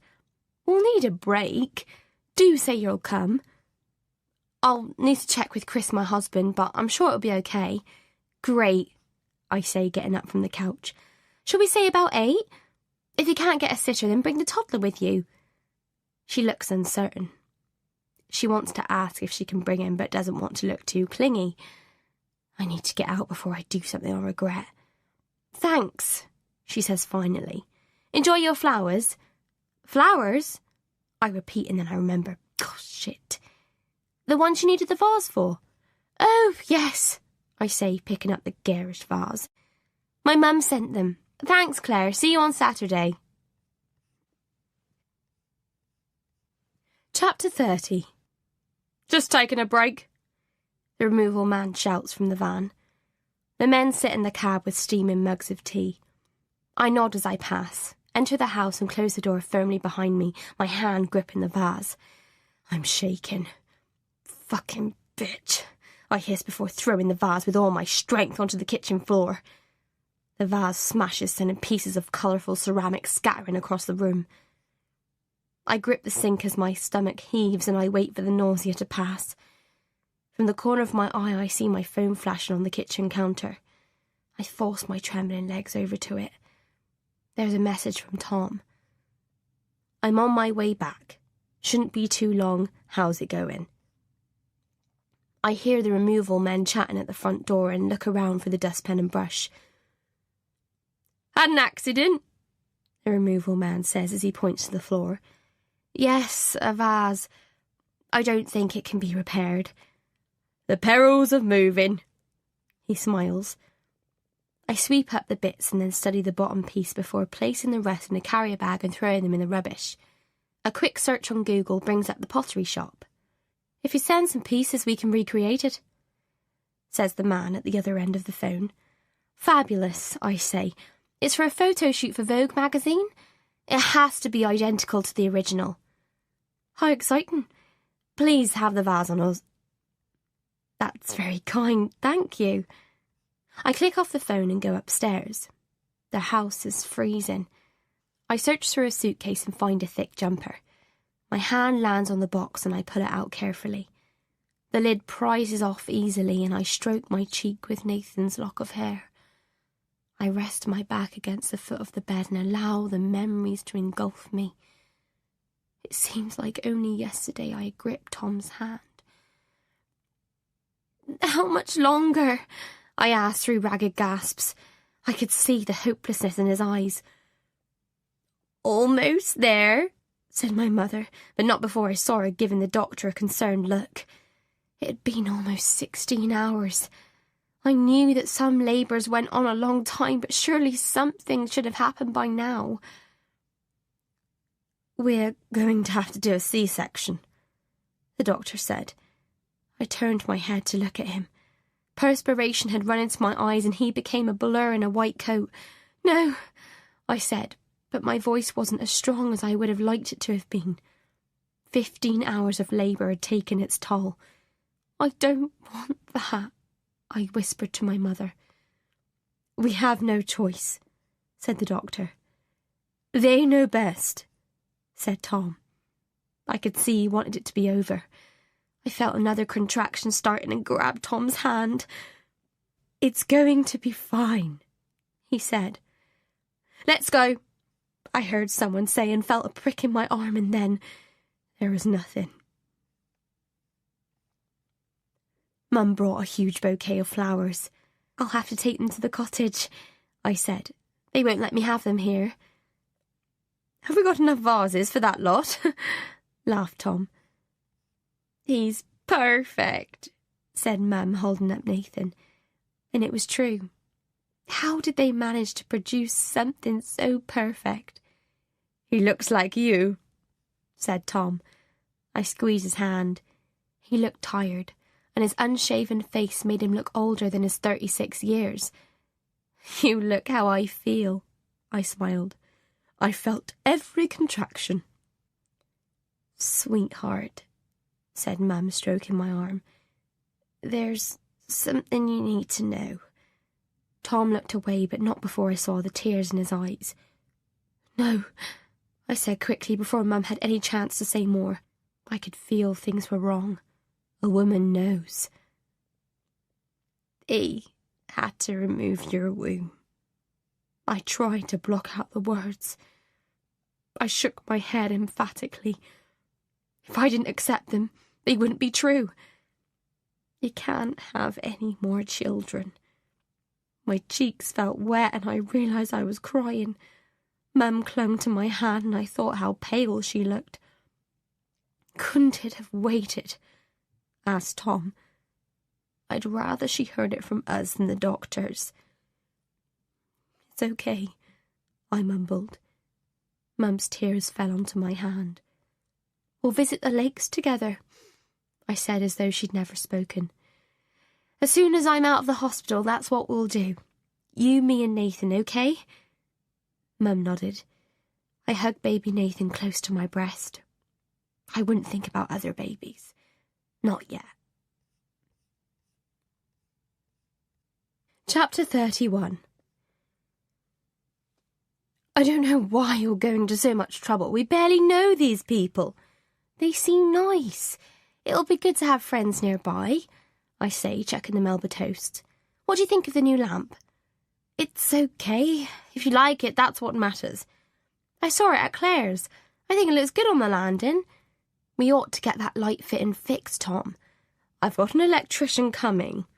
He smiles. He lifts the glasses from my face and pushes them to the top of my head. "I wish you'd wear your contacts. You look so much prettier." "My eyes get sore." I lie. My stomach churns. With every lie to Tom, another piece of me dies. I know, he says, turning to the champagne bottles on the table. I'll crack one open, shall I? Great, I say, fiddling with my earrings. Tom, don't tell them about... Of course not, he says, or about the cottage. Why would I? I nod. Of course he wouldn't, but it's best to be sure. By the way, Rachel said she's been trying to get hold of you. He looks at me closely. Yes, I keep meaning to call her back. I have tried to call her back. I just never quite managed to hit that final digit. She said she misses seeing you. I miss her. It's just... Well, you of all people should understand, Tom. He nods. I'll get the glasses. I take a deep breath and check the toast in the oven. I'll phone Rachel tomorrow. I reach for the tray and burn my finger. I jerk back and lick the burn. A memory rushes into my head and I hear Rachel's voice. Are you okay? Shit, I muttered. I burnt my hand on the tray. I've got no bloody coordination these days. Here, let me, she said, and pulled out the tray of muffins with ease. Nothing to it. She'd laughed. I pushed the pram into the middle of the garden and breathed in the scent of the honeysuckle. The cottage windows were wide open. I loved it here. The lakes had always been special to me. Tom marvelled that the sun even shone. It's supposed to always rain in the Lake District, he joked. Tom always complained the cottage was too small, but I loved it from the first day we'd set eyes on it. I didn't mind the small living room. It was cosy and warm, even cosier now that Tom had set up a little desk in the corner. I'm off soon, he said, coming up behind me. It's going to be another hot one, isn't it? I looked up at the clear sky. It was 10 in the morning and the sun was already scorching. Yes, Rachel thought we might take Nathan to Salcroft Beach, shoot some photos. Sounds perfect. I wish I could join you. Good luck today. I'm sure you'll win. Nothing is certain, but I think I've a good chance, smiled Tom. I loved that Tom was so confident. I kissed him warmly and then watched his car disappear down the country lane. Nathan was sleeping peacefully and Rachel and I decided to take the opportunity to get a few jobs done in the cottage. Let's fortify ourselves first with muffin and tea, she said, pouring from the teapot. We drank from china cups and felt blessed that we had such fulfilled lives. Later, we left Nathan in his pram in the sunshine while we filled vases with fresh flowers that we cut from the garden. I could see the pram from the kitchen window. I knew he was safe. It was so quiet that if Nathan hiccuped, I would hear him. Rachel's gaze drifted to the holiday cottage. She could see someone moving in the garden. I never bothered to introduce myself to holiday makers. There seemed little point. Do you ever wonder about them? Rachel asked. Not really. Rachel sketched while I tidied the garden. It was an idyllic lifestyle. I knew it wouldn't last forever. Soon I'd have to return to work, but for the moment I was making the most of it. Christ, it's hot, isn't it? Complained Rachel, wiping the sweat from her brow. I poured more water into our glasses. I like it. You're probably not feeling it. Your hormones are up the creek. She stopped and I felt her discomfort. My hormones would of course be up the creek. They'd taken away my womb. I fought the resentment I felt at the doctor. I knew he was only doing his job. They sure are. What I meant, began Rachel. It's fine, I said in an attempt to put her at ease. Listen, would you and Tom like to come bowling tomorrow? Nachos and beer on us. I don't think I'll make a great team member, but yes, sounds great. I better check with Tom, though. Oh, yes, it's a big case he's on, isn't it? Is he ahead? He thinks so. Fabulous. Shall we say 7? Unless I hear from you to say otherwise. God, I hope it bloody rains soon. I wiped the perspiration from my own forehead. I couldn't help agreeing that a storm would clear the air. My eyes strayed to the holiday cottage. The couple staying there was strolling down the lane. It wouldn't be much fun for them if it poured with rain. My hair was stuck to my neck and I pulled it back and clipped it with a slide. "Shall we go to Silecroft Beach?" Rachel asked. "It'll be peaceful there. You can take photos while I sketch." I push the memory from my mind and stare at the tray. I ought to get ready, they'll be here soon. I'm really not looking forward to spending an evening with Bitch, but I've no choice if my plan is to work. "I'll make bellinis," Tom says as the doorbell chimes. I take a deep breath and open the door. Claire's perfume wafts over me. It has alcohol undertones. Clearly she's only just put it on. "You're wearing grapefruit," I say. "I love Jo Malone." "It's one of my few luxuries," she says. "Come in," I say as warmly as I can. I take them into the lounge where I've laid the table. Tom offers around the canapes. Claire protests when I offer her a mango bellini. "I'm not drinking," she says in her feeble voice. "Don't be silly. You're here to christen the house with us. What better way than with a champagne bellini?" She looks around the lounge, just as I hoped she would. She'll be looking for a vase. I see her glance at the cards on the windowsill and then at the photos on the wall. "Do sit down," I tell her, pointing to the couch. I miss our old couch with its handmade crocheted blankets. I miss everything. I shake my head. This is not the time for memories. "The house is lovely," Claire says. Tom laughs. He knows how hard I've been working to get the place to look just right. "You haven't seen the upstairs. Everything that hasn't been unpacked is up there," he says. Claire studies the photos on the wall. "Nice photos," she says. I step closer to her. Her perfume overpowers me. "I took them," I say, pouring champagne into her glass. "You did?" says Chris. "They're brilliant." He doesn't have to sound so bloody surprised. Claire attempts to cover the glass with her hand. "Oh, no more," she says feebly. "I really can't be drunk in charge of a 2-year-old. I want to slap her. "You're not fit to be in charge of a goldfish," I scream in my head. "You're not with him now," I say calmly, removing her hand. "I could take some photos of Ben if you like." Her reaction is perfect. She doesn't understand how I know her child's name. "You're a good photographer," she says, but I can see her mind working. "She should be. It's her job," laughs Tom. "Really?" says Chris. "Who do you work for?" "Chris is a town planner. He's always taking photos of roads, for road improvements," says Claire, helping herself to a Melba toast. She seems unsteady on her feet.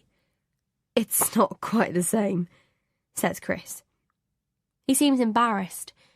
They're not used to professional people. They're out of their depth. "I'm freelance," I say. "I take fashion photos. I design the sets for fashion shoots.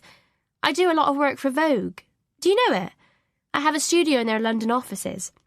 "But mostly she gets to work from home, the lucky woman," says Tom, kissing me on the cheek. "Town planning, that's interesting," he adds, turning to Chris. "These are excellent," Claire slurs as she looks at the photos.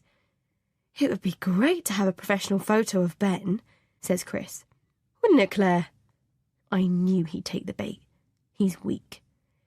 "I'd be happy to take photos of him," I smile. Chris will be like putty in my hand.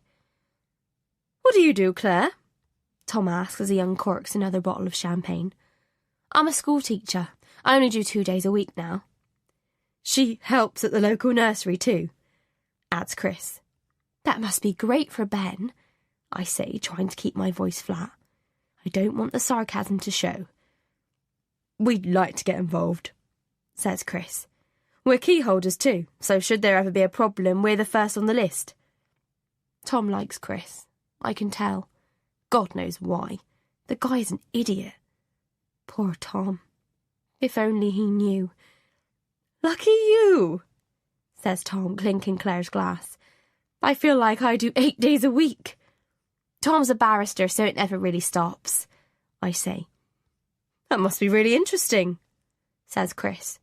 I sip my champagne. I mustn't drink too much. I need to stay in control. If she asks for the vase, I'll tell her it's in our bedroom. I'll apologise profusely and promise to give it back in the morning. I'll have to tell Tom I lost it. It's not far from the truth, after all. Claire is brilliant at interior design. I lie. No, not really, she protests. I tend to agree with her, but don't let it show on my face. You're too modest, I laugh. I'll get some beers, Tom says.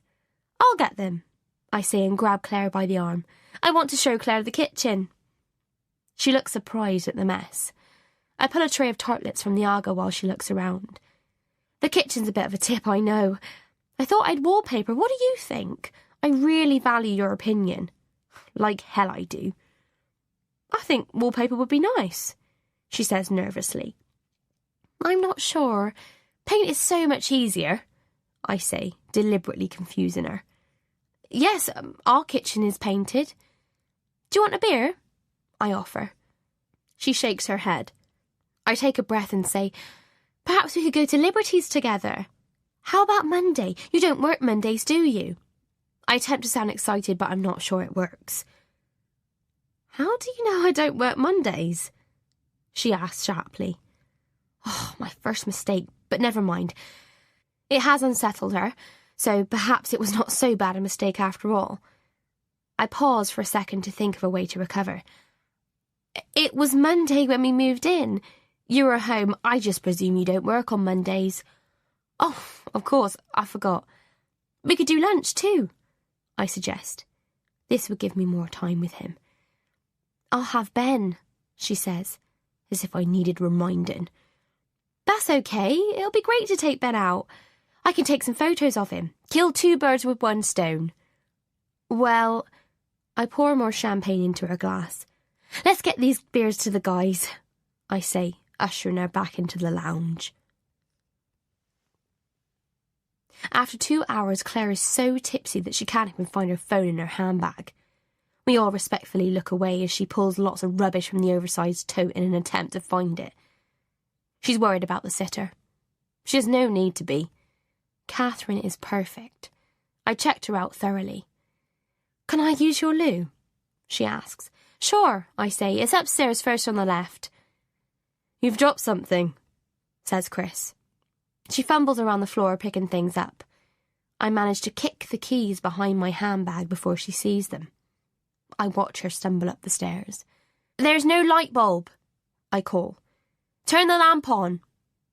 She doesn't hear me follow her up. She's looking at the lamp. I got it from John Lewis.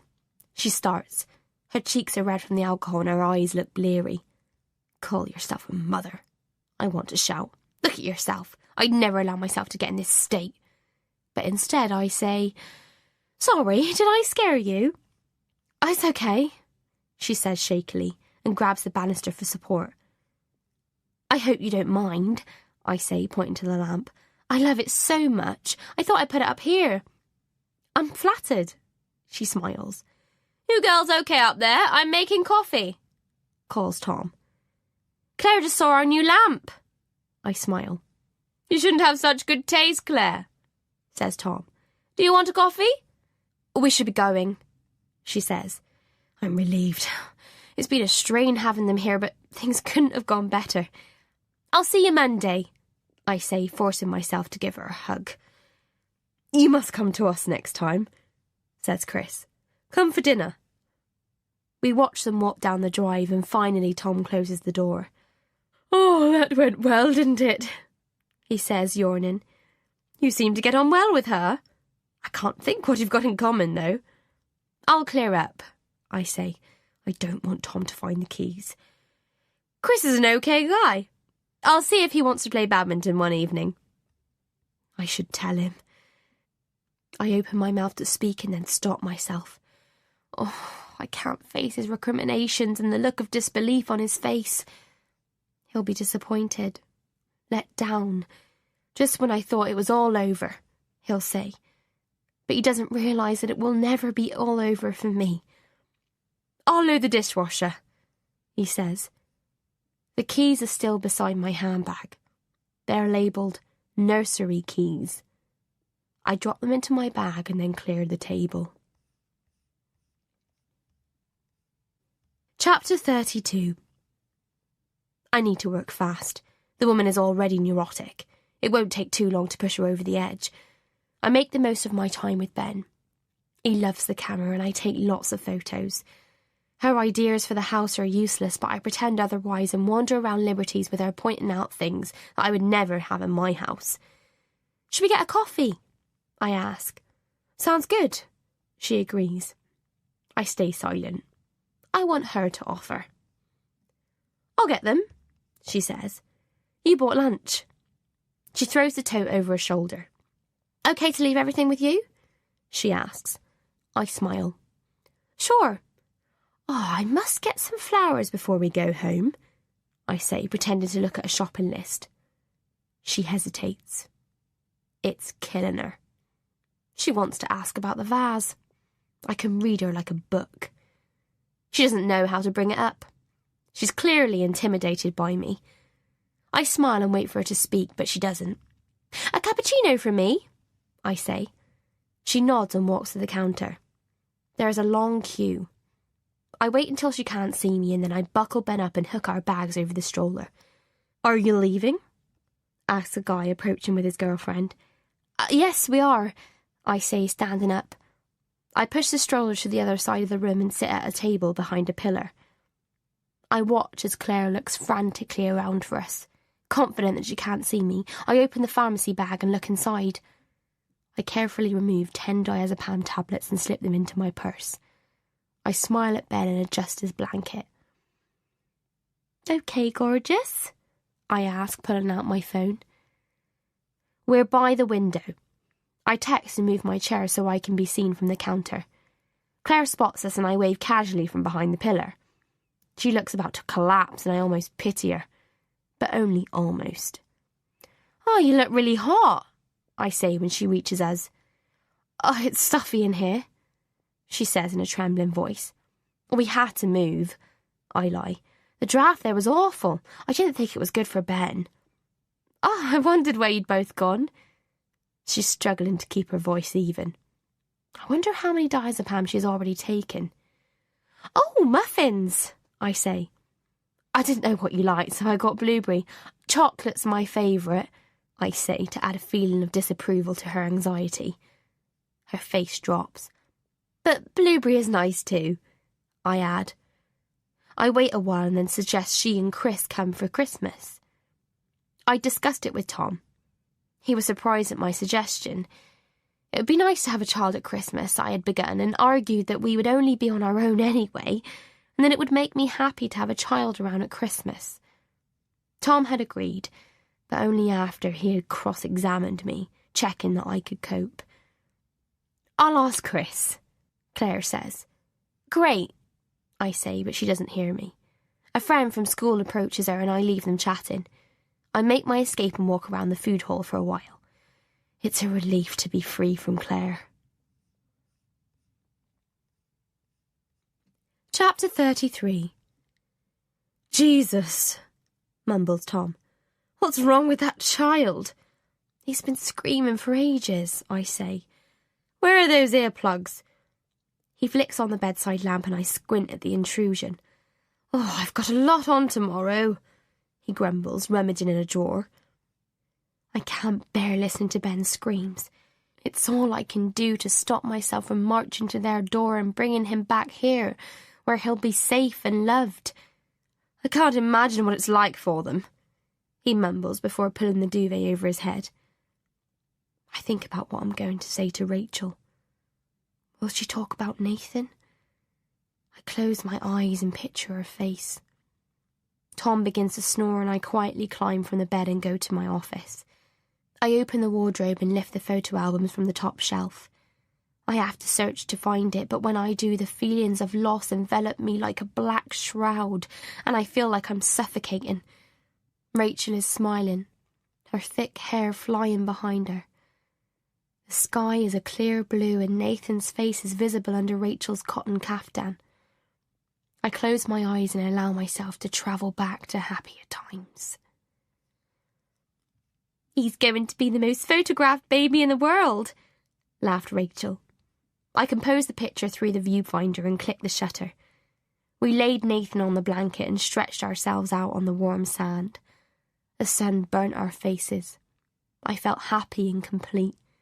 "This is the life," Rachel said. "Shame I have to go back to work on Monday. It's been a fab week. I've got some great sketches." Our feet sunk into the sand as we wandered down to the lake. "We need to make lots of memories," I said as I clicked the shutter. "I'm going for a paddle," Rachel said. I checked Nathan was protected from the sun and followed her to the water's edge. I took more pictures of a smiling Rachel, with the blue water behind her. "When we're old, Nathan can look back at these photos and see how young and carefree we were," laughed Rachel. "He's going to be very clever, aren't you, darling?" I said. "Tom and I have decided he will go to Oxford." "Blimey, no pressure then." I took photos of Nathan's tiny feet. The milky smell of him soothed me, and I changed lens and took shots of people enjoying the sunshine. We had coffee in the little tea shop near the beach and bought fish and chips to have later. It was that day Tom won. The day I wondered how much longer we could stay in the Lake District. "We won! I'm bringing Bubbly home. Can you have just a little drop?" "Congratulations, I'm so pleased for you. You deserve to win." I knew it was only a matter of time before he got an offer from a practice in London. "If only these times could last forever," Rachel said. "Nothing lasts forever," I said. It was an unsettled calm, but of course I didn't know that then. The crying becomes fainter and I picture Claire taking Ben downstairs. I go back to bed and try to imagine her reaction when they phone from the nursery tomorrow. What if she has someone else who could look after him? No, it's not possible. I'd covered all avenues. She would only ask Catherine or Helen. Catherine will be at college and Helen at school. She will have to ask me. There's no one else. It's her appraisal and she won't want to miss that. I'd overheard her talking to Helen about it.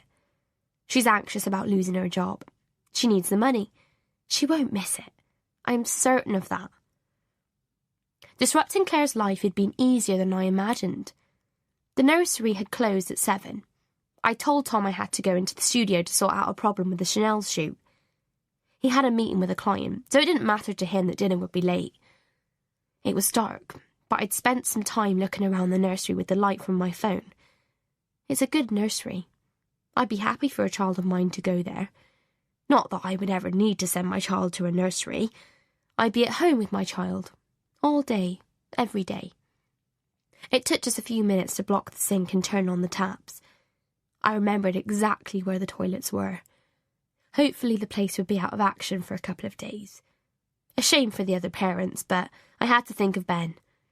I closed the toilet doors and found my way to the exit and let myself out. It had been that easy. I strained my ears to hear the cries, but everything is quiet now. I close my eyes and try to sleep. I take my time opening the door. I don't want her to guess I was expecting her. She looks harassed. "Claire, is everything okay?" I ask, feigning concern. "I'm really sorry," she says, fighting back tears. "The nursery phoned and they've had to close for the day. I've got an appraisal at 11 and..." "You've got no one to have Ben," I say. "I'm so sorry to ask, but of course I can have him," I say, taking the bags from her. I fight the urge to grab Ben and wait until she is inside the house before taking him out of her arms. He feels warm and cosy. I inhale the scent of him and sigh with contentment. I see her looking at me. "You look terrible," I say. "Are you okay?" Like I actually give a damn if she's okay or not. If she were to fall at my feet gasping for breath, I wouldn't help her. She mumbles something about not getting enough sleep. That's all she does. Complain, complain. "We'll be okay, won't we, sweet pea?" I say, unbuttoning his jacket. I just wish she'd go and leave us alone. Then she has the nerve to hand me a screwed up piece of paper with instructions on it. It's all on here, his nap times and what time he has his lunch and... Great, I smile, we'll be fine. That bag has his training pants and we'll be fine, I say sharply. Are you sure? She asks stupidly. I can take him with me. I fight back a sigh. That won't look very professional, will it? I say and smile at her condescendingly. No, she says. I make a point of looking at the clock in the hallway. You'll be late. She doesn't want to leave him. She's nervous because she doesn't know me that well. You can call my mobile as many times as you like, I say encouragingly. Thanks, she says finally and turns to the door. I'll phone you later, she says, kissing Ben on the cheek. As soon as she's out of the door, I close it. I can't stand to look at her face for 1 minute longer. I'm so taken up with my darling child that I completely forgot about her key. I hurriedly open the door and call out to her. Do you have a spare key to your house? A key? She asks suspiciously. Just in case, for toys and the stroller, so we can go for a walk? She seems uncertain for a second, and then hands me her key. The stroller is in the porch. His toys are in a box in the lounge. Oh, and his playpen is in the bedroom. I'd better go. With the key clasped tightly in my hand, I turn back into the house and close the door. Just you and me, darling, I whisper into his little ears. We're going to have a lovely day, aren't we? Not long now, and we're going to have lots of lovely days. My thoughts turn to Tom and the familiar churning returns to my stomach. How am I going to explain this to him? Do I even want to explain it to him? I force my thoughts away from Tom and take Ben upstairs. Shall we take some photos? I say, grabbing my camera. I can't believe I've got a whole day with him. I'll puree vegetables for his lunch. She's too full of herself to ever think about doing that. I can't stand the thought of him eating all that processed baby food. The morning flies by. I decide to unsettle Claire by sending her a text asking if Ben has any allergies. As expected, she goes into a panic. She not only texts a reply, but then phones me. No doubt she's popped a couple of her tranquilizer pills in the meantime. I wrap Ben up and walk to Claire's house to get the stroller. The woman across the road is sitting at her window again and I wave. She doesn't wave back.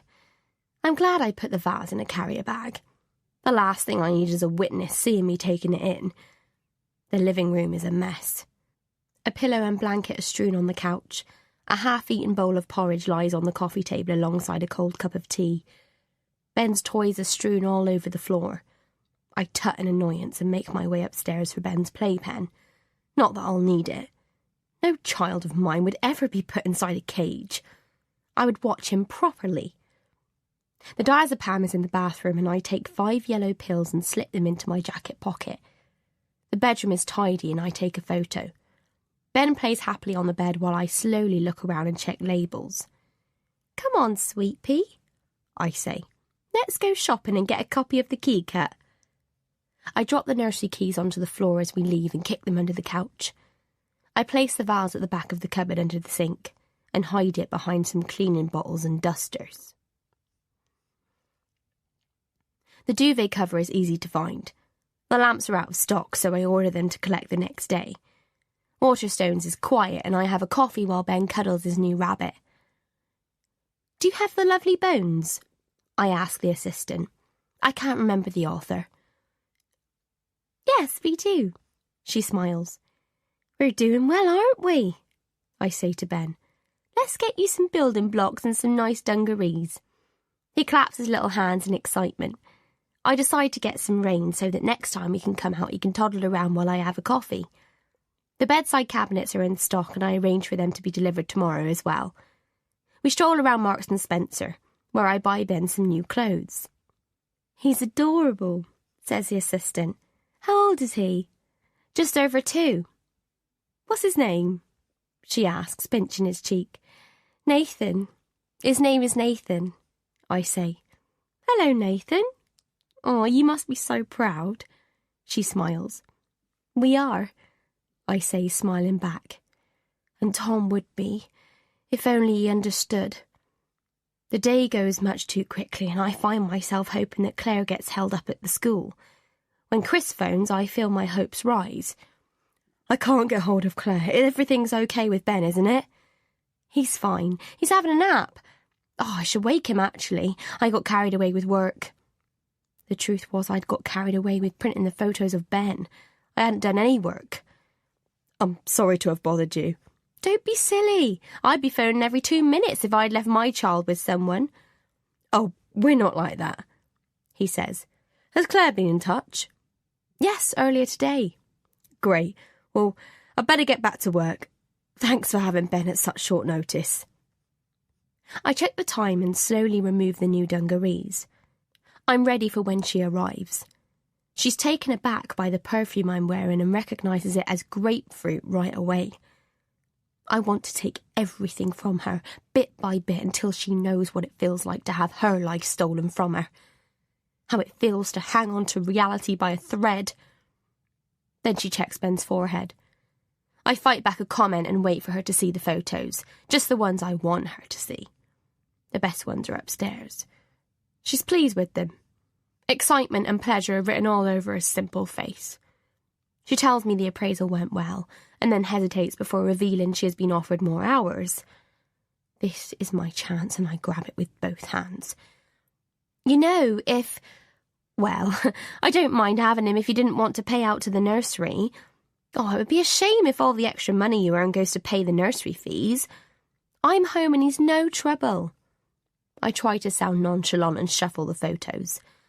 Oh, I couldn't ask you to do that, she says, but I can see her brain working.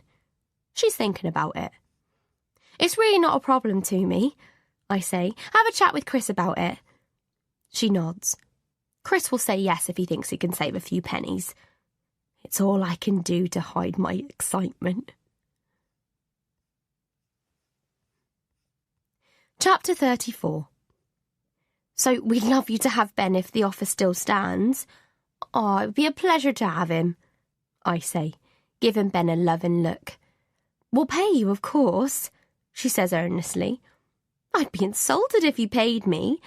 After all, isn't that what friends are for? Besides, the idea was so that you didn't spend your extra earnings on childcare. She looks relieved. They're saving a packet by not paying nursery fees. What kind of mother would give her child to someone she barely knows just to save money? Claire and Chris Ryan. That's who. Tom is playing badminton with Chris at lunchtime. I don't know what it is about Chris that Tom likes. No doubt Chris looks up to him. Tom is always like that. He feels flattered. I'm anxious for her to leave. The bedside cabinets are being delivered today and I really don't want her to be here when they arrive. I'd better get on, I say. Oh, yes, me too. I'm off to IKEA with Helen. She hesitates a bit longer and then says, I'll see you Thursday then. I watch as she trots down the drive with the stroller and then close the door. I'd already stripped the bed. By the time I changed the bed linen and vacuumed the carpet, the cabinets should have arrived. The new lamps are in their boxes under the window. Tom had really liked them, which had been fortunate. He's so bogged down with his latest case, I don't think he's noticing anything. I wish I could go back to the cottage. I so hate London, but I can't. I can't go back until everything is done. I check the time. The delivery is for 11:30 and my hair appointment is for 2. I've got plenty of time. The sound of a door slamming makes me jump. It's only me, Mrs. Larson. I look over the banister to see Jack. You found the key okay? Yes. Should I have knocked? No, that's fine. I'll be working on the bedroom today, so you just carry on. I've cleared the kitchen for you. At some point she will come in. At some point I will guide her to the bedroom. Soon she will realise what it feels like to have your life stolen from you, and that's a moment I will treasure. Maria looks back at me through the mirror. It's a lot to take off, she says. Her own hair is immaculately styled and she tucks her streaked locks behind her ears. That's what I'd like, I say, stepping into the overall. Trudy, the junior, sprinkles water over my head and begins massaging in shampoo. Are you at home for Christmas? She asks, rubbing in coconut conditioner. I give a small nod. I'm not in the mood for small talk and close my eyes as the warm water runs down my neck. I'm led back to Maria where a cup of strong coffee awaits. Maria snips and I watch my hair fall onto my shoulders. The loud buzz of the hairdryer drowns out the radio in the background. I flex my neck and ignore the thumping of my head. 15 minutes later and I'm all done. I glance at my reflection and smile. "What do you think?" Maria asks. I much preferred it the way it was, but it will soon grow out. "It's terrific," I say. I leave the hairdressers and catch a taxi to Harley Street. I stand outside Dr. Grant's clinic and look at the brass plaque outside. I'm too nervous to go in, so I jump on a bus to Oxford Street. I occasionally catch my reflection in a shop window. It's like looking at a stranger. The thick-rimmed glasses make me look so plain. Maybe I should get more appealing frames. I think better of it and catch another bus back to Harley Street, where this time I go into the clinic and make an appointment with the receptionist, and then make my way back home. It happened sooner than I imagined. I'm thrilled to see Ben again, but I'm not prepared for her, and I'm afraid the surprise shows on my face. "Oh, hi," I say. She stares at me. "Your hair looks different," she says. She's caught me off guard. I didn't expect to see her again today. "Do you like it? I thought your style was so tidy. Mine was such a wreck." "Hello, sweet pea." I can't resist him and lean down to touch his cheek. "I liked your hair as it was." Thanks for being here. Let's don't wait, take a break and thank you for watching the video.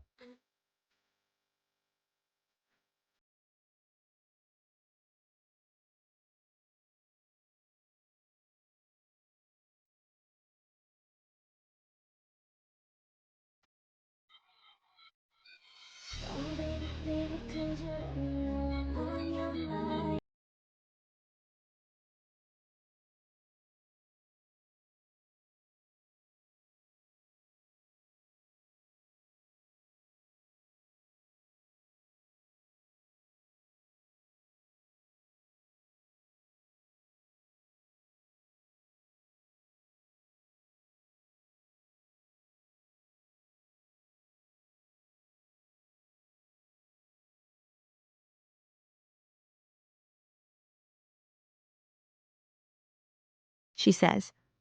"Ditto. Do you want to come in for a coffee?" I laugh. "I went to IKEA with Helen. Both Ben and I are knackered." "God, you're brave. I never go to IKEA." I lie. She looks behind me. She can smell the paint. "I've been painting the kitchen.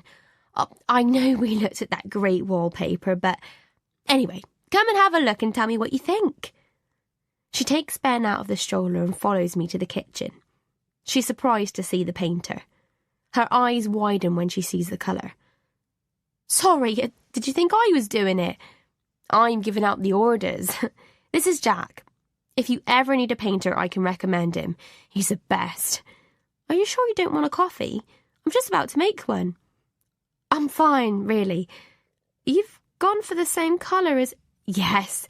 Your kitchen is so lovely, I had to copy you," I say casually. Ben reaches his arms out to me. I can barely hide my elation. "Is it okay?" I ask. Before she can answer, I've taken him into my arms where he belongs. "Hello, darling." She can't find her keys in that awful muddled handbag of hers. I could offer my set, but of course I don't.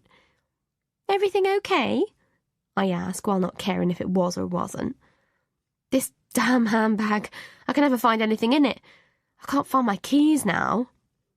She walks straight into my traps. She's forever making things easy for me.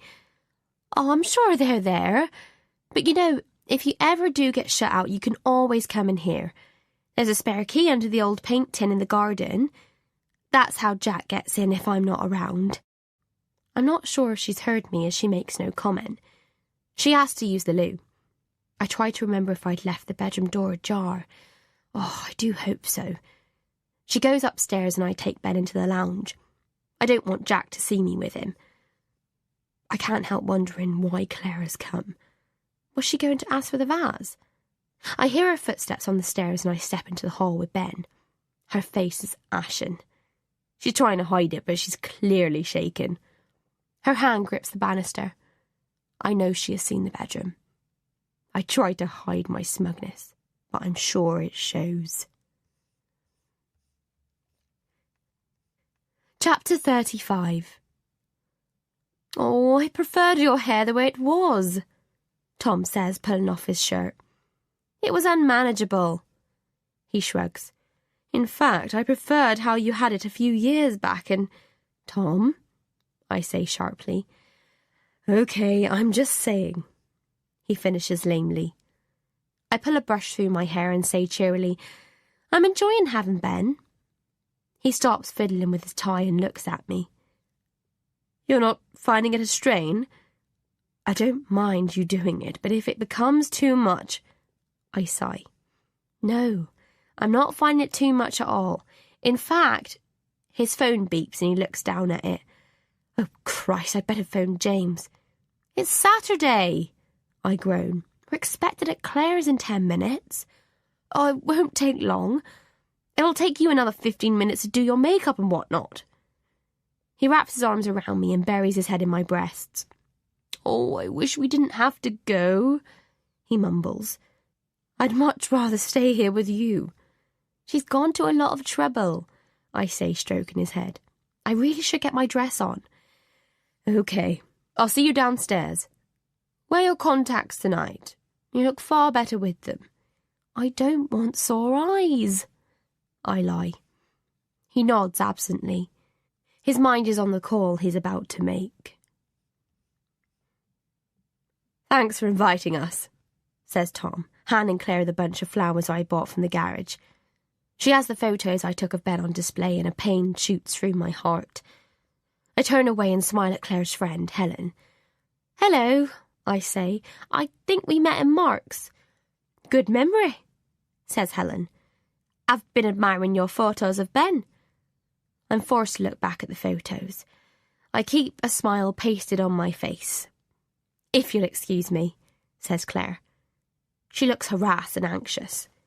A few seconds later, I hear her footsteps on the stairs. I wonder if she's yet noticed how fast her diazepam is going down. She's made a big effort with the food. I'm not so sure the Melba toasts were a good idea, but Helen seems to like them. Claire made them. I think it's the first time she has, Chris says, offering a tray around. We were just complimenting you on the toasts, says Tom when she returns. I had a bit of time to spare, she says, looking embarrassed. I hear you're going to be looking after Ben when Claire's at school, says Helen. Helen doesn't like me. I can tell. She's more suspicious of me than Claire. I'm looking forward to it, I reply. So you don't work full-time as a photographer then? Asks Helen. Right from the beginning I had a feeling Helen might be a problem. She's no fool. I sip from my glass. I work from home, I say. Ben is no trouble. Oh, it's very good of you. I said to Claire, not many women would have another woman's child free of charge. What are friends for but to help? I smile. I must keep calm. To lose it now would spoil everything. I keep the smile pasted on my face and feel my jaw ache from the effort. As long as you don't take on too much, Tom says, kissing me. God, does he have to make me sound like a bloody fragile doll? I brush him off gently. Helen raises her eyebrows but says nothing. I can see I'm going to have to work on her. Just when I was beginning to think the evening was a total waste of time, Helen starts banging on about the flowers and how Claire should put them in some water. She winks at Claire and I know that Claire has mentioned the vase to her. I purposefully give Claire a questioning look, which does the trick, and she seems unnerved. Let me help, I say, adding to her agitation. It's okay, you relax. There's a murmur from the baby monitor and Claire rushes upstairs. Helen follows her and I smile to myself. Thanks for a lovely evening, I say to Chris. Thanks for coming. It's the least we could do to thank you for everything. He hasn't noticed my hair is in the same style as his wife's. I wonder if he notices much at all. Tom had commented on the similarity. I know he doesn't like it. I want to tell him it won't be forever. Soon everything will be the same, exactly the same. If he was more open, I could tell him. But I know he will drag me back to those stupid doctors and we'll be back where we started. I can't have that. Not now, not now. I'm so close. Claire marches back into the room and we all turn to look at her. I'll put the flowers in water. Can you get a vase, Chris? She says and pointedly nods towards me. I feel a tingle of anticipation run down my spine. Chris turns to me and says, "Oh, Shawnee, now you and Tom have the house a bit straight. Would it be okay to have our vase back? Or do you still need it?" Helen has followed Claire into the room and is watching us all expectantly. "I gave Claire the vase," I say triumphantly. I look Claire straight in the eyes. She turns away. She feels uncomfortable. "Oh, well, there you go then," says Helen. "Why don't you put the flowers in that?" "I don't think you did, Shawnee," Claire says. "I'd have remembered. It's a special vase." "Well, someone's got it wrong," says Helen. Tom taps me on the arm, but I'm not stopping now. I'm going to enjoy making a fool of her. "I came round with it, Claire. Don't you remember? I was a bit late bringing it back. I apologise for that.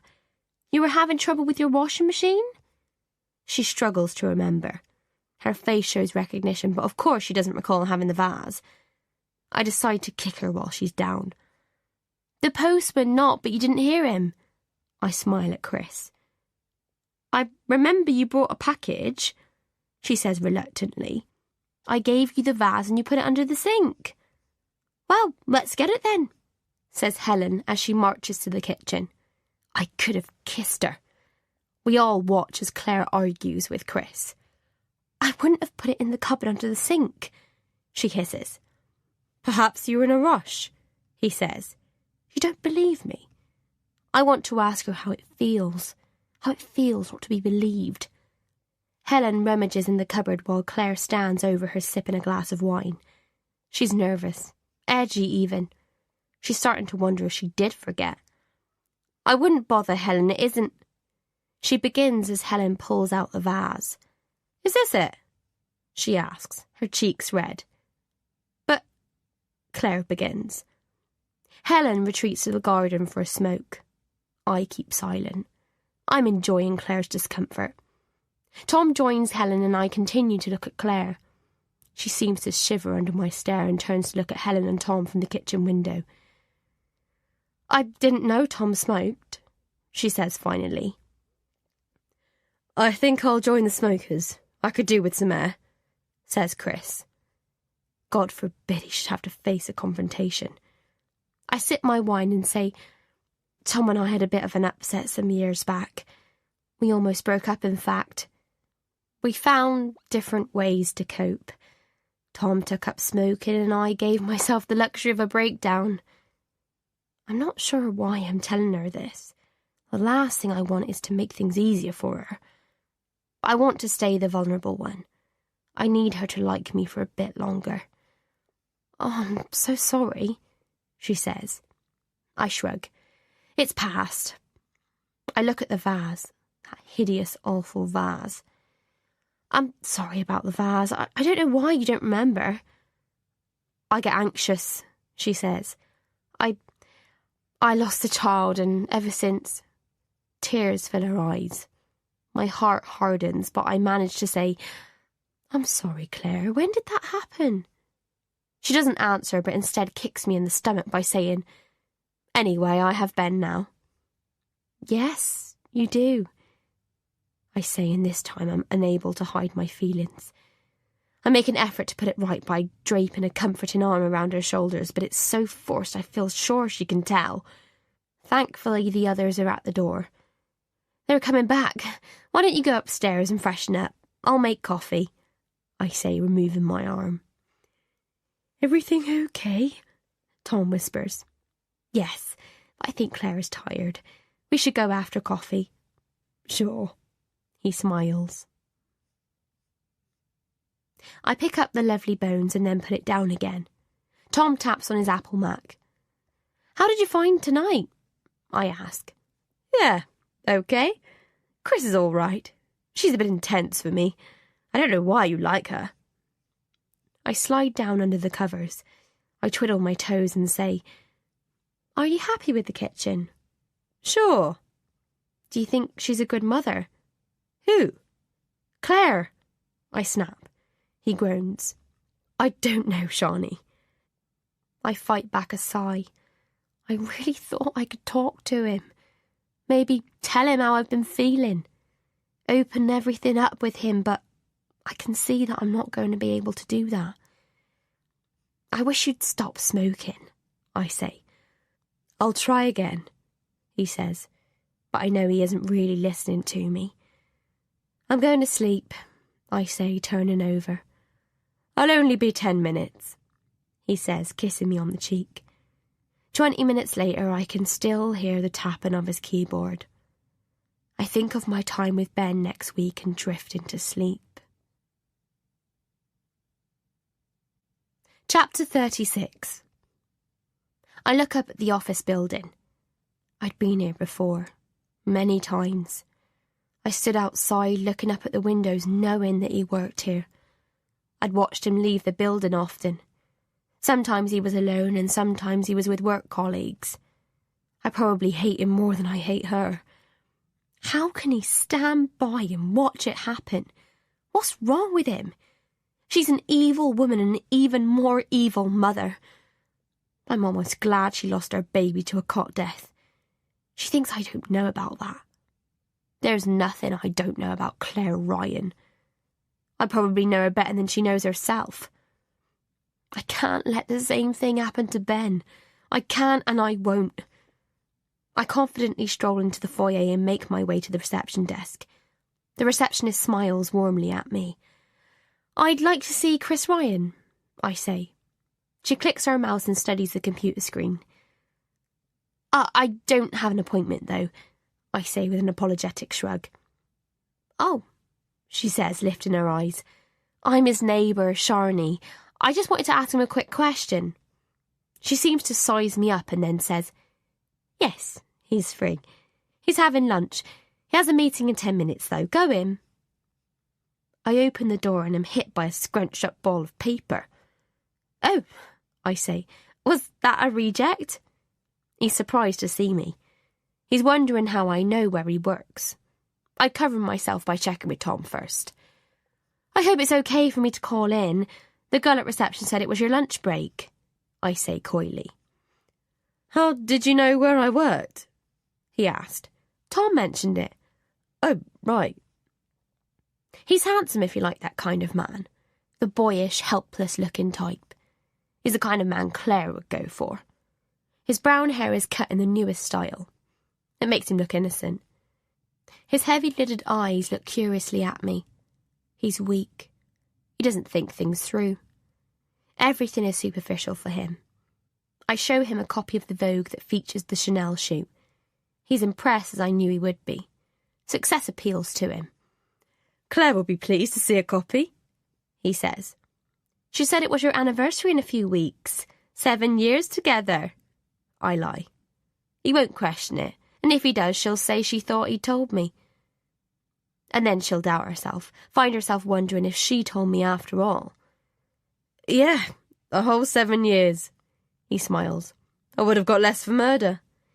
"You know what they say about 7 years," I say with a wink and nudge his arm.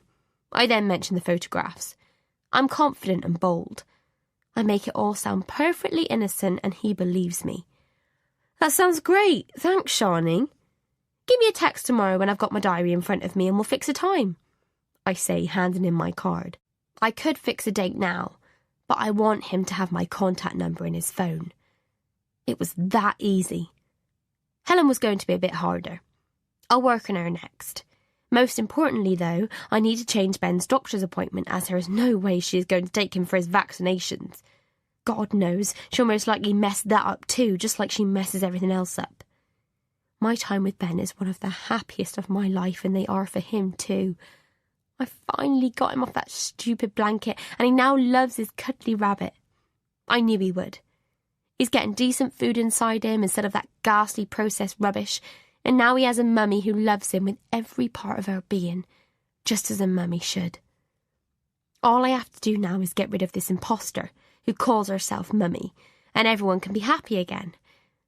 I know it will take time, and I'm prepared for that.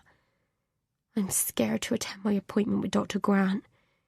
Every time I think about it, my stomach churns, and I feel I'm going to throw up. What if I'm wrong? What if I have everything wrong? No, it isn't possible. The camera never lies. I'm not wrong. I hear Tom turn his key in the lock and check the dinner. "Hi," he says, throwing his case onto the couch and kissing me. He spots the Vogue magazines on the coffee table and raises his eyebrows. "Happy with them?" he asks, flicking through the pages. "Yeah, it was a good shoot. I think it shows. How was your day?" "Tough. We're facing a pretty strong prosecution, but still." He pours wine into glasses and I take mine gratefully. "It's Claire and Chris's anniversary in a few weeks. I thought it would be nice to take them for dinner. There's that nice French place." He dips the spoon into the curry sauce that bubbles on the hob. "Won't they want to spend it alone? I know I would." "Maybe," I say. He shrugs. I decide not to say that I'd booked a table. "I guess it's up to them. Look, Sean, I've been thinking about this Ben thing. I don't want you." "I'm fine," I say, putting down plates and clattering them on the kitchen table. "It's just, I'm not sure you're strong enough." I wipe my hands on a tea towel and look at him. "It's doing me the world of good, Tom," I say. He nods. "I know that. It's just I don't want you to forget that Ben is Claire and Chris's child." I wince at his words. "It's okay, Tom," I say. "Well, I just don't want..." He trails off. I nod and turn back to the curry. "Do you like the bedroom?" I ask, changing the subject. "I thought we could get some paintings." His face lights up. "Oh, there's an exhibition at the Tate Modern. I really want to see it. Fancy it?" "Sure," I say, relieved to get things back the way they were. "We could go to Nick's new wine bar afterwards." I lay the plates on the table. Tom senses my hesitation. "You have to get back into the swing of things again, Sean.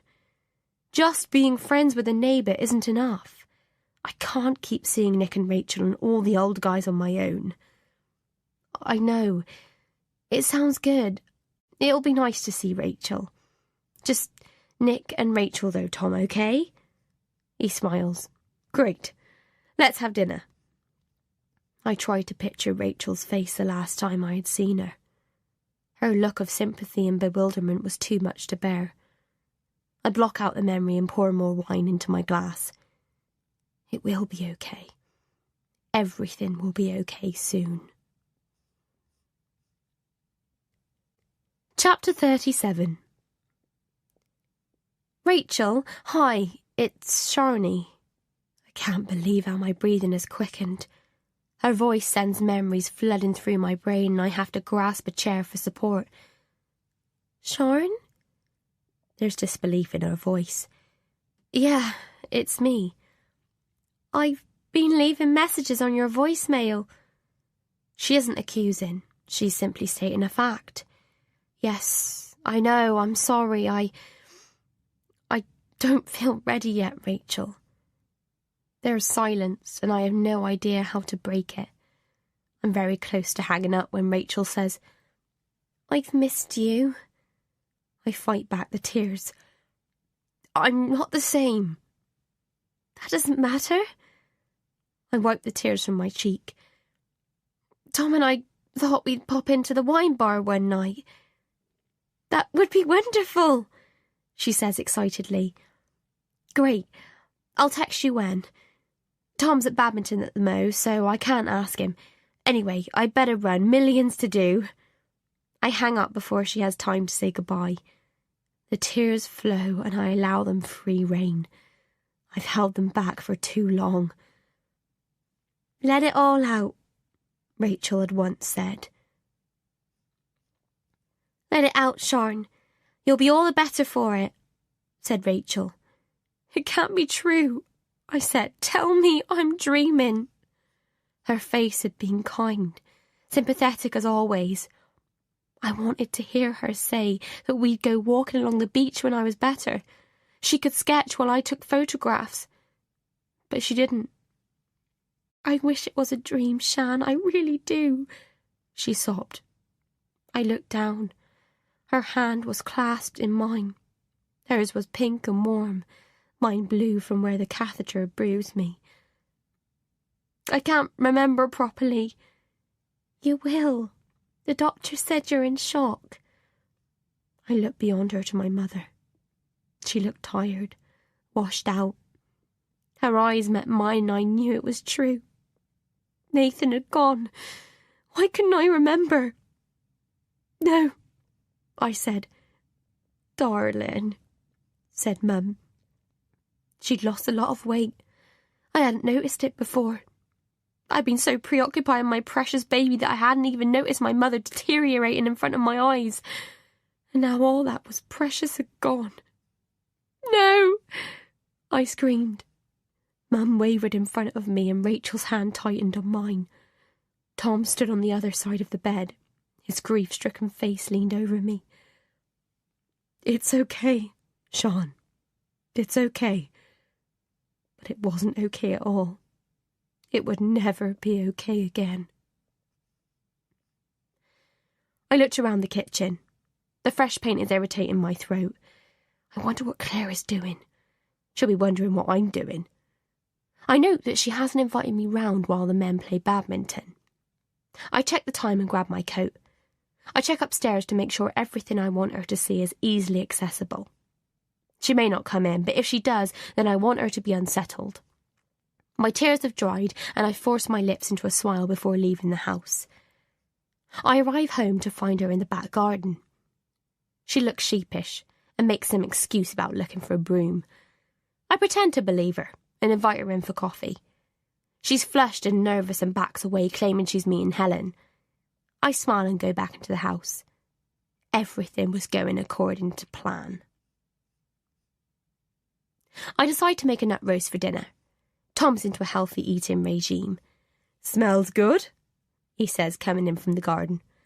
I've just seen Chris. Claire's out, so I told him to pop round for a drink. That's okay, isn't it? Yes, of course. The doorbell sounds and a sheepish Chris wanders in. I hope it's okay, he says uncertainly. Who cleans out their shed on a Sunday afternoon? Laughs Tom. When your neighbour has the rugby on and a beer in the fridge, come into the lounge. I pretend to make a tutting sound. A man needs to relax, he argues. I leave them to it and spend the rest of the afternoon making gingerbread men for Ben and printing the photos I've taken of him. I lose track of time, as does Tom and Chris. I'm in the middle of preparing a salad to go with the nut roast when there is a loud rapping on the door. I know it is Claire. I try to warn Tom, but he gets to the door before I can. Hi, Claire, I hear him say. Chris isn't back and I was just wondering what time you two finished. Her voice echoes in the hallway. Chris is here, he interrupts. Her eyes widen in surprise. What? Come in. He steps to one side as Chris enters the hallway. Claire, Chris smiles. Claire's lips tighten and she glares at him. I sent you a text, she says angrily, and I just tried to phone you. Tom looks uncomfortable. I've got no signal, Chris says calmly. Ben is screaming and all I want to do is grab her by the hair and throw her out my house. I pop my head around the kitchen door and give a little wave. Hi, I say, trying to ease the tense atmosphere. She ignores me and pushes past Tom. Here, she says, thrusting Ben onto Chris. He's been like this all day and I've got a splitting headache. He's all yours. I clench my fists until my fingernails bite into my flesh. Can we... begins Tom. No, you can't, she says rudely and strides to the door. I'll see you back in our house, she says to Chris before marching down the drive. Chris shushes Ben and smiles nervously at us. I'm sorry about that, he says. Not a problem, Tom assures him. I should go. Yeah, well, thanks for coming over, Tom says as he opens the door. He closes it and I sigh. That was a bit extreme, he says, shaking his head. Yes, I agree and go back into the kitchen. I feel sorry for that poor guy. She's bloody neurotic if you ask me. Chapter 38. We're going out, I say to Ben, handing him a gingerbread man. This is a special treat, and when we get back from the doctor's, you can have another one. He hugs me tightly, and I'm overwhelmed with love for him. We have 45 minutes before we leave for the doctor's, and I use the time to take photographs. I'm just in the middle of setting the timer when my mobile trills. It's Chris. Hi, how's it going with Ben? Great, I say hesitantly. I'm really sorry to hassle you, but I'm not sure what to do. My heart jumps into my mouth. He's not taking him away from me if that's what he thinks. The doctor's phoned. Apparently Ben has an appointment today for his vaccinations. I'm not sure why Claire forgot. It was for 11, but they've had to push it back to 11:30. The nurse has been taken ill. I know it's a cheek, but would you mind taking him? It's fine if you'd prefer not to. It's just, I don't think Claire will check her phone until lunchtime. I'm not sure why she made it for a Tuesday, to be honest. Of course I will, I say. I was going to anyway. There was no way I was leaving an important doctor's appointment to her. Oh, that's great, thanks, Shawnee. It saves changing the appointment. Do you know the surgery? No worries. Actually, it'll give me a push to get the form so Tom and I can join. Great, thanks.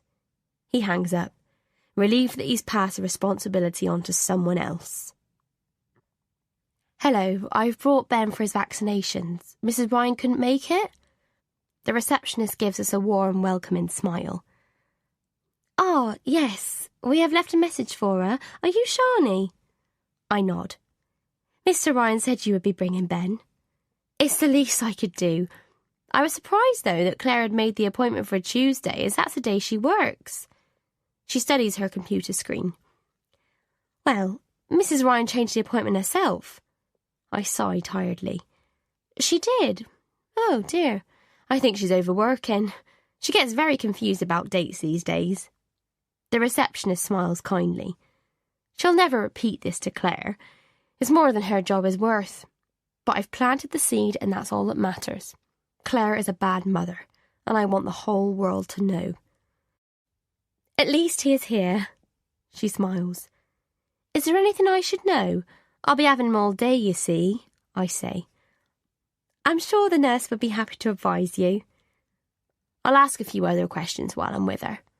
After all, as the person who cares for him most of the week, I should be informed of issues regarding his health. Are you his nanny? The nurse asks when I take him into the treatment room. I'm a neighbour, I say. I look after Ben while Mrs. Ryan works. Sorry about the appointment change. I'm glad you could bring him. Ben hugs his rabbit and I tell him all that we're going to do after the doctor's. He doesn't even cry, and I am so proud of him. There, all done, says the nurse. There shouldn't be a reaction. That's good to know, thank you. I'm sorry Claire couldn't bring him, but she's very busy at work. The nurse frowns but doesn't say anything. I leave the treatment room with Ben and thank the reception staff. Let's go shopping and buy you something very special for being such a brave boy. Ben claps his hands. I hear his car pull up and hurriedly pile Ben's toys into a box. I tip out the toys Claire had left with me. Ben ignores them and continues playing with his new building blocks. I hurry to the door and open it before he knocks. Hi, sorry I'm a bit late, he says apologetically. I didn't notice the time, I say. The truth is I hadn't taken my eye off the clock and had been busy preparing for the visit since we returned from the doctor's.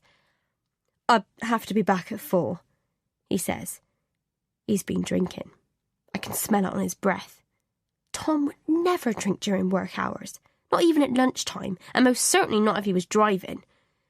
No worries, it won't take long. Edna, across the road, is looking out of her window. I couldn't have planned it better if I'd tried. She clocks everything, doesn't she? I say, nodding in her direction.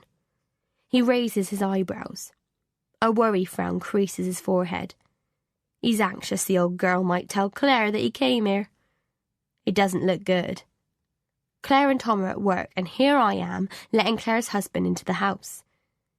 He steps nervously into the living room and kisses Ben on the forehead, and I have to fight the urge to put him away. I was going to make a coffee. Do you want one before we start? I ask. Great, thanks. I see him looking at the photographs I've been working on. Ignore the muddle. I'm working on a fashion shoot for L'Oreal. Wow, that's impressive, he says. He's easily impressed. Not really. It sounds more impressive than it is. I reluctantly hand him Ben and make the coffee. Thanks for earlier. I don't know why Claire forgot. It happens to the best of us. I smile, but it would never have happened to me. She's normally on the ball. Is that right? I hear myself say. He looks at me sharply, but simply says, Has he been all right since the jabs? We've had lots of cuddles, haven't we, Ben? My beautiful darling holds out his hands to me.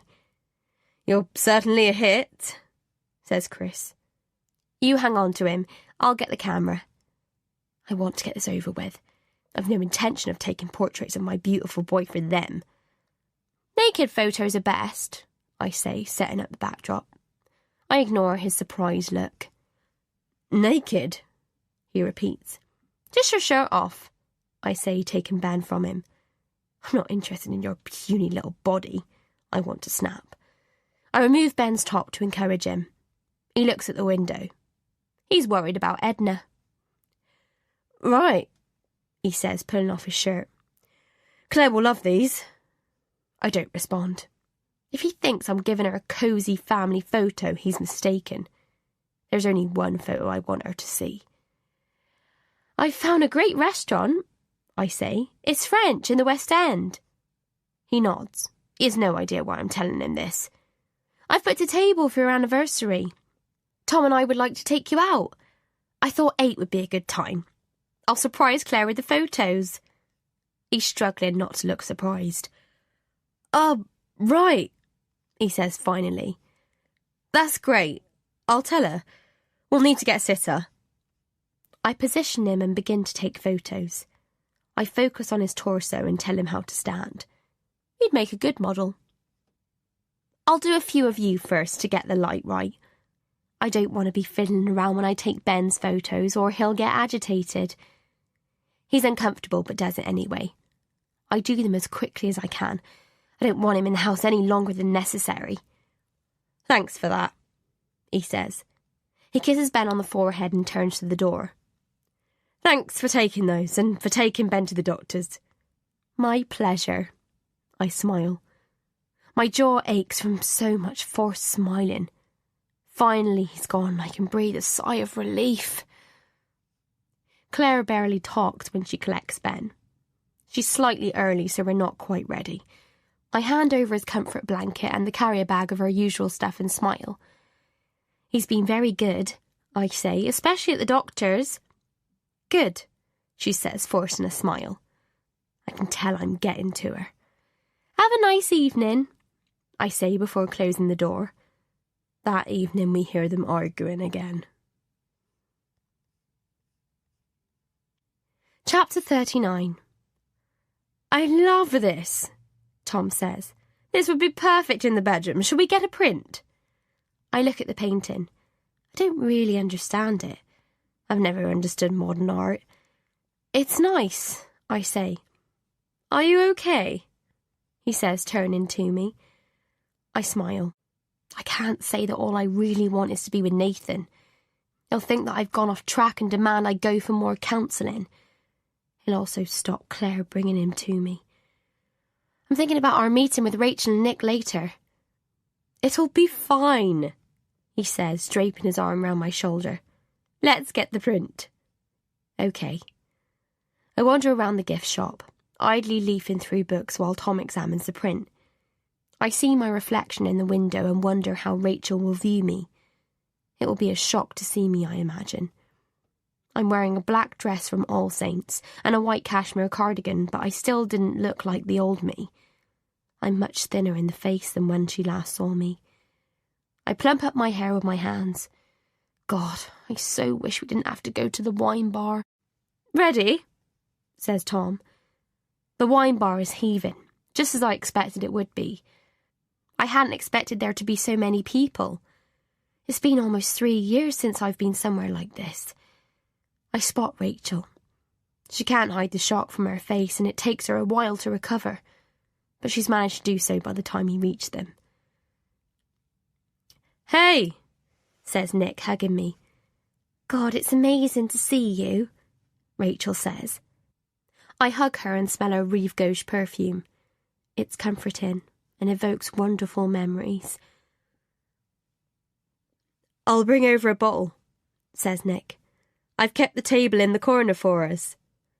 Let's go to the ladies, says Rachel, pulling me through the throng and into a messy loo. God, you look so different. What have you done to your hair? I look at myself in the mirror and pull a brush from my bag. I needed a change. I don't remember ever seeing you with your glasses. You look kind of clever. She laughs. Oh, God, Sharon, I've missed you. I've missed the fun we had. I've not felt much like fun, I say. She bows her head and fumbles in her handbag. I've got the most divine red lipstick, Chanel. I saw the photos you did in Vogue for the ad last year. She hands a lipstick to me and I apply it carefully. That's better. You look more like the old you. She smiles. I don't feel like the old me, I say, studying my face. Let's get a drink. I reckon we both need one. It's been a bit emotional seeing you after all this time. We make our way back to the table where Tom is showing Nick his print. I said Nick and Rachel should come to the house, see what we've done. We've not done much, I say. Do you still have the cottage? Rachel asks softly. I nod. We didn't want to give it up. The effects of the wine are beginning to work and I feel myself relax. I miss that place, she says wistfully. I'd worried needlessly about Rachel. I should have known it would be okay. Come downstairs and see my special wines, Nick says to Tom, leaving Rachel and I alone. I should have made contact, I say, topping up my glass. It's okay. I thought you needed some time. I just hadn't figured it would be so long. The wine bar is fabulous, I say, looking around. Yeah, well, you know us. London and wine, we can't be without either. Are you still painting? I ask. Her eyes sparkle. I've sold a couple, she smiles.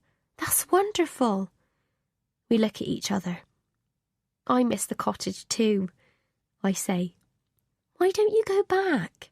She says as she lays her hand over mine. I shake my head. I can't. Not yet. And Tom's doing really well, and he wants to set up his own firm. Maybe then I'll be ready. I find myself tapping up my glass again. You know, that time, I didn't mean to. I just didn't know what to think, says Rachel. It's okay. You were saying some crazy stuff and it's okay, I say again. She nods, relief relaxing her face. I can see Tom and Nick weaving their way through the crowd back to us. We're going on to that new Indian place up the road. Nick says it's outstanding, Tom says excitedly. I can't say I don't feel like Indian food, or any food come to that, so I just nod. Great, says Rachel, hooking her arm through mine. It seems like forever since we all had dinner together. I reluctantly allow myself to be led outside. Chapter 40. I don't believe Claire went to the school Christmas party without asking me to babysit. How dare she ask Catherine when I was right next door? Just the thought of seeing her this morning makes me tremble with anger. I couldn't believe she had asked Catherine to look after Ben when I would have been here the whole evening. I could have sat with him in their house, if that's what the bitch preferred. What the hell is wrong with her? If Tom and I hadn't popped out to the library, we would never have known. She looked bloody ridiculous in that stupid red velvet dress. I could tell she was embarrassed to see me. I had to tell her she looked nice, even though she looked bloody awful. I'm sure my annoyance showed. A whole evening with Ben and she'd taken it away from me. I checked the time. She's late. This is bloody madness. I should just go over there and take him. That would be the right thing to do. I'm just about to get my coat from the hallway when she knocks at the door. You're late, I snap. I should have calmed down before she came. Damn it. We overslept, she says. She lifts Ben from the stroller and I take him from her.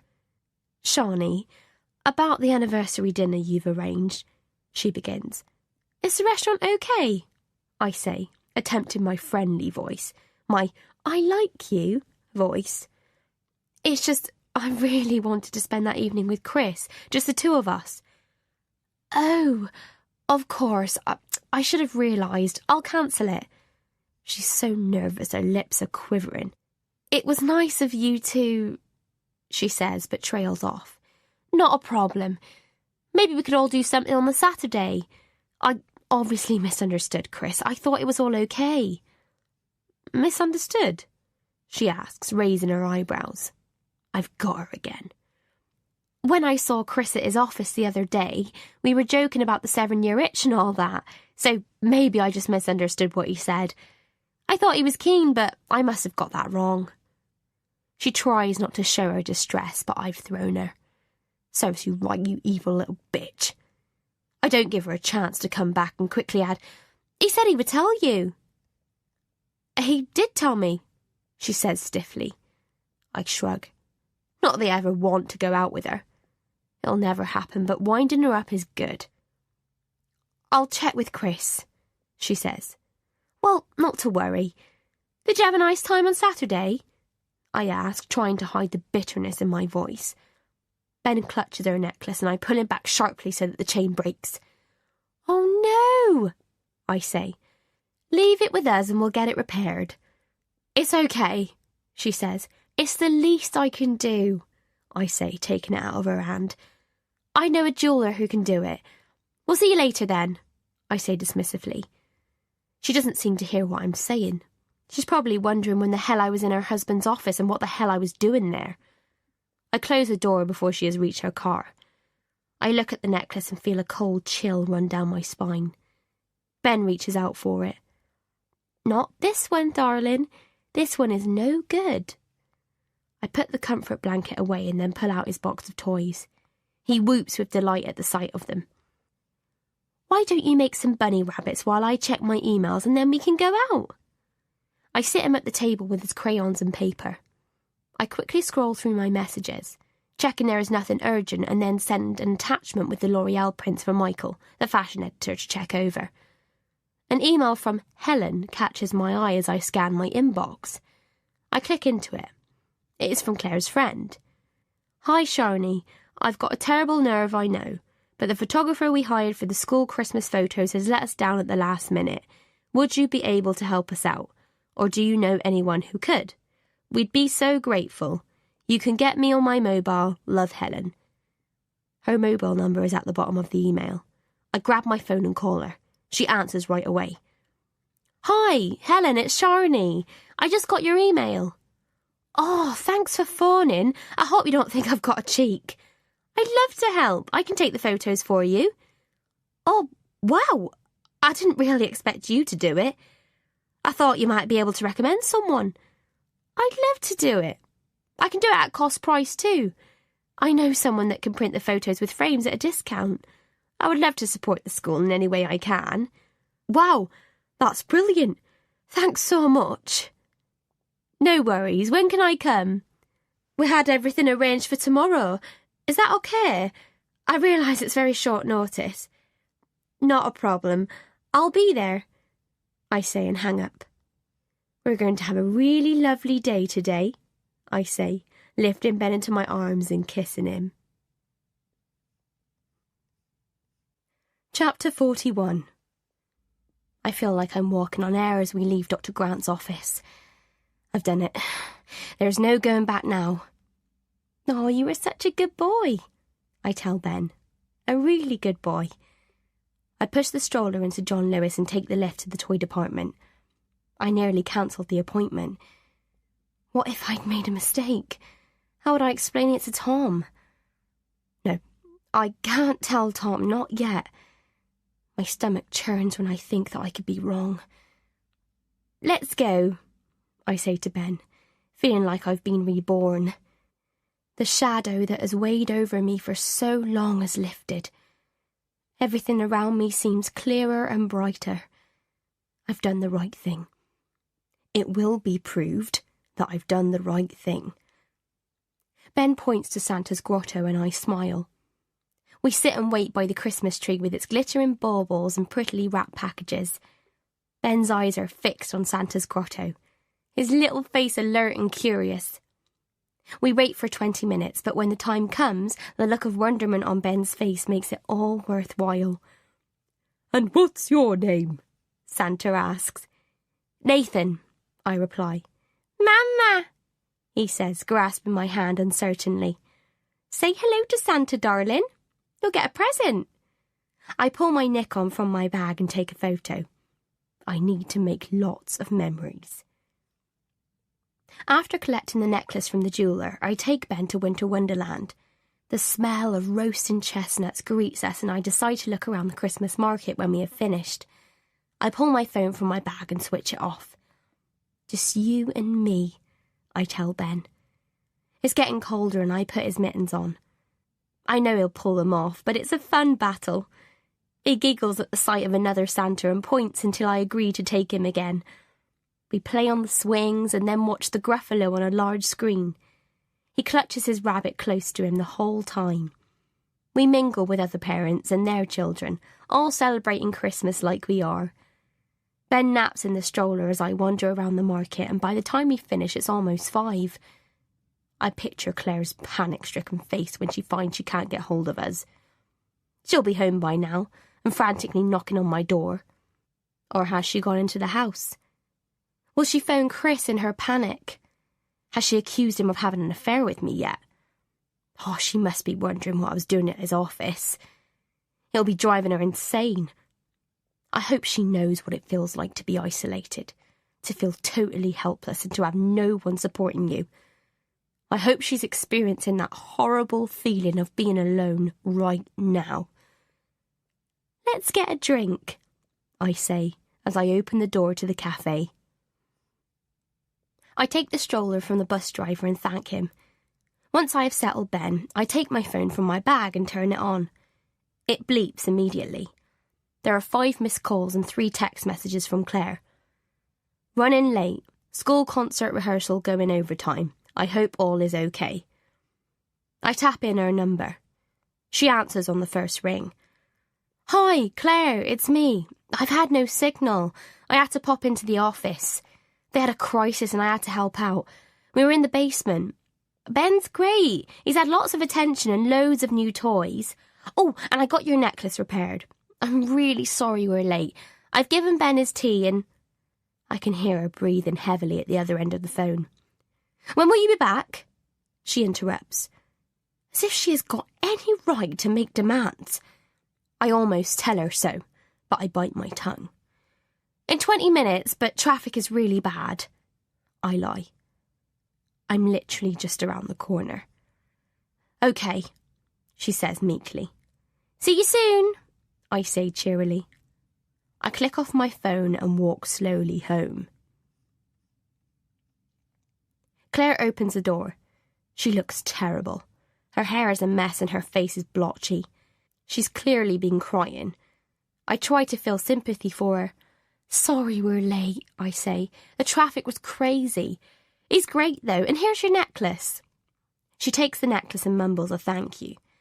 "Is Chris not home?" I ask. "He's going to be late." It must feel like everything is getting on top of her. What a shame.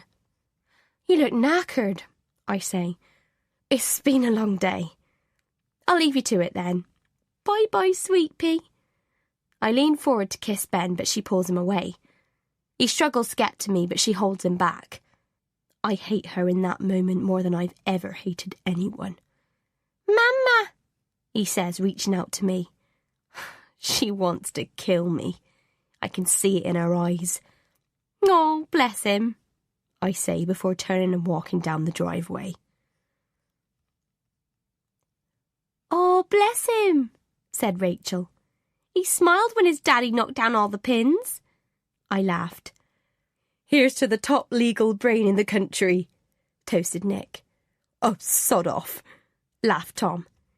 "It was a big one. Well done on winning," said Rachel.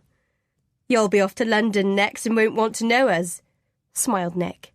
"Not too soon, I hope," I said as I clinked my glass of orange juice against Tom's champagne flute. "Well done, darling." "If we'd have known you were going to have such good news, we'd have chosen a more upmarket venue," said Rachel. "Not the bloody bowling alley." "I love bowling," laughed Tom. "We've got the champagne and the best company ever. That's what counts.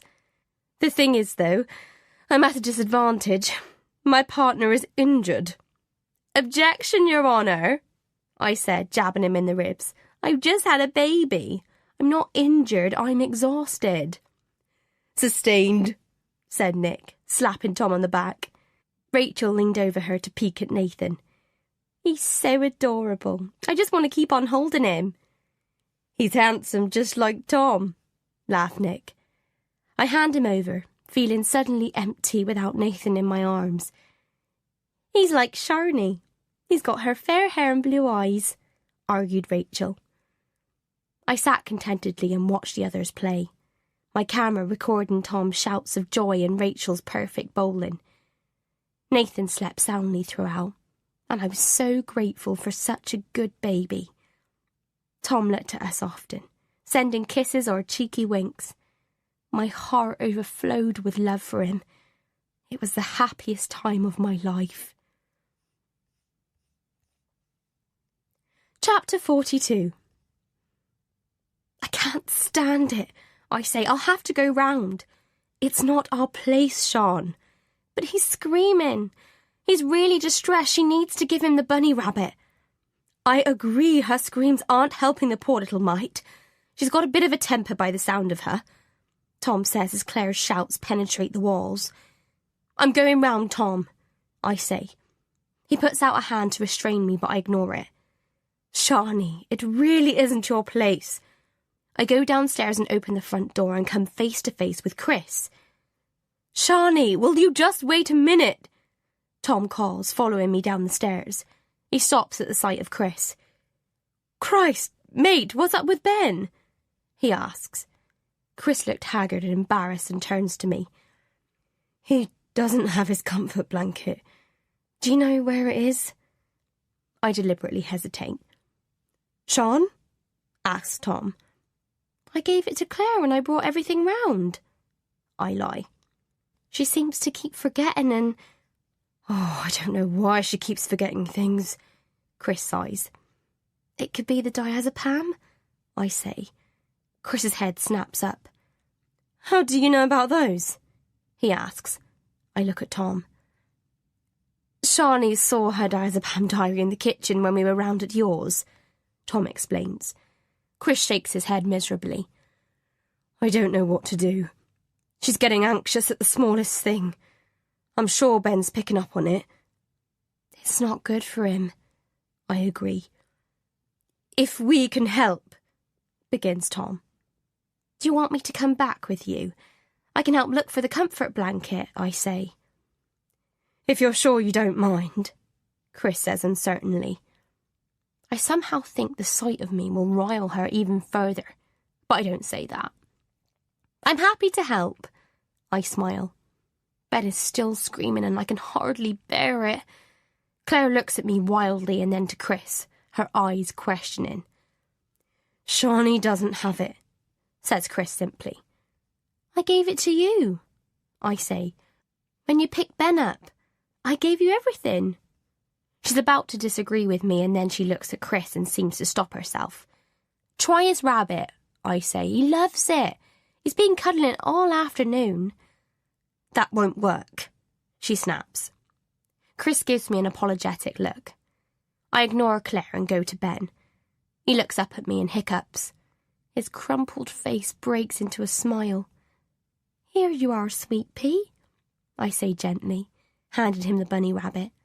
"Shall we sing to it?" I gently wipe away his tears and take his little hand in mine. He calms down immediately and cuddles his rabbit. "I think you should move in," jokes Chris. "And I'll move out," Claire says angrily. Making her out to be a terrible mother has been easier than I imagined it would be. I stroke Ben's head and whisper, "Not much longer, darling. Not much longer. I want to make it as easy as possible for him. He's all that counts." "I didn't mean," I say, turning to Chris. But before I can finish, Claire has grabbed Ben and marched upstairs with him. "I'm so sorry," says Chris, avoiding my eyes. "Well, at least he is calm now," I say, turning to the door. I fight the urge to march upstairs after her. It would take just a few seconds to grab Ben from her arms and hurry to my car. But it's not time yet. I need to be patient. I don't want the police on my doorstep. Not yet. Tom looks at the bedside clock.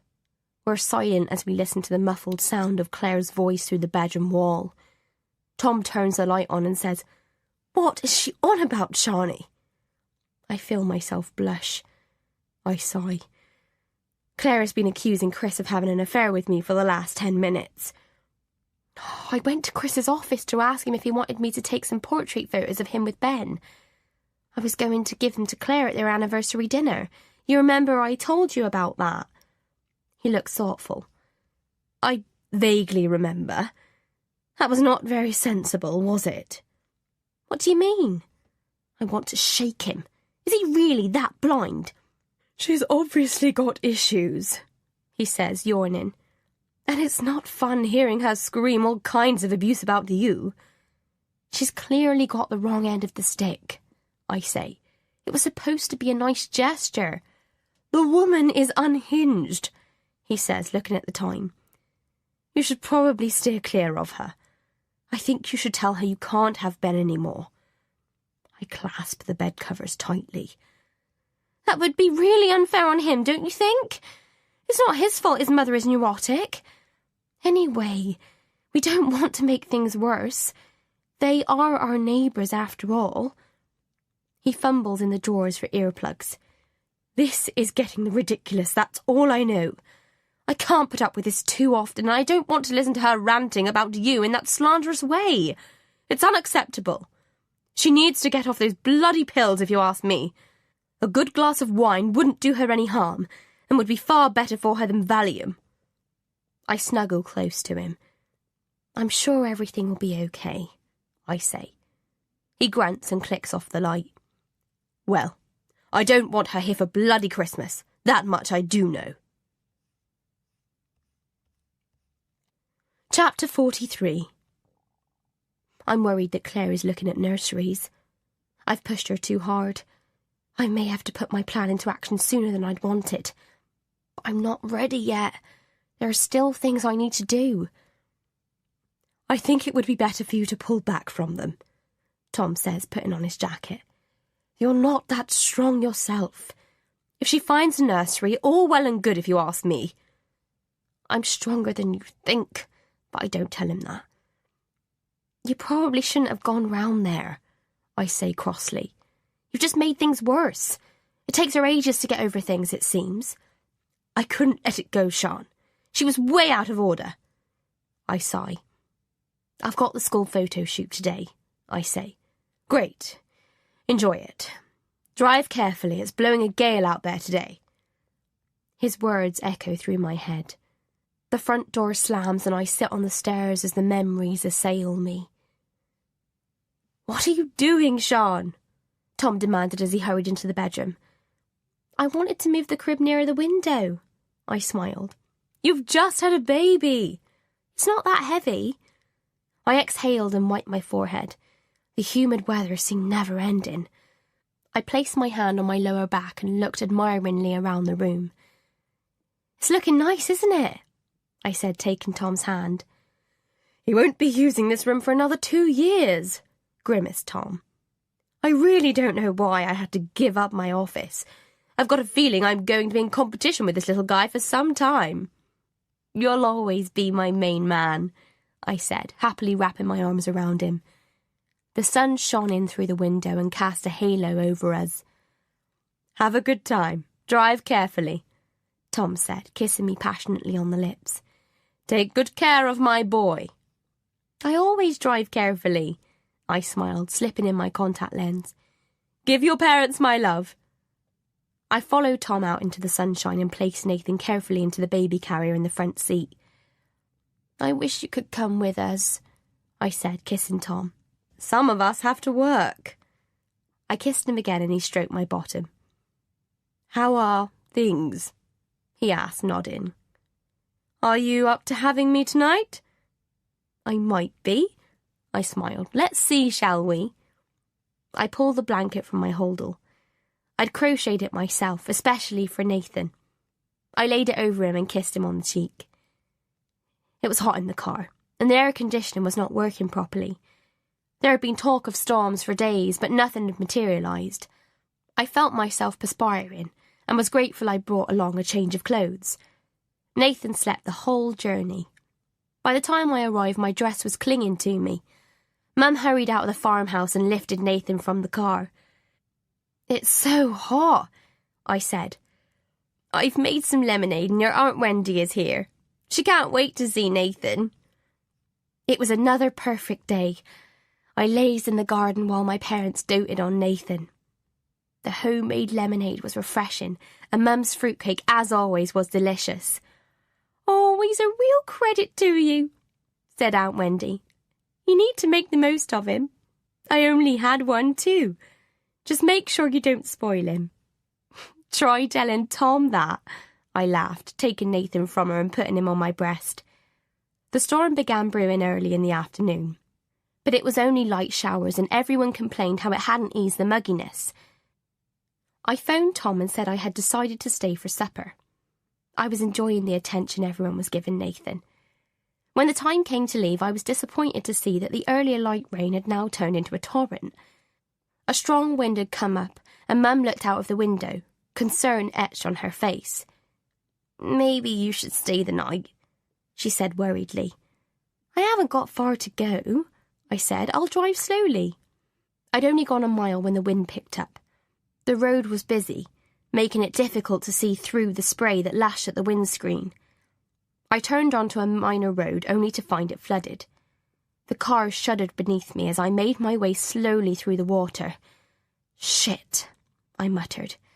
The storm had blackened the sky and everywhere was eerily dark. Rain beat at the windscreen and even with my full headlights on, all I could see was a curtain of mist ahead. My eyes flickered to the rearview mirror and then to Nathan lying beside me. Damn, I mumbled. I was cross with myself. Why hadn't I left earlier?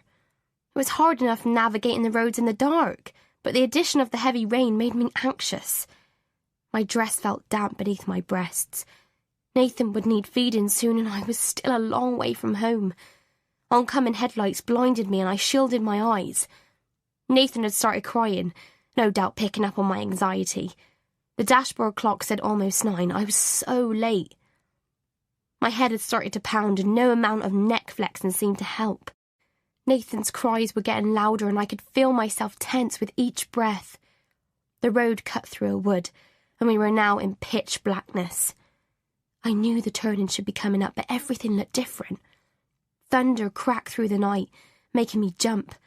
My head was pounding as though someone were thumping at me with a hammer. I prayed for the turning and finally saw it ahead. I sighed with relief. Not much further and I'd be home. I glanced at Nathan and shushed him comfortingly. I'd barely taken my eyes off the road. It was just a second, a moment in time that I forever wish I could go back to. The road descended and turned sharply onto the old bridge.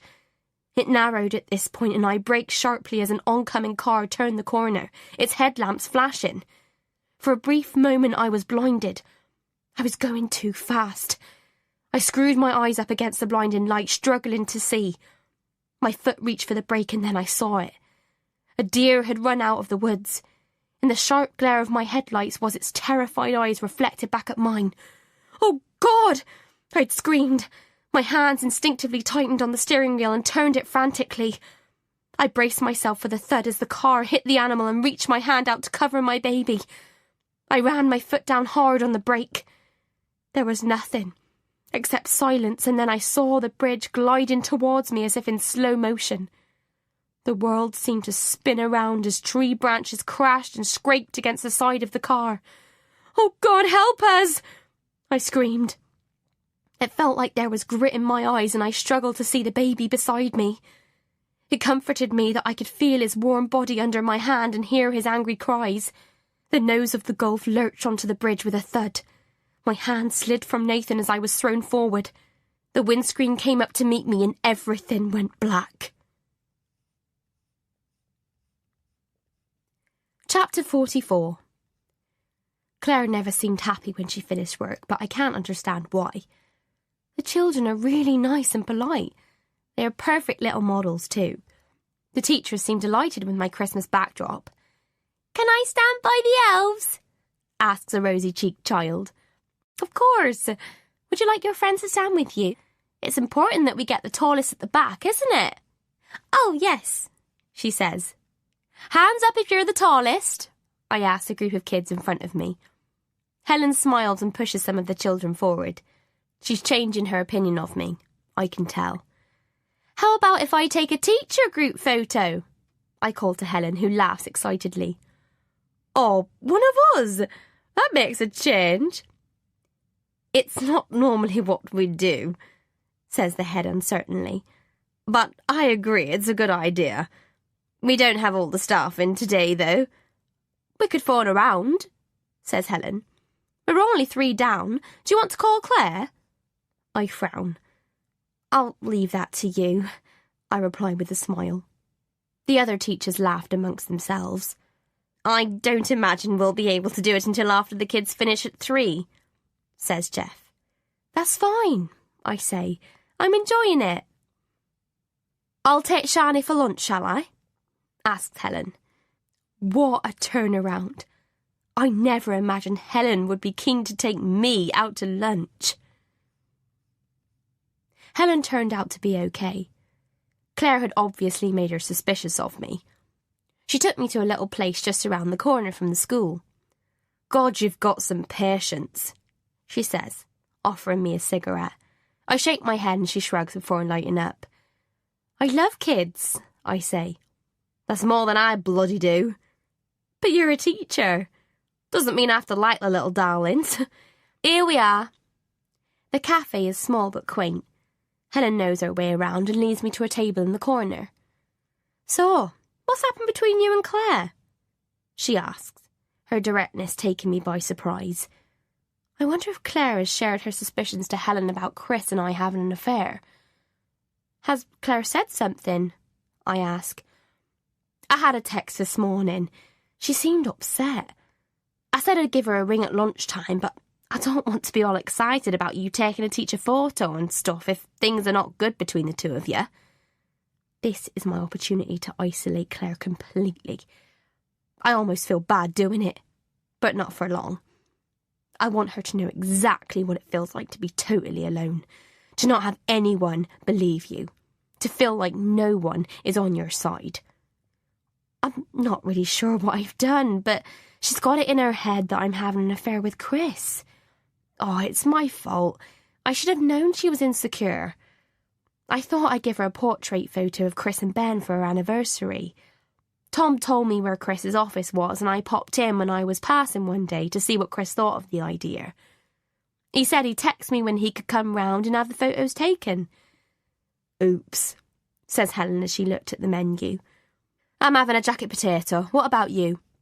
"The same for me," I say, handing the menu to the waiter. "That seems a bit over the top," says Helen. Mind you, she does get very anxious, especially over Ben. I think she was crossing me yesterday. I had to go into work.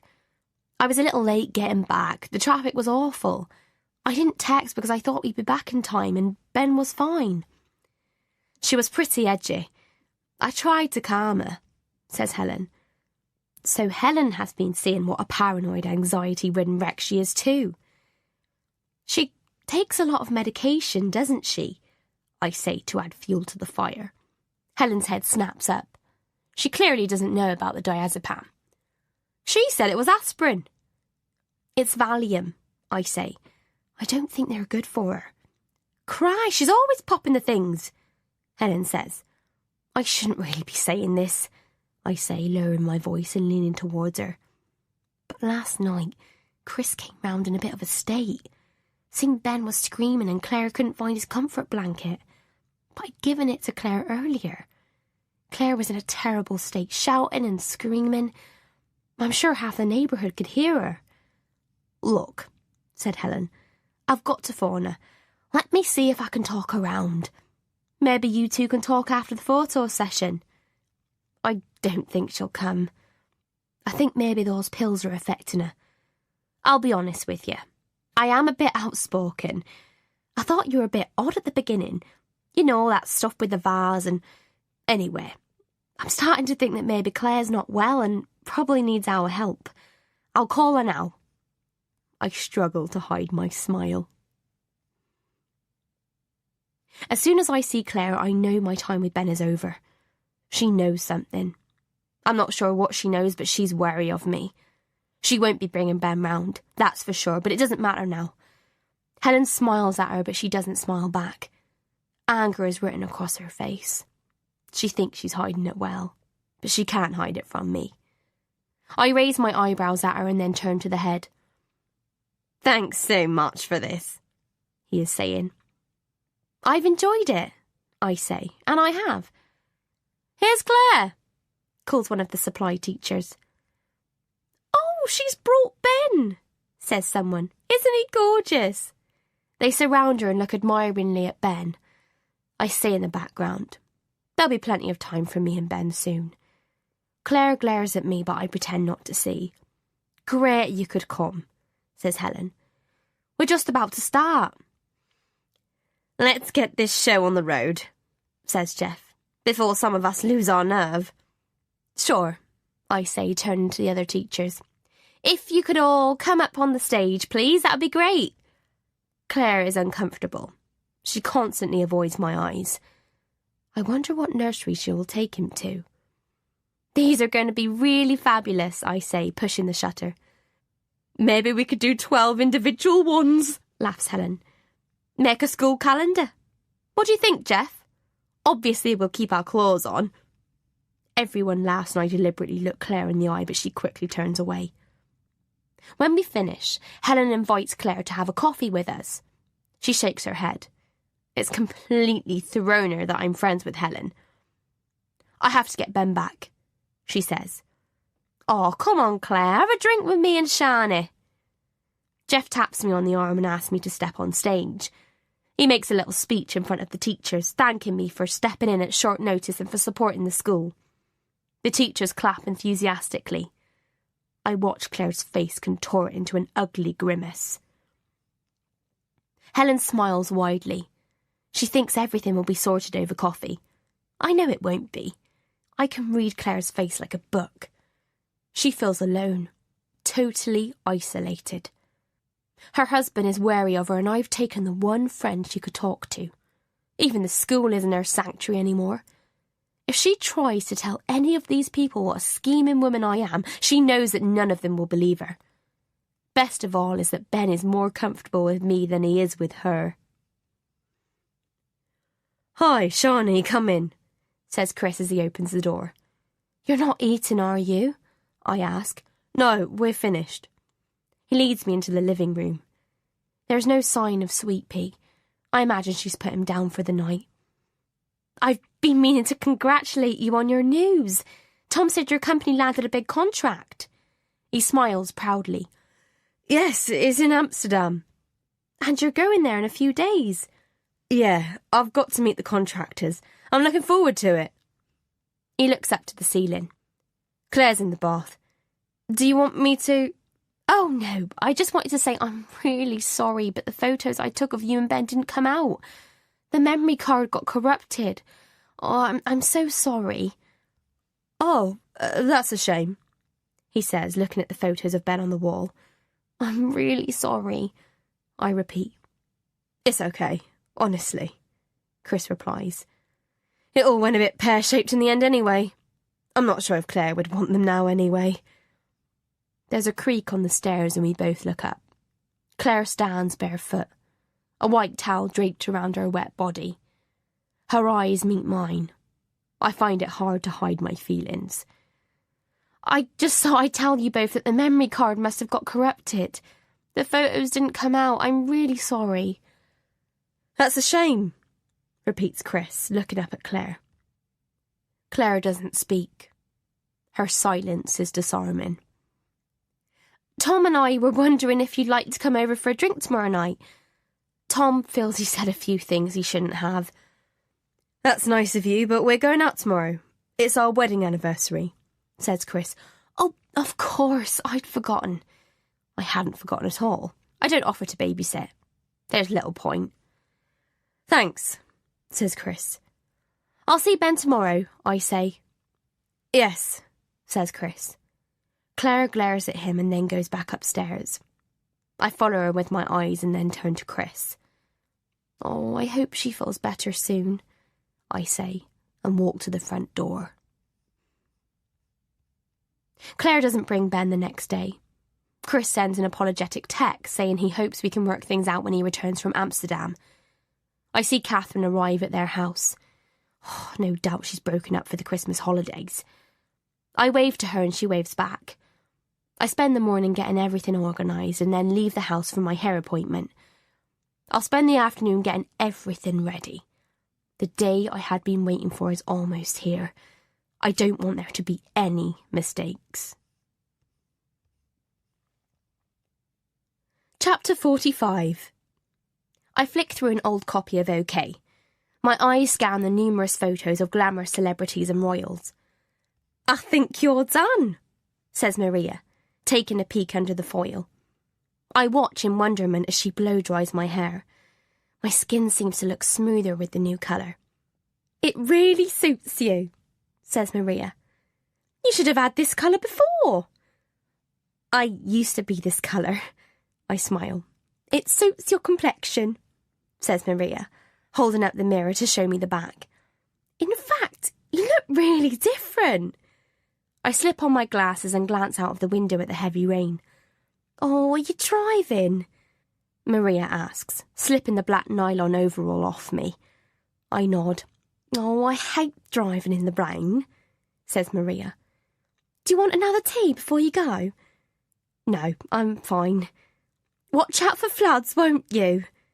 My heart sinks at her words, and when I stand up, I'm surprised to feel my legs are weak. I grab Maria by the arm to stop myself falling. You need to drink more water with it, Maria jokes. My mind rushes back, and for a few moments I can't move. I need to go back, I said and struggled to get out of bed. My legs gave way and I had to grab the police officer to support myself. You're not going anywhere, Shawnee, she said, helping me back into bed. Let me get the nurse. I don't need the nurse, I snapped. I want my baby. I'm so sorry. Her name was Lucy. She kept saying how sorry she was. I wanted to tell her it was my fault, not hers, and she didn't have to keep saying sorry. They told me I lost control of the car. It went over the bridge, they said. They think I crawled out of the car before it did, but surely I would remember that, I argued. You had a nasty knock on the head. Then how did I crawl out? No one had an answer. I hadn't pulled Nathan out. The car had gone over the bridge and the lake was deep. The car had been submerged in water. I don't remember anything, I mumbled. You will in time, Lucy assured me. But how could I have dragged myself from the car but not taken Nathan with me? I wouldn't have done that. I wouldn't have left him behind. Nathan was my life. How did I get out of the car? I struggled to remember, but nothing came. Someone found me lying on the roadside. He rescued me. He came to visit me in the hospital, but I cross-examined him so much that he said he couldn't come again. He didn't see a baby, he'd said. The car was in the water when he found me. They'd lifted the car out of the lake 5 days later, and I'd hoped that Nathan's body would be in it, but it wasn't. They had frogmen search the lake but couldn't find the body, and this had given me hope. Perhaps it was a good sign. Perhaps someone had rescued him. Surely they would tell the police soon. But no one ever did. Tom had packed everything away by the time I was discharged from hospital. It was as if we'd never had a child. Nathan's bedroom had changed back to Tom's office. I sat in the rocking chair looking into space. I put my camera away and turned down all the work that was offered. Rachel visited, but I barely spoke to her. Every night I lay awake trying to remember. The doctor gave me tranquilizers, but I avoided taking them. He suggested counselling, but I shook my head. I tried to remember crawling out of the car, but I had no memory of it. Mum came to stay and we went for long walks. She said I was trying too hard. Let it come naturally. You won't remember if you force it, she'd said. I didn't want a funeral. Lucy said I should. She said it would give me closure. Maybe someone rescued him, I said. They would have reported it, said Lucy. I started to hate her. Every thread I hung on, she would snap with one of her common-sense replies. She's right, said Tom. We need to move on. The funeral didn't seem real. I listened to people talking about what a wonderful mother I was and how much Nathan would be missed. I thought how in a moment in time my life was destroyed. Rachel tried to encourage me to go back to work. I reluctantly took my camera out of the cupboard. We went to the beach and it was there I began to remember. It came in drips and drabs, but I remembered fragments, flashbacks, and they weren't what the police had described. Chapter 46. Claire didn't want to ruin the anniversary dinner, but she couldn't stop thinking about those naked photos of Chris. I can't decide, Chris says, studying the menu. Well, you never were good at decisions, Claire says. He looks up at Claire and closes the menu. What's wrong with you? He says, fighting back a sigh. She closes her own menu and slaps it down onto the table. I saw the photos Charlie took of you, she hisses. Chris groans. I thought she said they never came out. Claire's head snaps up. You admit it then? He sighs. She took photos of me and Ben, and Ben wasn't in these. She said she wanted to set it up, he falters. I don't know. I wasn't comfortable about it, but she wanted to get the light and stuff right before bringing Ben in. How did you see them anyway? She said they never came out. She must have lied again, Claire scoffs. I saw them in the house. He stares at her. You surely don't still think I'm in the least interested in her. I don't know what to think anymore. He reaches for her hand across the table. I'm not having an affair with Shawnee. I don't know why she would have lied about the photos. She lies all the time, Claire sighs. I'm sorry, she says. It's just, well, you're going away and I feel a bit anxious. I'm only going away for 4 nights. I know. Anyway, I thought Shawnee was the reason you were anxious. You've got Catherine to have Ben this week, haven't you? She nods and wonders how he could be so unaware. He sighs and tops up his glass with wine. Seems a shame to have to lay out money when I don't want her. Okay. Maybe you'll feel differently after the holiday. Chris, I'm not going to. He holds his hand up. Okay. I'll ask Shani why she said the photos hadn't come out. Maybe they didn't come out as she'd hoped and she didn't want to share them. Claire huffs. Not tonight, Claire. Can't we have one night where you don't go on about your stupid imaginings? Claire takes a gulp of wine and forces herself to calm down. Are you still cutting back on the diazepam? He asks. She nods but avoids his eyes. The truth is she hadn't been. Every time Shani had Ben, Claire found herself feeling edgy and needed to take one to keep calm. Although one didn't seem to be working as well as it did, and she now often has to take two. If you'd only let me talk about what's worrying me, she says, attempting to keep her voice soft. The waiter approaches and Claire sighs. Typical. And just when she was getting somewhere. I'd like to spend one evening with you where we don't talk about Shani, Chris says, topping up his glass again. Can't you see what she's doing? Claire wants to scream. Can't you see that she's trying to steal everything from me? And I have no idea why. Do you know what you're having? He asks. The chicken. We'll both have the garlic chicken with roast potatoes, please. He lifts his glass. To us, and to a great Christmas, he says. Kissing her hand in that moment, she felt like everything would be okay. She won't think about who'll have Ben after the holidays. Maybe she could even get a teaching job somewhere else. Who knows what the new year holds, and if the worst comes to worst, there is the nursery in Knightsbridge. It's a nice house.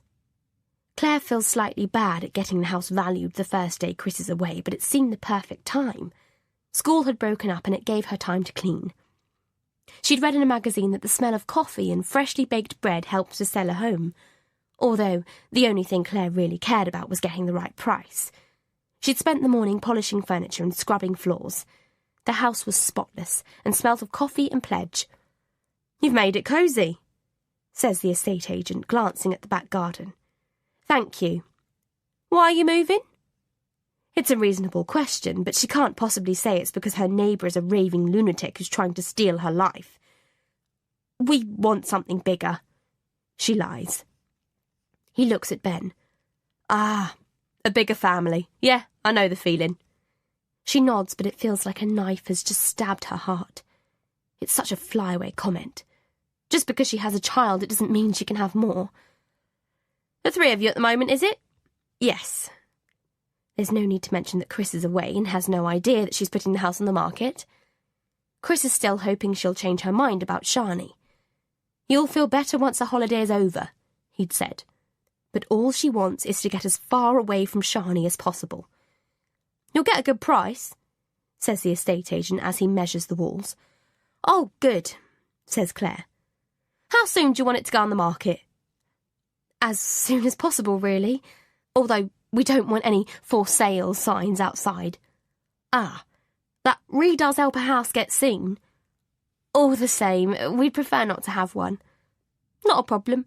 I'll send our valuation in the post, and if you want to go ahead, let us know. You have another property to go to, then? No, not yet, but we can always rent. It's important to us to get a buyer. Great. I'll be in touch, then. Claire lets out a sigh of relief. Surely Chris will agree it's for the best. Chapter 47. It's her first night without Chris and Claire feels edgy. Ben had settled quickly tonight. Claire feels sure being with Catherine is much better for him. He doesn't get so unsettled after being with her. She takes one last look at him and then runs a bath. The warmth will relax her tense muscles. She's relieved it was the last day of school yesterday. At least now she doesn't have to worry about who will look after Ben for the next 2 weeks. The teachers are meeting for Christmas drinks tonight. Do come, Helen had pleaded. Claire had excused herself by saying there was no one to watch Ben. The truth was she didn't want to go out drinking, and she hadn't really forgiven Helen for siding with Shani. Although the thought of some company, especially as Chris was away, was appealing. She pours lavender oil into the steaming water and sniffs the calming scent. It is 7 p.m. Enough time to relax and read her book. She grabs her copy of The Lovely Bones and slips into the hot water. She'll give herself 45 minutes of total relaxation. Surely that will help disperse the presentiment of doom she'd felt all day. Claire jolts forward. She must have dozed off. She stiffens and strains her ears. Did Ben cry? Is that what disturbed her? The lovely Bones sits on the side of the bath. There's only silence, and she relaxes back into the warm bath water.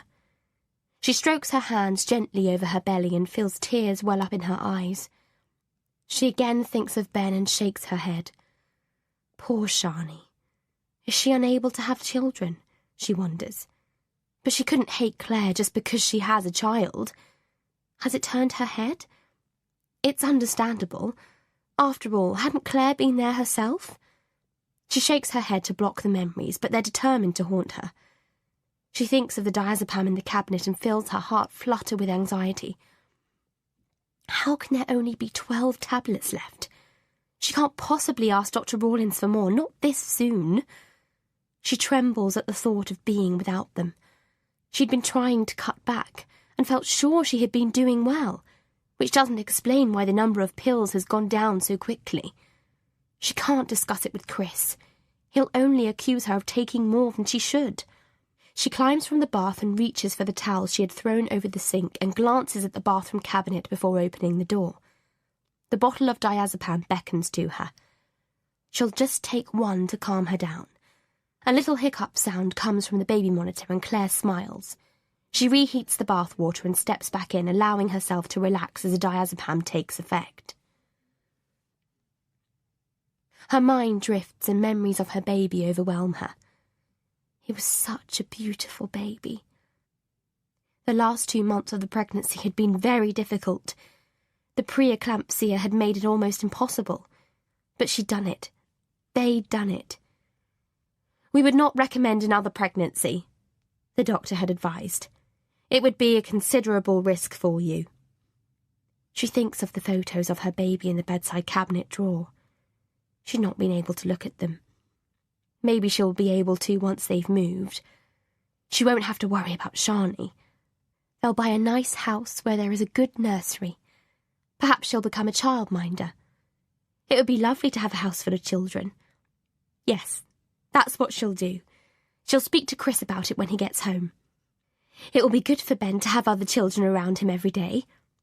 Claire feels sure Chris will see sense in that. There is another hiccup from the baby monitor, and she leans over to turn the volume up. She decides to check on Ben to be on the safe side and wraps the towel around her again before padding barefoot along to the bedroom. Ben is curled up on his side, a small smile on his face. Satisfied, she returns to the bathroom in the luxury of her lavender-scented bath. The counsellor has suggested lavender to help her sleep after the baby. She struggled to find the words in her head. After he died, she says loudly and feels the nausea rise up within her. It had been early in the morning. Chris had still been asleep. Claire had woken with cramp in her leg.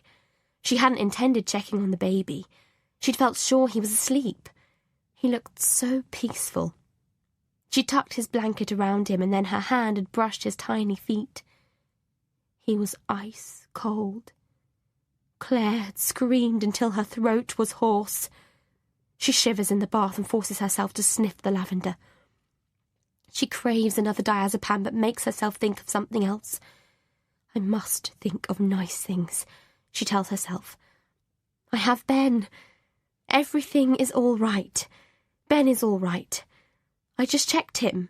Nothing is going to happen. Chris will be back before I know it, and then I'll explain to him why I'd be happier if we moved. He will surely understand. Chapter 48. Claire had been in the bath for ages. The water is getting cold and she shivers. It is quiet. There is no sound from the baby monitor. She towels her dry hair and then massages cream into her legs, the gentle coconut fragrance washing over her. Then she hears it, the click of the bedroom door. It came from the baby monitor. It was so faint that for a moment she wonders if she had imagined it. She grabs her bathrobe from the back door and silently puts it on. The only sound now is the soft purring of the radiator. Her breathing quickens and she tenses her shoulder muscles before putting her ear closer to the monitor. But all is quiet again. Claire swallows and tries to calm her trembling hands. Did she imagine it? There is no one else in the house. Her heart is hammering. Carefully, she turns the door handle as if about to leave the bathroom when the monitor crackles and a soft voice says, "Hello, sweet pea. Mummy's here." Claire can't breathe and fumbles in the bathroom cabinet for another diazepam. Oh, God, what should she do? Her phone was in the bedroom, so she had no way of calling for help. The bathroom suddenly feels stiflingly hot, and perspiration runs down her back. She needs to get to Ben. She needs to get to her baby. Quietly, she creeps out onto the landing and sees that the bedroom door is wide open. She hesitates outside the bathroom. If she can get downstairs, then she can call the police from the phone in the kitchen. She tiptoes towards the bedroom where she can hear Shani's voice as she croons to Ben. "Is that you, Claire?" Shani asks as Claire gets nearer. Claire froze at the bedroom door, her eyes fixed on Shani. She looks different. The room is in semi-darkness, and Claire can't make out what it is that is different about her. She's sitting on the edge of the bed. Claire strains to see Ben in the cot. "Please, God, let him be all right," she prays. "Did you have a nice bath?" Shani asks. "How did you get in, Shani?" Claire tries to disguise the shake in her voice, but feels sure she doesn't succeed.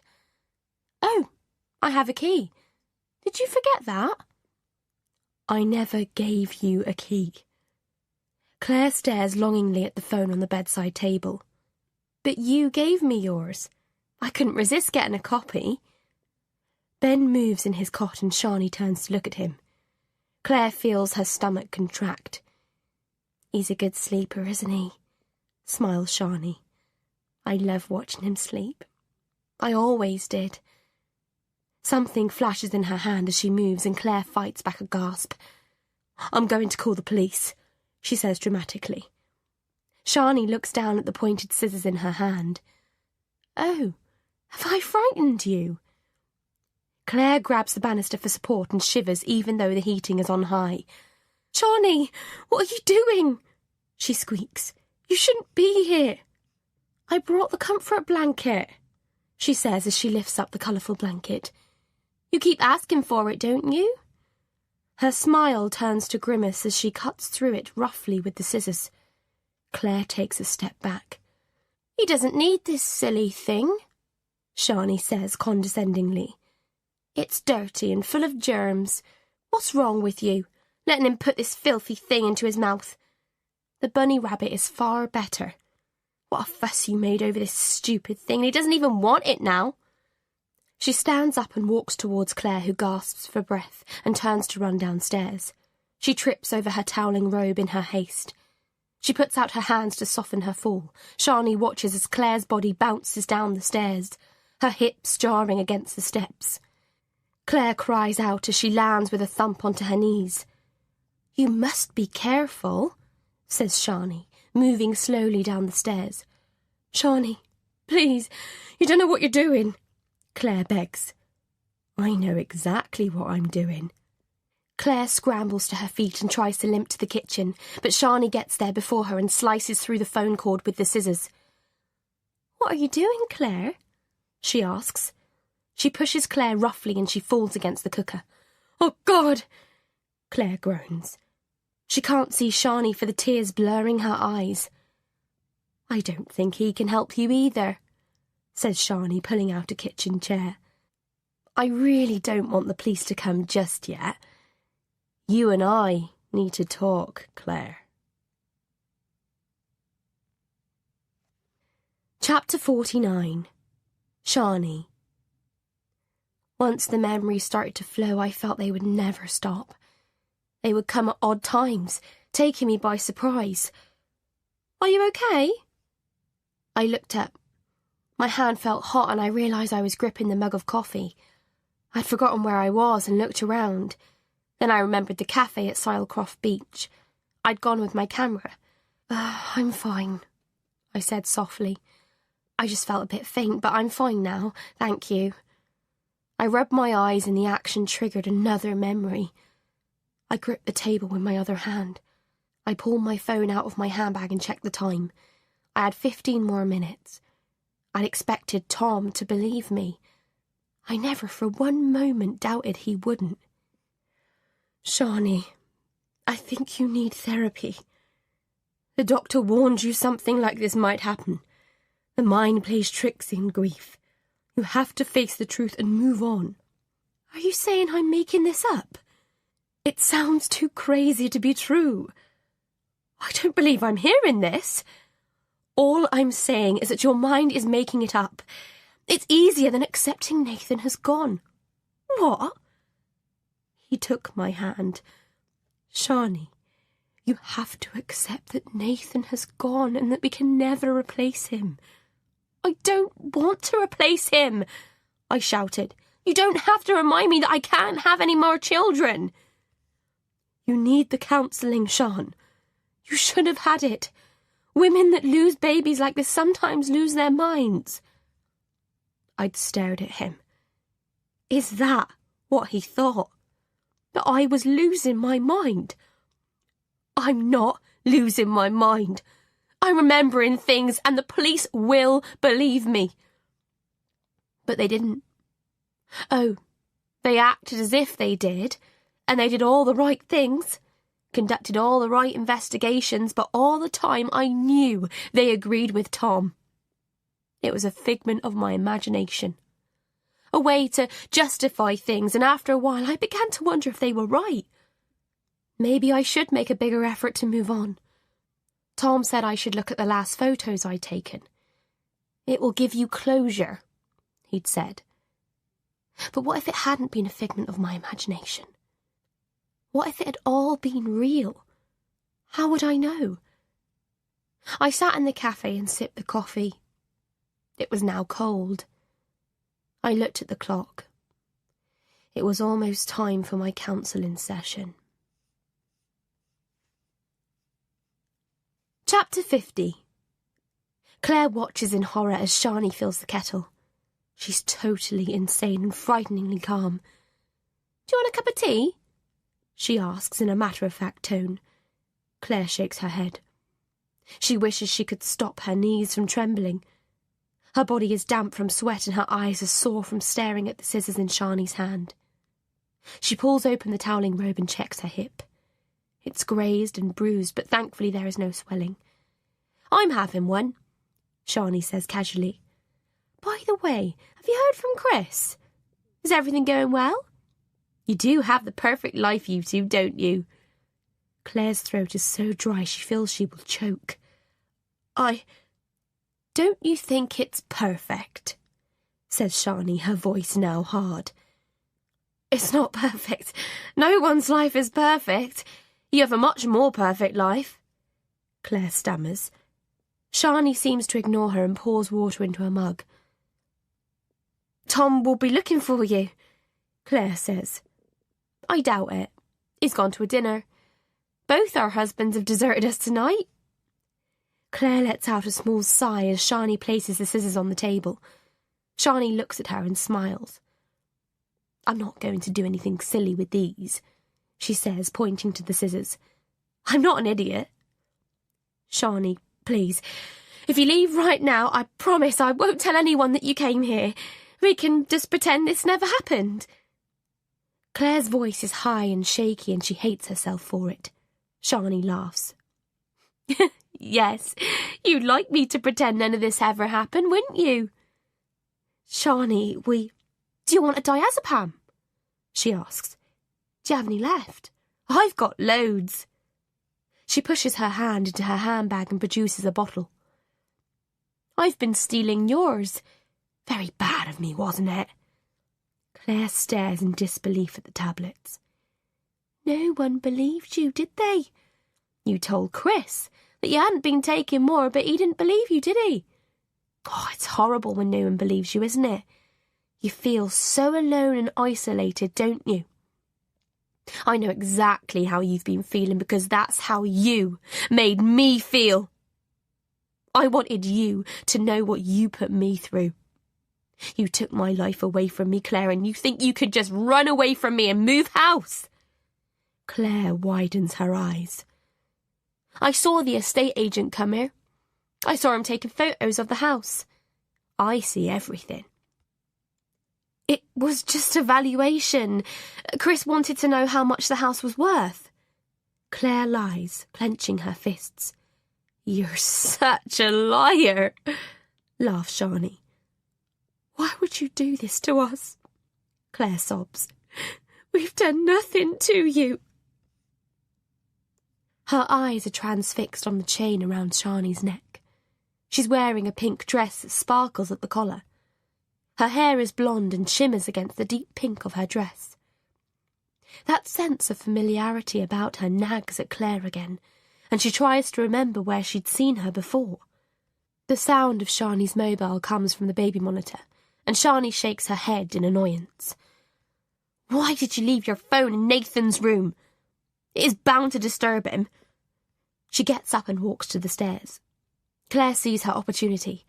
If she can just get to the front door and shout for help, someone will hear her. If she could only catch the eye of Mrs. Riley, surely she would help her. She stumbles to the lounge and waves her arms at the window.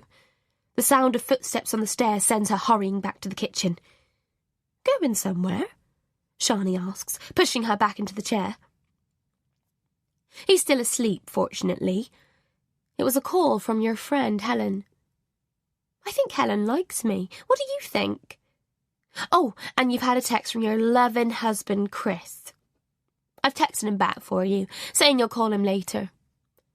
You're having a well-earned bath. It's not a complete lie, is it? She places the phone onto the table next to the scissors. As she sits back, the light catches the chain around her neck and Claire gasps. It's her Celtic harp necklace. Except it can't be, because she's wearing it. Her hand instinctively goes to the chain around her own neck. I had a copy made. It's good, isn't it? Says Shani, fingering it. It wasn't easy, but you can get anything as long as you have the money to pay for it. She holds out the pendant for Claire to see. I don't like it much myself. Too tacky. But Nathan's attached to it, isn't he? So, until I wean him off it, I don't have much choice. Claire swallows before saying, It's Ben. His name is Ben. I'm really sorry about Nathan. How dare you? Snarls Shani. You, of all people, you're not sorry, not in the least. How fucking dare you? Claire reels back. Sorry, I didn't mean... Are you really sorry? Are you really, really sorry? Demands Shani. Claire's nails dig into her palms. Her eyes land on the diazepam and a stupid sense of relief washes over her. She hadn't taken that many after all. I don't know what we're talking about, Shani, but you must understand you can't have Ben. I know how awful it is to lose a child, and if I can help... Shani laughs mirthlessly. A cot death, wasn't it? Were you a good mother? Claire's mouth won't seem to open, and all she can do is nod. And you want to help me? Shani smirks. Claire nods again. Shani fiddles absently with Claire's phone. Do you like my hair this colour? Yes, it suits you, and... She breaks off and stares at Shani as she removes her black-rimmed glasses. Oh, my God, Claire mutters. Remember me? Shani says dryly. Chapter 51. Shani. It was Leah, the therapist, who suggested I look at my photographs of Nathan. She said it would help me come to terms with things and that I may find some closure in looking at them. It took me several days to do it, and each time I went to look, my heart raced so much that I could barely breathe. Tom suggested that we go through them together, especially the ones taken more recently. It wasn't as painful as I'd feared. It was a pleasure. I'd made memories. Good memories. I printed the best ones and Mum helped me make a memory scrapbook. "He should believe you," she said as she pasted photographs into the scrapbook. She wrote, "Baby Nathan," in bold letters on the front of the book. I hugged her in gratitude. "Do you believe me?" I asked. "No one else does." "Yes, I do believe you. Why shouldn't I?" I squeezed her hand. Her wedding ring was loose. She wasn't well. I knew that, but didn't want to face it. I couldn't bear the thought of losing her. I spent a lot of time with her and tried to fight the hysteria that was building up within me. My mind fought for answers. Every night I struggled to remember, but the more I tried, the more things eluded me. Apart from Mum, no one believed me. I started to find it hard to be at the cottage. Everywhere I looked, there were memories of Nathan. Tom suggested moving to London, and then Dad phoned. "It's not good," was all he said. "But we're going to be okay." "How long?" I asked. The question hung in the air between us. 3 months. 6 months at the most. "But how?" "These things move quickly, Sharni. 1 minute it didn't seem so bad, and then the next." "Why didn't you tell me?" "She made me promise. It's been hard, nightmarish, in fact. She didn't want you to be upset." "She's my mother," I said, holding back my tears. "Why didn't she tell us?" "She didn't want to unsettle everyone, you in particular. Especially with the baby due, and then when Nathan arrived it got harder to tell you." "I'd rather have known," I said flatly. I felt guilty at ignoring my mother's pale face, the dark circles under her eyes. I hadn't asked because I hadn't wanted my own happiness to be overshadowed by sadness.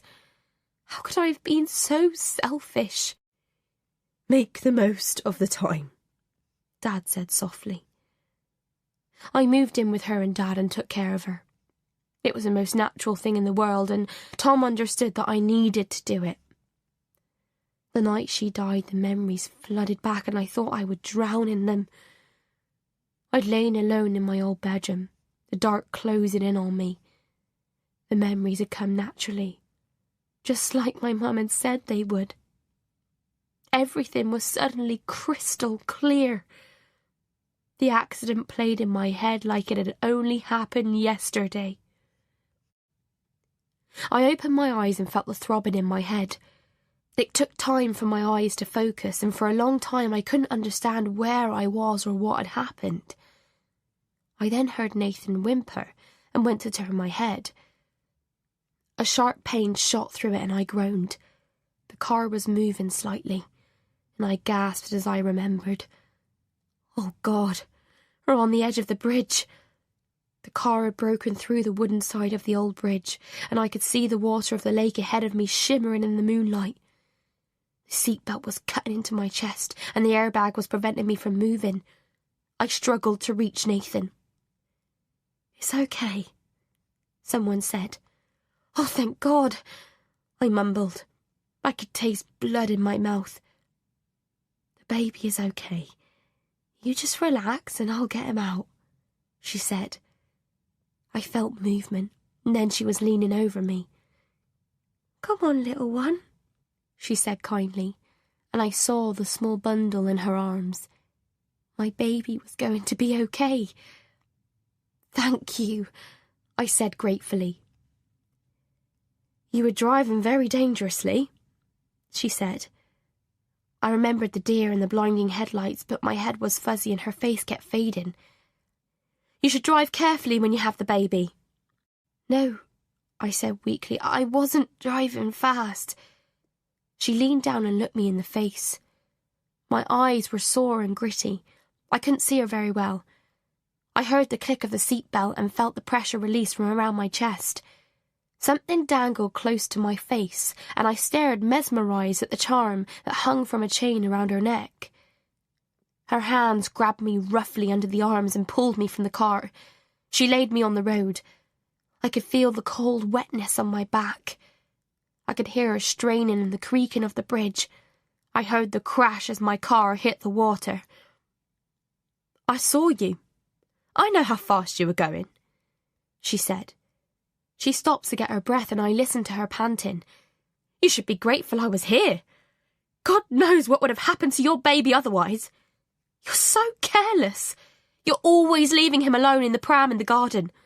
There are nutcases about, you know." I tried to lift my head to see Nathan, but the pain knocked me back down. "You were going too fast," she repeated.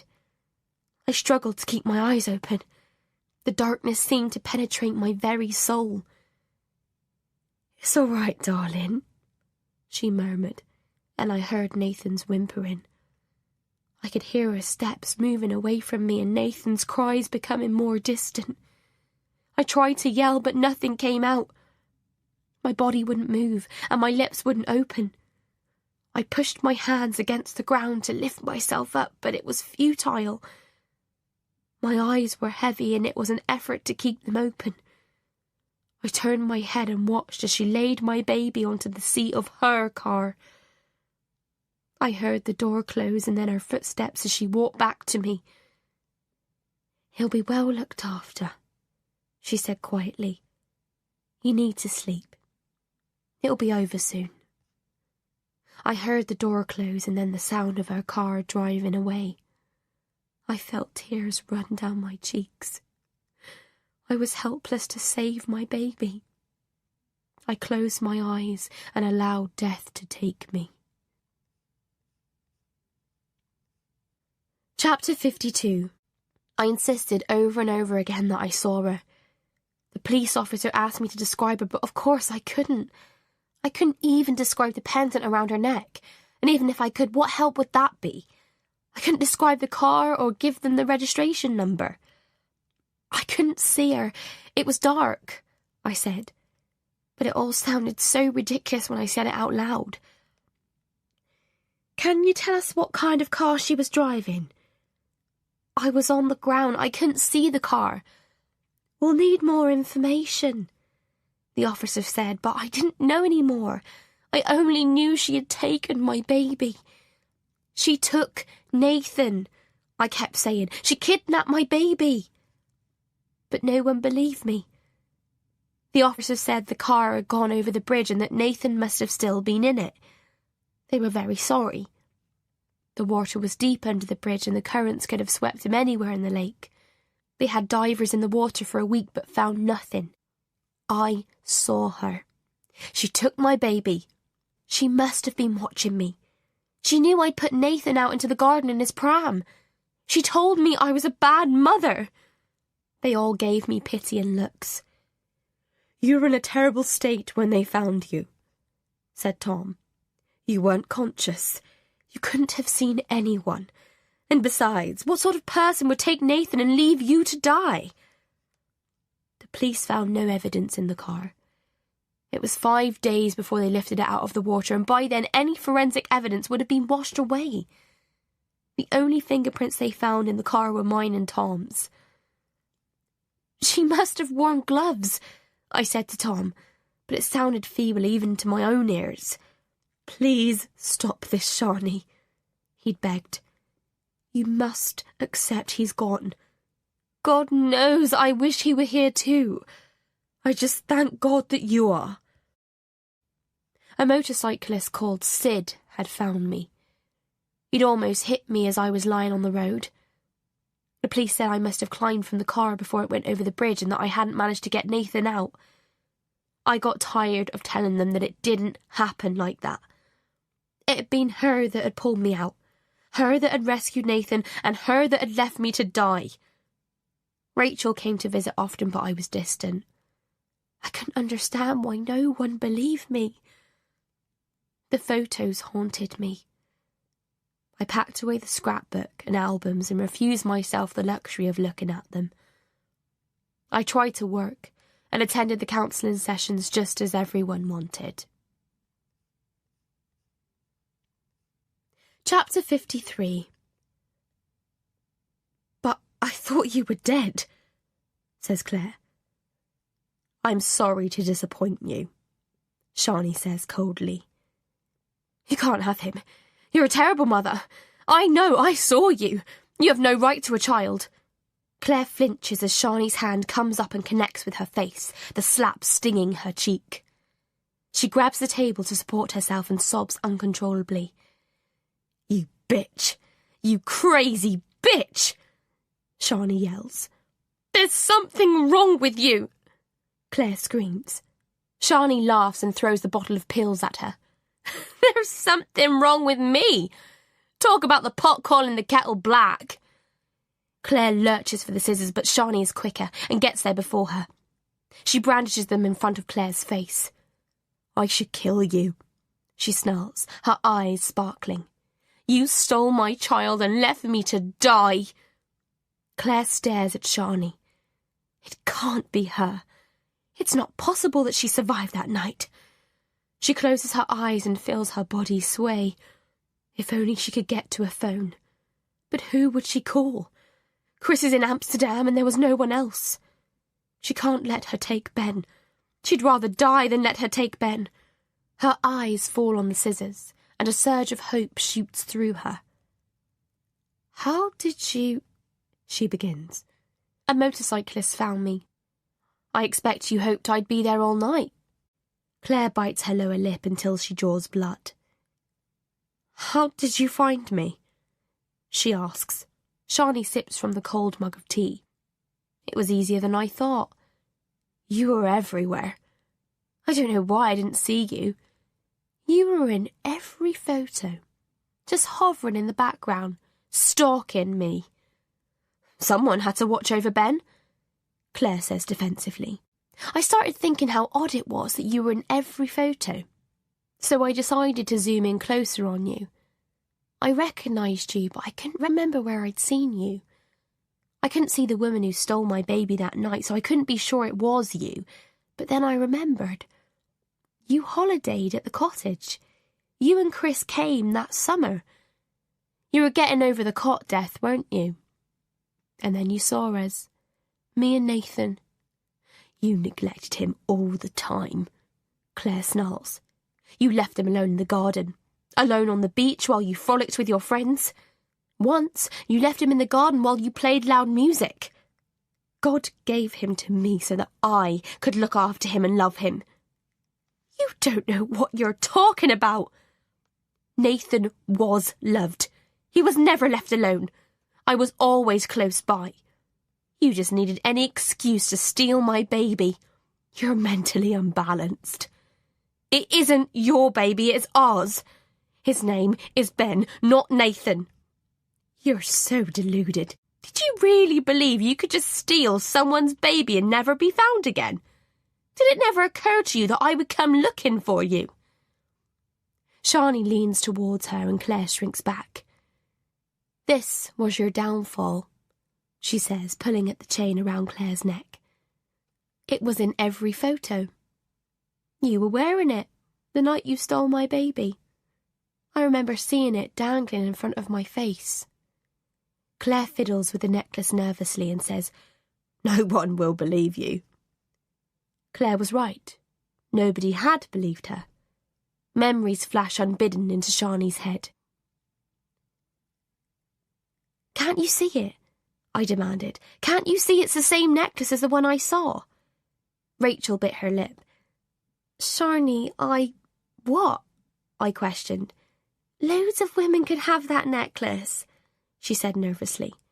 No, I've looked into it. It's made by a craftsman in East London.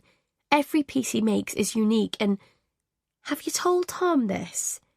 I'd shrugged. He thinks everything is in my mind. This is crazy, Sharn. Why is it crazy?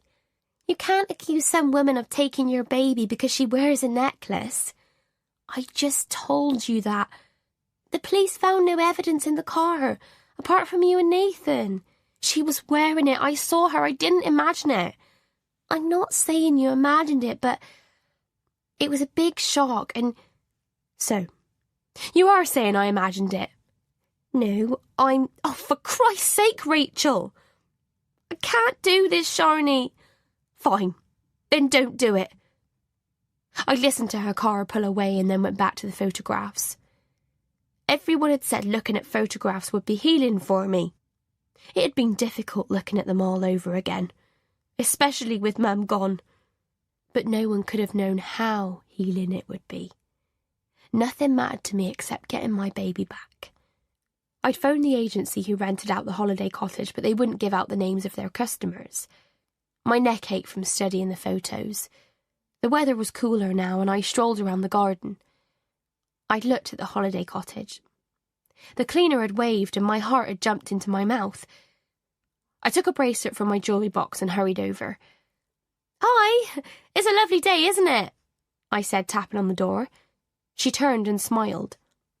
"Yes, sunny." "I wonder if you can help me," I said, venturing into the cottage. It was different to how I imagined. It smelt musty, and the furniture was outdated and tatty. It was smaller than I had envisioned, but cosy and perfect for a holiday. "I'd try," she smiled. "Where are you from?" I asked, hearing her accent. "Romania," she said. "I've heard it is beautiful there," I enthused. "But I don't want to take up your time. I found this in the lane, and I'm sure it belonged to the guests from last week." I show her the bracelet. "I will post it to her if you have the address." "Oh, I don't," she had begun. I was wondering, would they have written in a visitor's book? "Ah, yes," she said, beckoning me into the living room. I fought back my eagerness to grab the book out of her hands. "Oh, these are lovely," I said as I flicked back through the pages. "Such nice things everyone has written." I stopped on the entry for June 24th. Claire and Chris Ryan. Lovely holiday, thank you. Hammersmith, London. My baby was in Hammersmith. I would find him, and I would make Claire Ryan regret the day she ever came near me. Chapter 54. Sharni. You're right. Even my husband didn't believe me. I emptied the mug down the sink and then put the baby monitor to my ear. Nathan will sleep through the night now. In a few hours he will be home with me. "It was easy to find you," I say, clicking on the kettle. As chance would have it, Tom got an appointment in London. He thought looking at houses would take my mind off my baby. Everyone had different ideas on what would take my mind off my child. Claire is still, her eyes glancing at the scissors on the table. "Who'd have believed the house right next door to you would be up for sale? It was like God sent you to me. Do you believe in karma, Claire?" She opens her mouth and then closes it again. I whip the scissors from the table and smile. "I wouldn't get any ideas," I say. I make another mug of tea and help myself to the biscuits in her biscuit tin. "So, there's one thing that really bothers me. Didn't Chris ever tell you to take the baby back?" "Don't tell me. He was too afraid of what you might do." Claire closes her eyes, and I wait. Claire. "The mother was dead," I said, laying Ben on the couch in the holiday home. Chris turned white and stared at Ben. "Claire, where?" His hands begin to shake. "I'll get that wine," I said, walking into the kitchen. When I returned, he was leaning over Ben. "What are you doing?" I said sharply. He turned his ashen face towards me. "Claire, where did you get the baby?" "It's our baby." "Where did you find our baby?" he asked. He was struggling not to raise his voice. "I need to feed him," I said. "Claire, we can't feed him." "I've got bottles and formula," I said. "I bought them the other day." "Claire, listen to me." She had him. She was driving like a lunatic. I've been following her, trying to think of a way to get our baby back. She wouldn't have handed him over, and there was no point in calling the police. He fell into a chair and dropped his head into his hands. "The car is in the lake," I explained. "There was an accident. The car crashed into the bridge. She was driving too fast. Oh, Christ, he muttered. Did you leave the mother to die? She's not his mother. I'm his mother, I cried. He jumped up, his hands grabbing my shoulders so roughly that I began to cry. Do you have any idea what you've done? He yelled. I sobbed into his shoulder. But I got him back. She was neglecting him and... It's not our child. Our child is dead, Claire. He looked into my eyes. Have you been taking your pills? I don't need to take the pills. Answer me. Have you been taking your medication? Yes, I shouted. I've only missed a few. Chris picked up the baby. Where are you going with him? I screamed, grabbing his arm roughly. Where are you going with Ben? He stopped abruptly. Ben, he repeated. Ben is dead, Claire. He is not Ben. I'm taking him back to his mother. I thought a 2-week break would help you come to terms with things, but clearly it hasn't. She's dead, I said flatly. She died in the accident. He flopped onto the couch. He needs a mother, I said. Please. I beg you, Chris. I'll kill myself if you take him. Before he could stop me, I'd grabbed a knife from the kitchen and slashed it against my wrist. God, no, Claire. I watched the blood drip onto the carpet before Chris had wrapped a towel around my hand. Jesus, Claire! He wept. Don't take him from me. Please, Chris. He's got no one. Claire, we can't just... I struggled against his arms. Tomorrow, then. I promise. Tomorrow I'll take him back. But of course, tomorrow never came. It'd been easier than I could ever have imagined.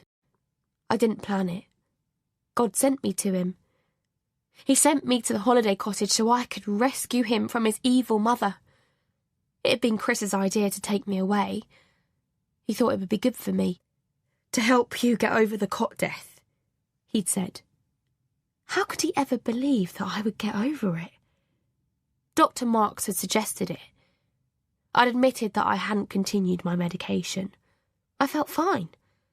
I coped throughout my pregnancy. I didn't need them. He'd phoned Chris, said I was a danger if I wasn't on my medication. What a lot of nonsense. I was perfectly fine. Grief could exacerbate things, Chris had said. I'm fine, I argued.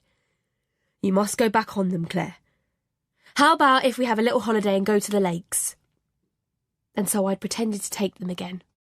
I didn't really need them. I wasn't like my mother. How could I be a mummy again when the time was right if I was taking that stupid medication? I kept telling Chris everything would be okay, but he insisted I take the stupid pills. You do strange things when you're off them, he'd said. I'd seen them in the garden the day we arrived. She and her husband were sitting out there listening to the radio. The baby was lying on a blanket beside them. I craved to see him. I watched from the window or strained to see them when we walked past. Sometimes Ben would be there all alone. I could see them through the window, sipping wine or preparing food. The whole time their baby alone in the garden. I followed her when Chris played golf. It broke my heart how she neglected Ben. She was always more interested in her photography than she was in her baby. I waited for her to return that night. I couldn't understand why they were so late getting back. Didn't she realise the weather was terrible? That there were floods? Then, of course, there was that awful bridge. Fear seared through my body like fire. Ben would be hungry. How could she neglect him like this? I prowled around the holiday home like a lion, waiting for her to come home. Chris watched a stupid comedy film on the television. I pretended to watch it with him, but the silliness of it annoyed me. I couldn't stop thinking about Ben. Was he all right? I told Chris I fancied some popcorn. I said I felt sure I'd seen some in the little shop in the village. I wanted to see her come home. I needed to know that Ben was okay. What if she didn't see the flood by the bridge? I should warn them. "Be careful," Chris had warned. "It's heavy rain out there." "I'll only go to the shop," I said. I didn't get to the shop. Her car got to the bridge shortly after me. I'd flashed my headlights to get her to slow down, but the stupid woman had just ignored them. I was grateful to be there and to be able to rescue Ben at last from her incapable hands. Women like that should not be allowed to have children, and clearly God recognised that. Chapter 55. Shani. I found them on the electoral roll. Them and several other Ryans, although Claire didn't live at the Hammersmith house anymore. I'd sat outside in my car for hours, just waiting. I prepared myself for the sight of her. I'd rehearsed what I would say if she saw me, but the young girl pushing twins in a buggy couldn't possibly be her. But I needed to be sure. I climbed from the car and called out, "Excuse me, I'm looking for Claire Ryan. Are you Claire?" She turned her innocent face my way, and I knew immediately this wasn't the woman who had taken Nathan from my car. "Who?" she asked. "Claire Ryan, she used to live here?" "Oh, yeah, I don't know where they went, sorry." "Right, thanks anyway." I experienced a sense of relief and disappointment. I should have known it wouldn't be that easy. Perhaps she saw the disappointment on my face because just as I climbed back into my car, she called out to me. "She worked at the school, though. Why don't you ask them?" But the school was reluctant to give out information. I had only one option. I phoned a private investigator. It took a while, but I eventually tracked them down. They had a 3-bedroom terrace house in a quiet street in Kensington. I'd sat in my car staring at the house for almost an hour, praying she would come out with Nathan, but she hadn't. I'd thrown up at one point. What if she didn't have Nathan? What if I had everything all wrong? My eyes had strayed to the "for sale" sign that wavered in the front garden of the house next door. I went back to the flat we were renting and told Tom about the house for sale in Kensington. He was distracted. The new firm had just given him a big case. He was excited and nervous. He'd leave the house search to me, he said. It would give me something to do. I drove back to the house the next day and met the estate agent. I had to force my eyes away from the house next door. "It's a nice little property," Brian, the estate agent, said. "Good price. It's in a popular area and will be snapped up in no time and—" "What are the neighbours like?" I asked nonchalantly, looking out of the kitchen window.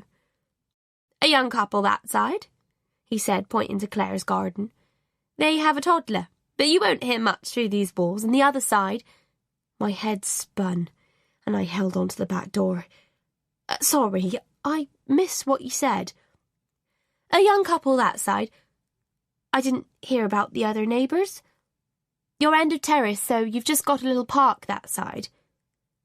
I followed him upstairs, straining to hear Nathan. "Do you know how old the child is?" I asked. He shook his head. "I wouldn't know," he said, shrugging. "I've seen her with a stroller, but you shouldn't get any noise through these walls. You got a place to sell?" "No, we're renting at the moment."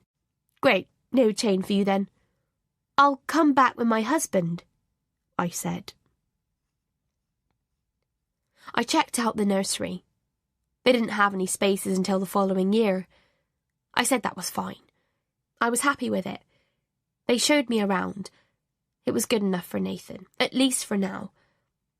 While the sale was going through, I asked the private investigator to check out Catherine and to look into Claire's background. Tom was happy. He thought I was busying myself getting the new house ready. I couldn't really give a fuck about the new house. I just wanted to be near my baby. "The mother's in a mental home," he said bluntly. He pushed the folder across the table to me. I stared at it. I couldn't touch it.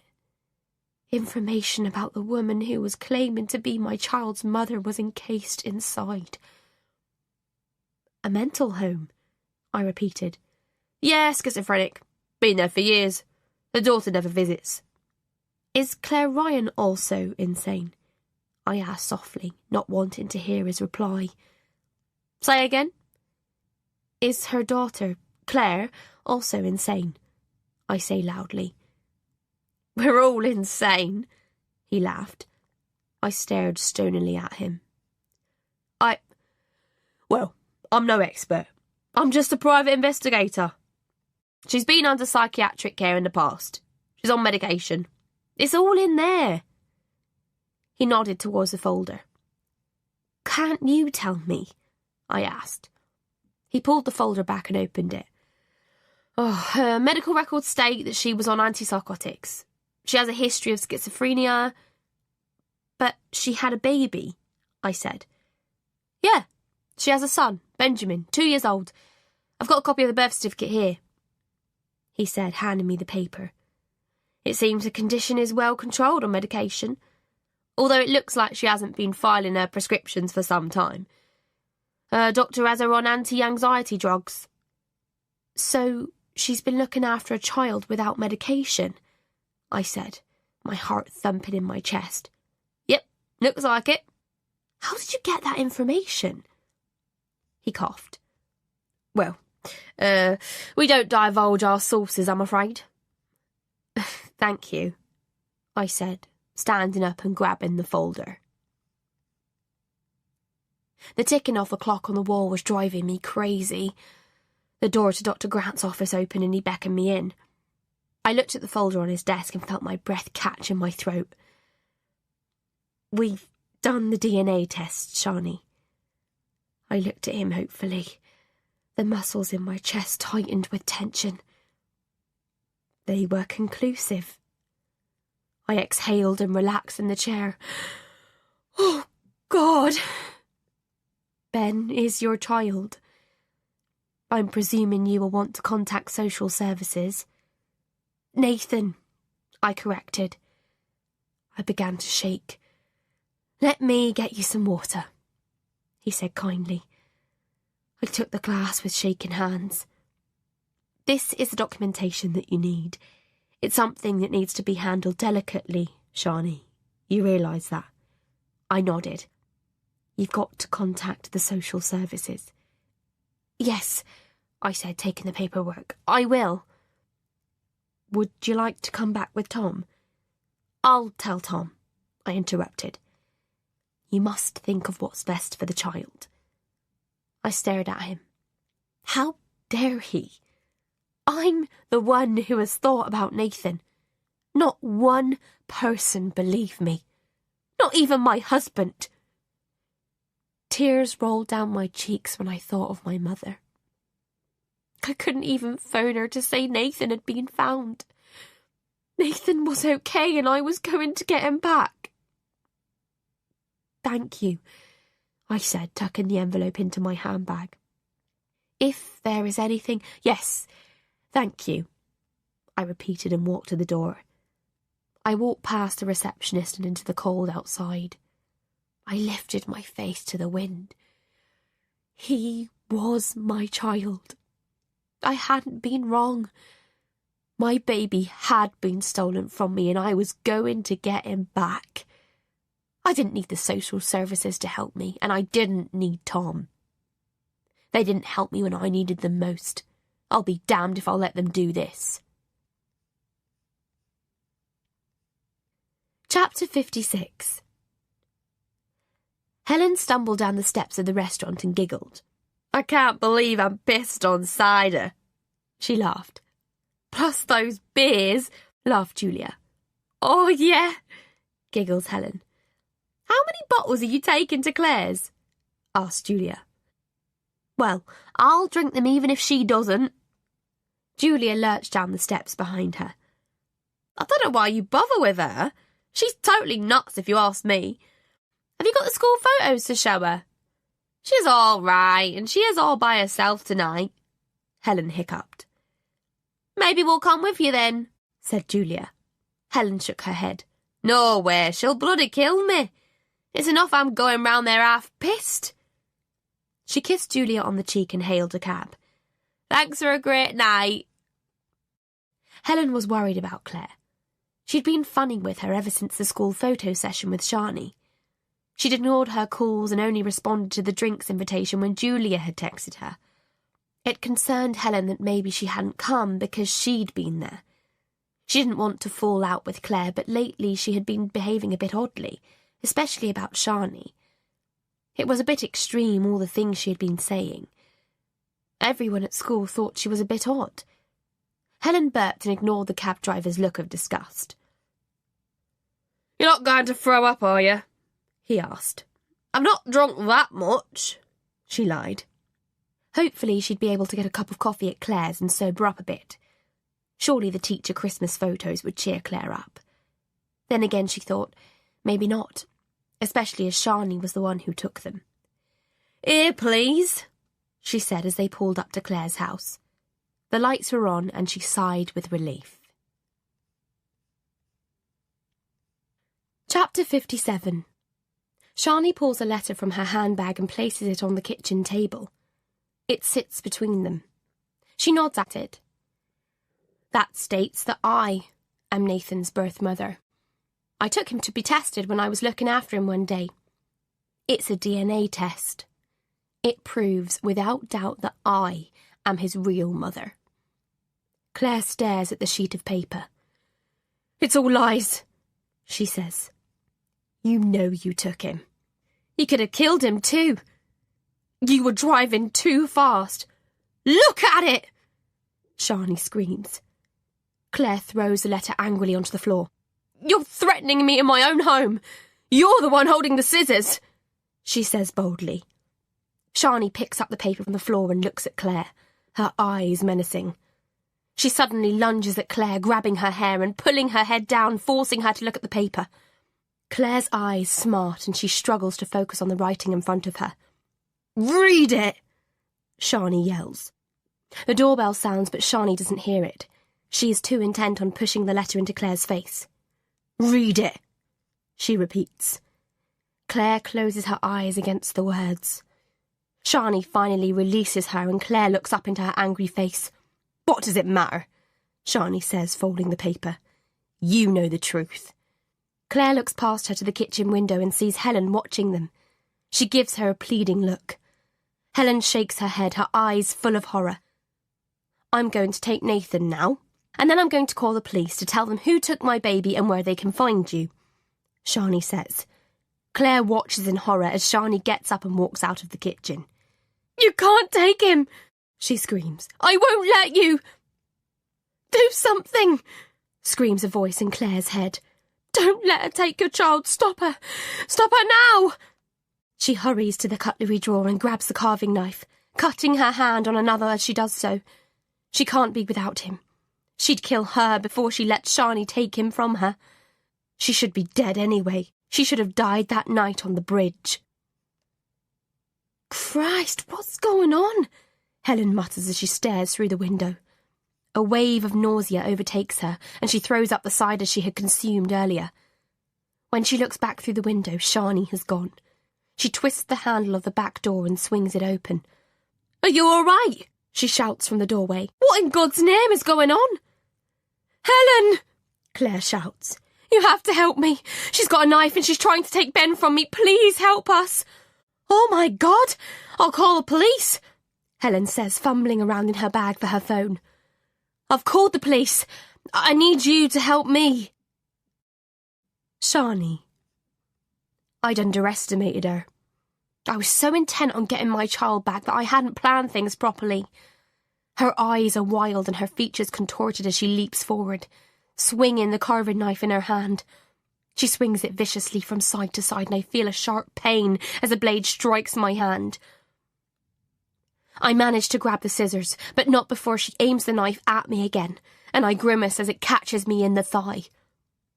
You're not having him, you fucking bitch. He's my baby, and I'll do anything to keep him, she screams. My foot gives way beneath me and I fall against the kitchen door. The scissors drop him from my hand. I back away as she runs towards me with the knife. Her screams rip through the air and I shudder at the sound. I scramble back and squeeze through the gap to the hallway, kicking the door shut behind me. I look frantically around for something to block it. Oh, but there's nothing. I need to get Nathan. He's all that matters. I curse myself for being so stupid. Are you all right? Helen shouts. What in God's name is going on? Helen! Claire yells hysterically. You have to help me. She's got a knife and she's trying to take Ben from me. Please help us. I trip on the stairs in my haste to get Nathan. I'm almost there when her hand grips my calf and I'm pulled down, my elbows banging roughly on the stairs. You should have died, bitch, she hisses into my ear. I look up at the glittering blade and watch as it comes down towards me. I turn a knee her in the stomach. She doubles over and I scramble up, taking the stairs on my hands and knees. The carpet is stained with my blood. I limp towards the bedroom, but she's quicker than me. I don't think so, she says calmly, standing in my way. She smiles. You didn't think I'd let you take him. When the police come, I'll tell them how you tried to steal my baby, and how you tried to drive me mad. I've got proof you had the comfort blanket and my pills. A desperate mother, totally out of her mind, and after all, grief does terrible things, doesn't it? I'll explain I had to defend myself and protect my child. Otherwise, who knows what might have happened. I try to grab the banister, but she rips my hands away. Goodbye, Shani. Christ, Claire, what are you doing? Helen's terrified voice stills the air. She's trying to steal Ben, Claire cries. She attacked me with a pair of scissors. I grab the banister to stop myself falling. Helen's eyes are wide and her mouth open in surprise. Why have you got a knife, Claire? Helen asks. I had to protect myself, Claire says angrily. I couldn't let her take Ben. You need to call the police, Helen, I say weakly. I'm not stealing anyone's baby. Shut up, snarls Claire, stamping her feet and waving the knife around. Just shut up. But I thought you already called the police, Helen says, looking nervously up at Claire. She hasn't, I shout. Don't listen to her. She's completely insane. She's ripped Ben's comfort blanket to shreds. It's in the kitchen. Go and have a look. And she slashed the phone line. Don't listen to her, Helen. Begins Helen. Look in the kitchen if you don't believe me, Claire shouts. Helen, I begin. Shut up, growls Claire, brandishing the knife. She's here to steal my baby, Helen, and she's been doing things to make me look mad, just like I told you. I need you to get something for me to tie her up. There's some tape in the drawer in the kitchen. Helen shakes her head nervously. I think we should wait for the police. She's dangerous, Helen, Claire shouts. Helen looks at me and then hurries to the kitchen. Claire turns to me and sneers. It's a shame she came. Makes things a bit more complicated. I don't understand. What is this? Helen asks, holding the letter from Dr. Grant. Get out! I scream to Helen as Claire rushes down the stairs. She is going to hurt you! Give that to me, you nosy bitch, snarls Claire, saliva running down her chin. Helen turns horrified eyes onto Claire, charging towards her with the knife raised high. She gives a piercing howl. I want to block my ears and close my eyes, but I can do neither. I watch as she brings the knife down onto Helen. The knife stabs deep into Helen's left shoulder, sending Helen crumpling to the floor. My legs give way from the shock and I tumble down the stairs. I land heavily and groan. The hall light flickers above me. For a moment I'm disorientated and then I hear Helen's moans. I'm lying on the floor at the foot of the stairs, looking up at the ceiling. An excruciating pain shoots through my leg. I look down to see it is bleeding profusely. I can't move it without pain shooting through my body. I prop myself up against the wall to look at Claire. My body feels heavy. I try to work out if I could make a lunge for her, wrestle her to the ground. Am I strong enough to overpower her? Helen is gasping for breath, and for a moment she looks up at me, imploring me to help her. I need to get Claire's attention away from her. Claire looks at me and I gasp at the hate written across her face. Her eyes are wild, her hair tangled and her hands are covered in blood. The knife hangs loosely at her side. "What have you done?" I say. "It's not fucking fair," cries Claire. "You're all against me." "Helen isn't against you," I say, trying to calm her. "She's on your side. She told me that." Helen is slumped against the front door, a crimson pool of blood surrounding her. The wound in her shoulder is seeping blood at an alarming rate. I feel angry with myself. I'd handled it all wrong. I wanted Claire to feel what I had felt. An eye for an eye, a tooth for a tooth, but I had misjudged her. She is totally insane. I'd got Helen involved and I was afraid for her. She'll die if her bleeding isn't stopped soon. "Fucking whore!" Claire roars. "If you had died on the bridge, none of this would have happened. Why did you have to turn up? Why didn't you die on the bridge? Now I have to kill you to make you go away." She kneels beside me and presses the carving knife against my throat. Her stale breath suffocates me. From the corner of my eye I can see Helen struggling to stand. Her eyes meet mine. I watch, mesmerised, as she picks up the vase from the hall table. "You can have Ben," I say, in an attempt to stall Claire. "Do you think I believe you?" she snaps. "You have lied to me from the first day I saw you." "We can work something out for Ben. He could still see you."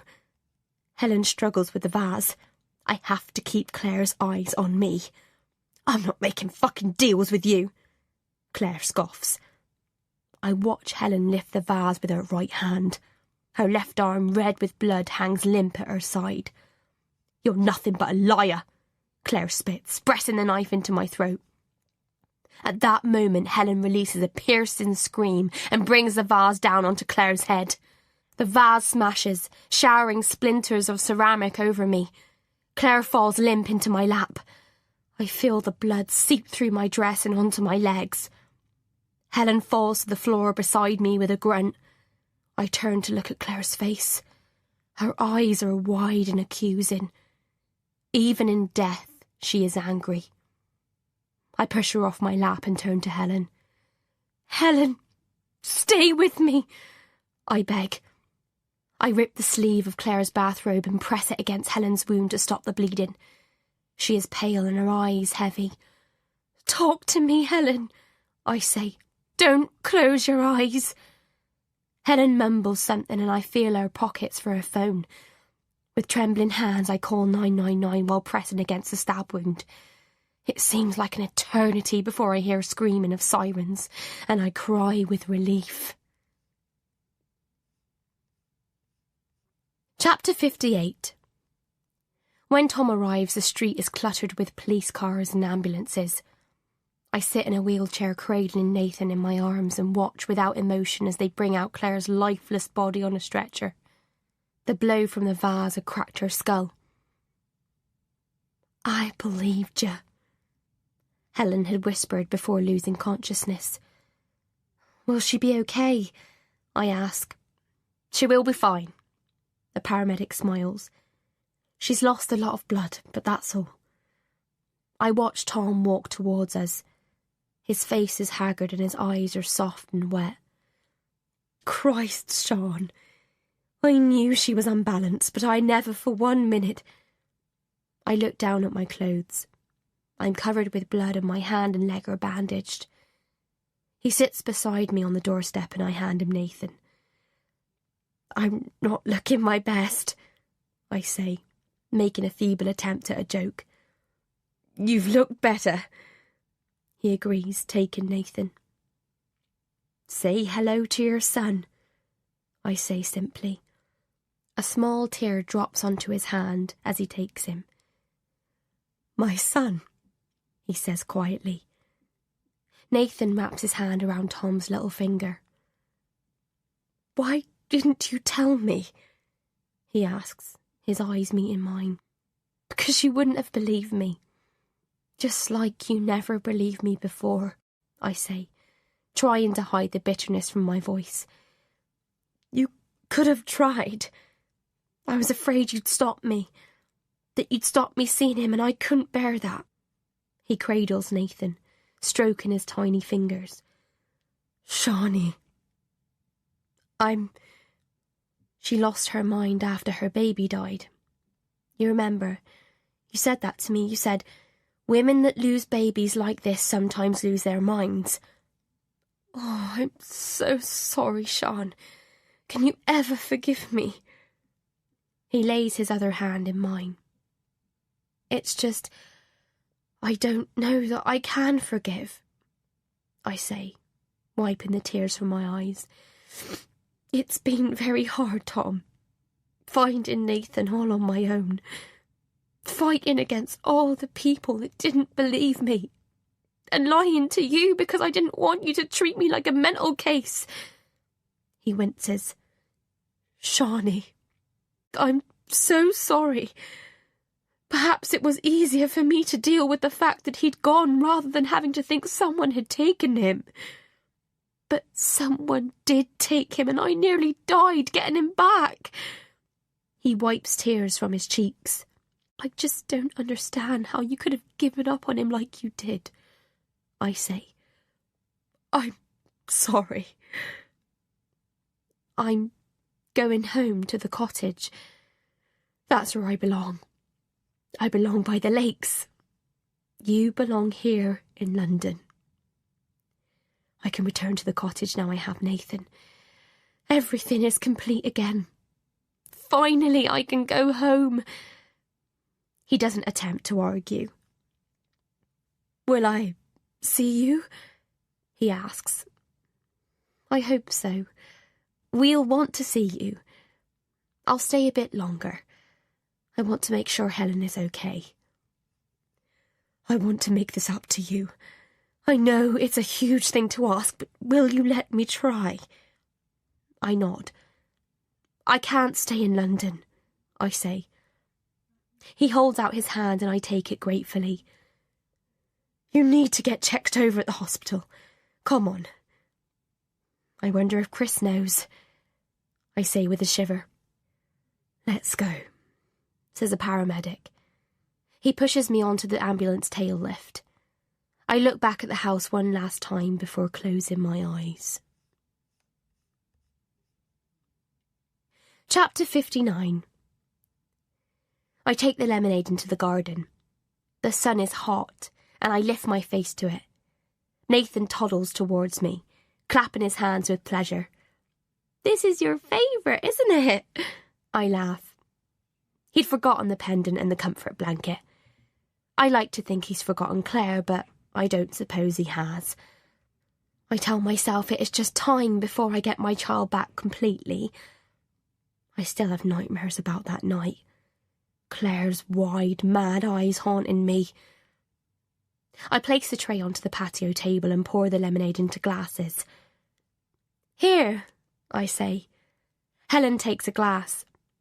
"Oh, it's heaven here," she says, stretching out on a sun lounger. "It certainly is. Oh, I love that dress," she says, nodding. "Oh, this? It was just a cheapie." I pull the lemon-coloured cardigan around the flowery chiffon dress and smile. "You must take me shopping sometime. You've got great taste." A sense of déjà vu washes over me.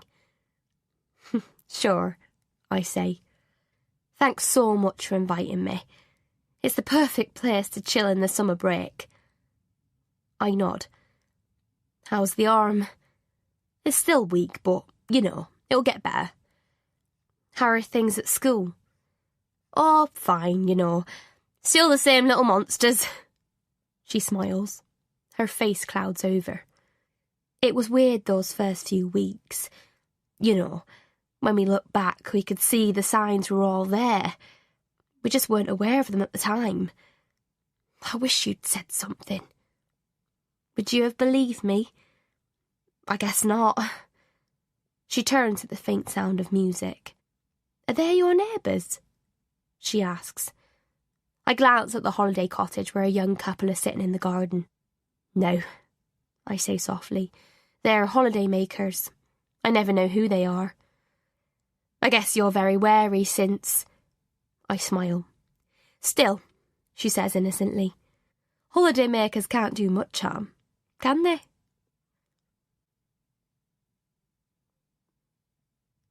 You've been listening to Remember Me by Lynda Renham, narrated by Rosie Ackerman, published by Whole Story Audiobooks, an imprint of W.F. Howes Limited.